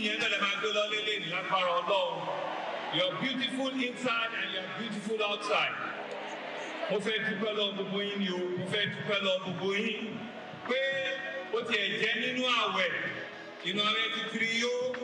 Àti ti Mùsùlùmí, Ramadan Kareem, àti then gbogbo ara tú jájá, ká jáde lé ìfẹ́ gbogbo ara tẹ̀ ṣe gan-an ní ẹ̀ṣẹ́ pé ẹ̀yìn tó fi sùúrù sílẹ̀ àwọn oníkà máa jó díẹ̀, àìmáa jó díẹ̀ sí. nǹkan tó dáa là ń ṣe àdẹ̀dúgbẹ́ pé kò tí ì ṣàkó mẹ́rin àti àkó márùn-ún fáwọn òkè ìlú wa ń ṣàkó kan lóyìnbó ayé ìjó díẹ̀ sí àtòmálọ́lé bẹ́ẹ̀ ló ti máa rí o. Thank you very, very much. On your behalf, I want to acknowledge once again my own First Lady, your First Lady, the First Lady of Lagos State, Dr. Claudiana Ibijoke Sanwo-Olu, a.k.a. Ìyàwó Babájídé.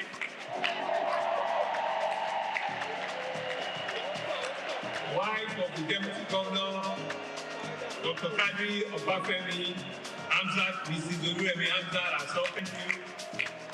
Members of my female and male cabinet that are here, are they not lovely? And is she lovely? And they lovely? Aha! Àwọn láàrin cabinet tó ń ṣe gbogbo ẹ̀ ní àdúgbò fọ́nà. Thank you very much. I greet you, each and every one of you, especially Madam Wapa, Eshu, statutory commission members that are here, thank you very much.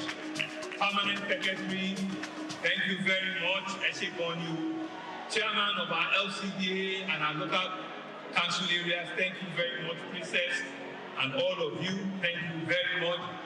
Our mothers, Yalodi of Lagos, Alaja Bintu, Tinubu, Eshegonyu, thank you very much for taking our time for sitting with us all throughout the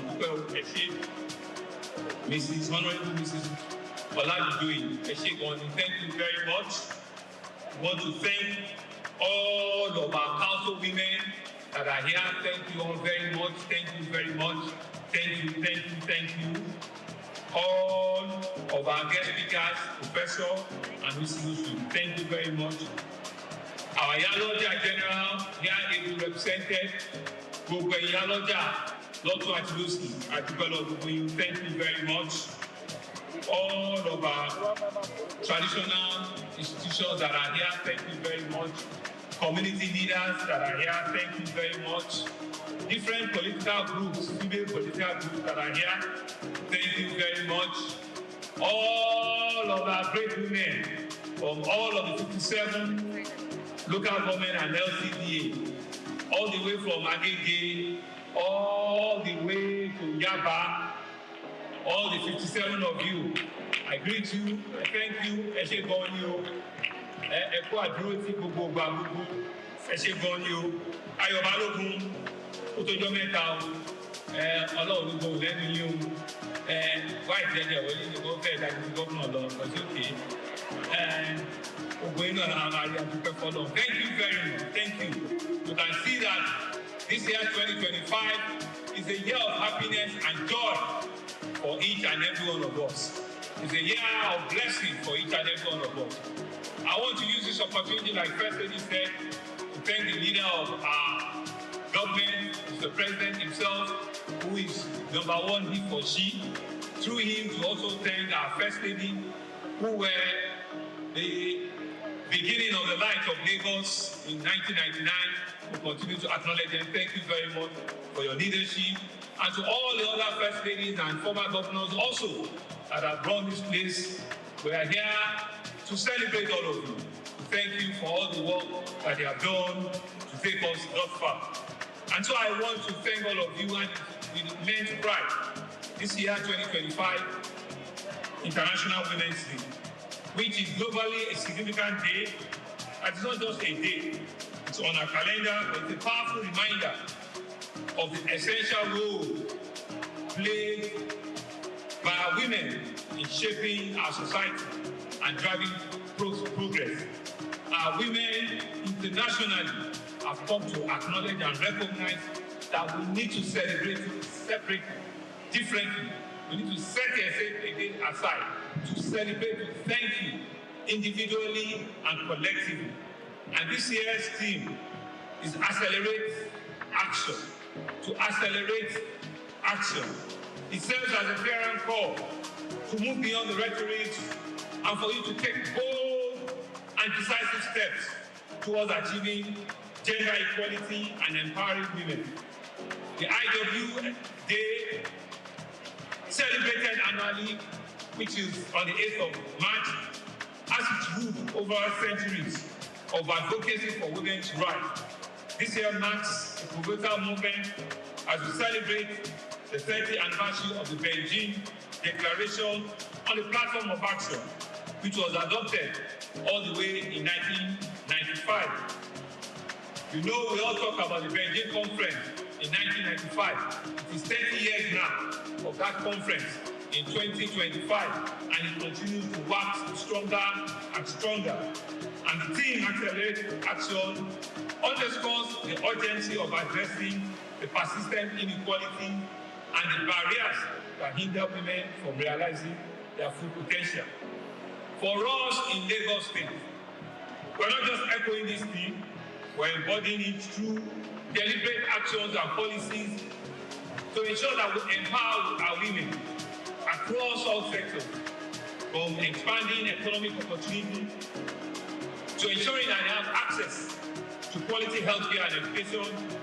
Our administration continues to remain an E4C governor, an E4C government, an E4C public sector. We reaffirm our dedication to this and to foster inclusive environment where women are not only seen but they are heard and they are ensured that at all times they are equally empowered. We have made significant investment in various initiatives that are ensuring that we foster self-sufficiency, leadership, and economic participation through our various programs: Ministry of WAPA, Ministry of Youth, Wealth Creation, Climate Change, Sustainable Development, SSD, all of them in one form or the other, commerce, trade and investment, MSMEs. We are very deliberate and intentional to ensure that we take the cost of women positively in Lagos. Our policies are dedicated to protecting women from all forms of gender-based violence while creating opportunity for them to assume leadership roles in governance. And of course, take decision-making position as well. Additionally, we facilitate access to credit for them to enable that all our female entrepreneurs, they can grow in a sustainable manner and their businesses can flourish. I'm expecting one item that I want to show today as a demonstration of our commitment at empowering our women. Progress, they say that it requires a collective action for us to ensure that the gender equality is not just a lip service. That Teams Plus agenda, the plus in the teams is gender equality, access to our women, and it's something that we deliberately put in our economic policy for everyone to see in Lagos. So we are here once again to celebrate the 2025 International Women's Day. By the grace of God, in another 1 year when we're celebrating one for 2026, you also come around with bigger and better and bolder ideas. I'll see you and I'll see the grace of God and the glory of God and economic development within all of you. Mo fẹ́ dúpẹ́ lọ́wọ́ gbogbo yín ni o. Gbọ́ mi báyìí. Mo fẹ́ dúpẹ́ lọ́wọ́ gbogbo yín ni o. Ẹ̀yin ìyá wa, ẹ̀yin sísá wa, mo fẹ́ dúpẹ́ lọ́wọ́ gbogbo yín ni o. Mo fẹ́ dúpẹ́ pé ẹ dúró tì wá. Mo fẹ́ dúpẹ́ pé èyí jẹ́ ọjọ́ ẹ̀yin obìnrin àbí bẹ́ẹ̀ kọ́? Èyí jẹ́ ọjọ́ ẹ̀yin obìnrin tẹ́lẹ̀ fẹ́ ṣe wége èlé tó dúró bẹ́ẹ̀bẹ́ẹ̀ tẹ̀kù mékọ̀pù yẹn tó dúró dẹ́dẹ́dẹ́ ẹ wá fún fáwọn. Yes, today we are all women and we are happy to be here. We are happy to rejoice with each other. We are happy to come together in one love and unity from different local governments. And this day brings every woman from all part of Lagos State. It brings us together and we are really happy about it.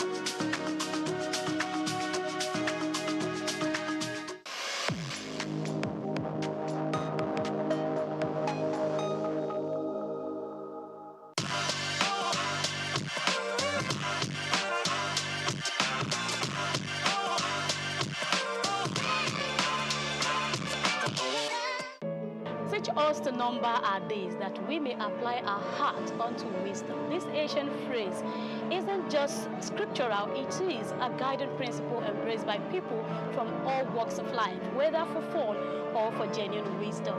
60 is indeed a remarkable milestone, and today we join the world and the Methodist Church in celebrating the Diamond Jubilee of their very own Secretary of Conference, the Right Reverend Dr. Babatunde Abiodun Taiwo, popularly known as Papa T.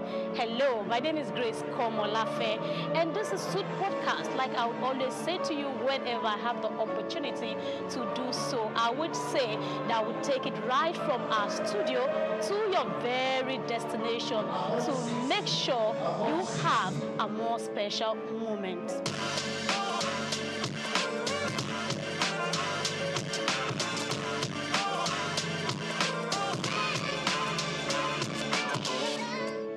Today is truly a special occasion for Dr. Babatunde Abiodun Taiwo celebrating the Diamond Jubilee, and you can feel the joy in the air as friends, family, and well-wishers gather to celebrate him.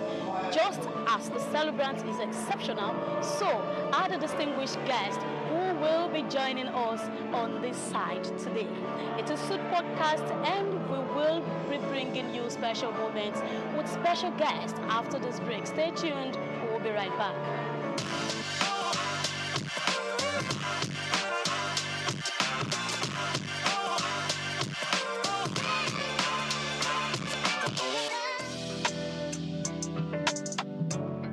Talento on the beat.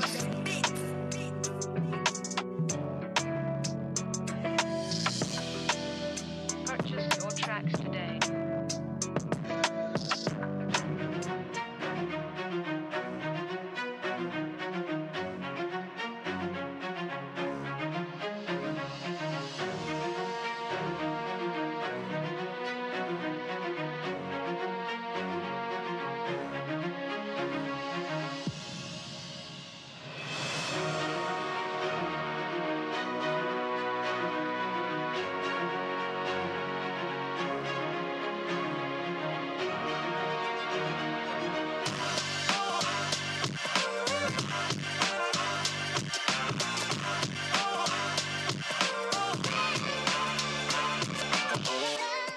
Alright, so it is Souq Podcast on Souq News Television. Like I told you, we'll be having special guests come around to talk about this celebrant.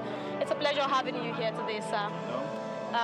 He's the Right Reverend Dr. David Adekoya. I would like you to tell us more about yourself. About myself, by the special grace of God, I'm a Methodist bishop. Before becoming bishop, I served this church as the income monitoring coordinator for several years. And even as bishop of the Diocese of Elekuro, I am still currently the conference income monitoring advisor. I served for years as bishop before his election or elevation as the secretary of conference. And we find out that at the time of contemplating of whom to select as the secretary of conference, we discovered that the former prelate, His Eminence Dr. Chukwuemeka Kanushe, really did his research very well to pick somebody who is capable for the assignment, the best person for the assignment. Apart from that, I have a relationship with him this way. I succeeded him at Elekuro. He was the bishop of that diocese, and I took over from him. Immediately, he was elevated as secretary of conference. I was also translated from another diocese to take over from him. All right, thank you. So you talked about capability, that he is capable. So would you say in selecting secretary of the conference, would you say that experience counts? Experience counts. You must have served as bishop for some years. And I think with that, he got the experience before being elected into that post. And apart from that, we look at capability, look at the zeal, the passion for the job. And I think he's in possession of all this. So what are you wishing the celebrants today as he celebrates his 60th birthday. Wishing him well, that he will celebrate more and more. 60, another milestone will be 70, 70, then 80, 90, 100. Then the Lord can do whatever he wishes to do after 800. Thank you very much, Right Reverend Dr. David Adekoya from the Elekuro Diocese, Ibadan. Thank you so much for your time. Bless you. Thank you. It's a pleasure.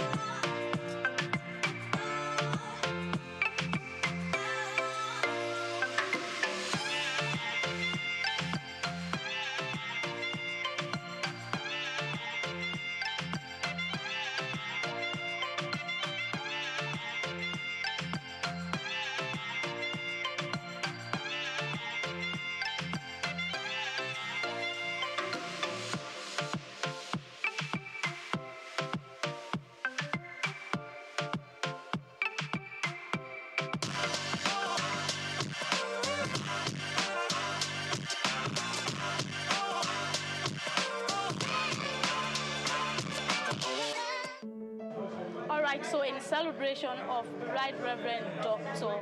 Babatunde Taiwo, we have another special guest who will be telling us about the celebrants for today, and he is Right Reverend Dr. Kolade Fadansi from Ibadan. So I don't mix it up, can you tell us more about yourself? Thank you very much. My name is Very Reverend Kolade Fadansi. I'm the director of the Institute of Church and Society of the Christian Council of Nigeria, based in Ibadan. Great. So celebrating the secretary of the conference. So tell us, how can you measure his work so far in the period he has, taken that position? The Right Reverend Dr. Babatunde Taiwo was my tutorial master when I was in the seminary. He was then the presbyter of the Methodist Church, Bodicha, in Ibadan. So then he was a thorough person, fine person, personality, a refined gentleman, a brilliant scholar, a leader by excellence. And he served at the time as the bishop of the Diocese of Elekuro, based in Ibadan also. So I've been following him for these years. Eventually became the secretary of conference for the Methodist Church Nigeria. And that gives him the opportunity to refine the administrative structure of the church. So he is the chief administrator and works closely with the prelate of the church. And he has given his best. All these years, he has been able to carry the church to a position of enviable status. And also, he has been able to redefine the job of secretary of conference in a more refined and beautiful way. All right, thank you. So it is good that you have known him for a very long period of time. So I want to ask this again. You've mentioned so many things that he has done, but what is that thing, just one thing that sets him apart, from numerous men of God that you already know? Reverend Dr. Babatunde Taiwo believes in anybody that he comes across, and he can work with anybody, and also can mold people. And even if you make a mistake, he corrects you in a more subtle way and bring out those mistakes for you to become a better person. Wow. So, in selecting the secretary of conference, would you say experience counts? Definitely, because Methodist Church Nigeria is a church that works with experience and also look for people with quality to stand in the helm of affairs of the church. And the position of secretary of conference is not just a status that is going to be handled with levity or that the church will just take just because we want to appoint someone. It has to be someone that has candor, brilliance, and the ability to manage a very beautiful and wide church like Methodist Church Nigeria. Remember, we're the first church in this country, so we have challenges. Okay. And so anyone that will be the second of prophet must be someone that will fit into that status. So, as he celebrates his 60th birthday, what do you wish him? I want to join others to wish him long line of prosperity. Prosperity not in financial times, but prosperity in earthwise, prosperity in more wisdom, prosperity in total commitment to God, and prosperity all around him, beautifully for him to be able to advance the kingdom here, and also for him to also enjoy the labor that he has put into his service. Thank you very much, Reverend Dr. Kolade Fathers. Thank you for your time. Thank you very much.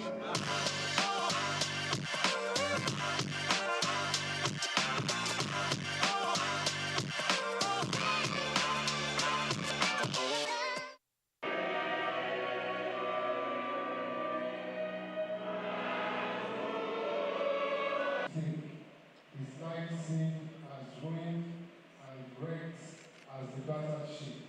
He was trying to steer through the storm. Of the original version of the speech, beginning with "O strong God," and then verse this figure. Several years later, verse 2, if you are above 60, you join the people who took the first verse to take the second verse. If you are below 60, you take the third verse by principle.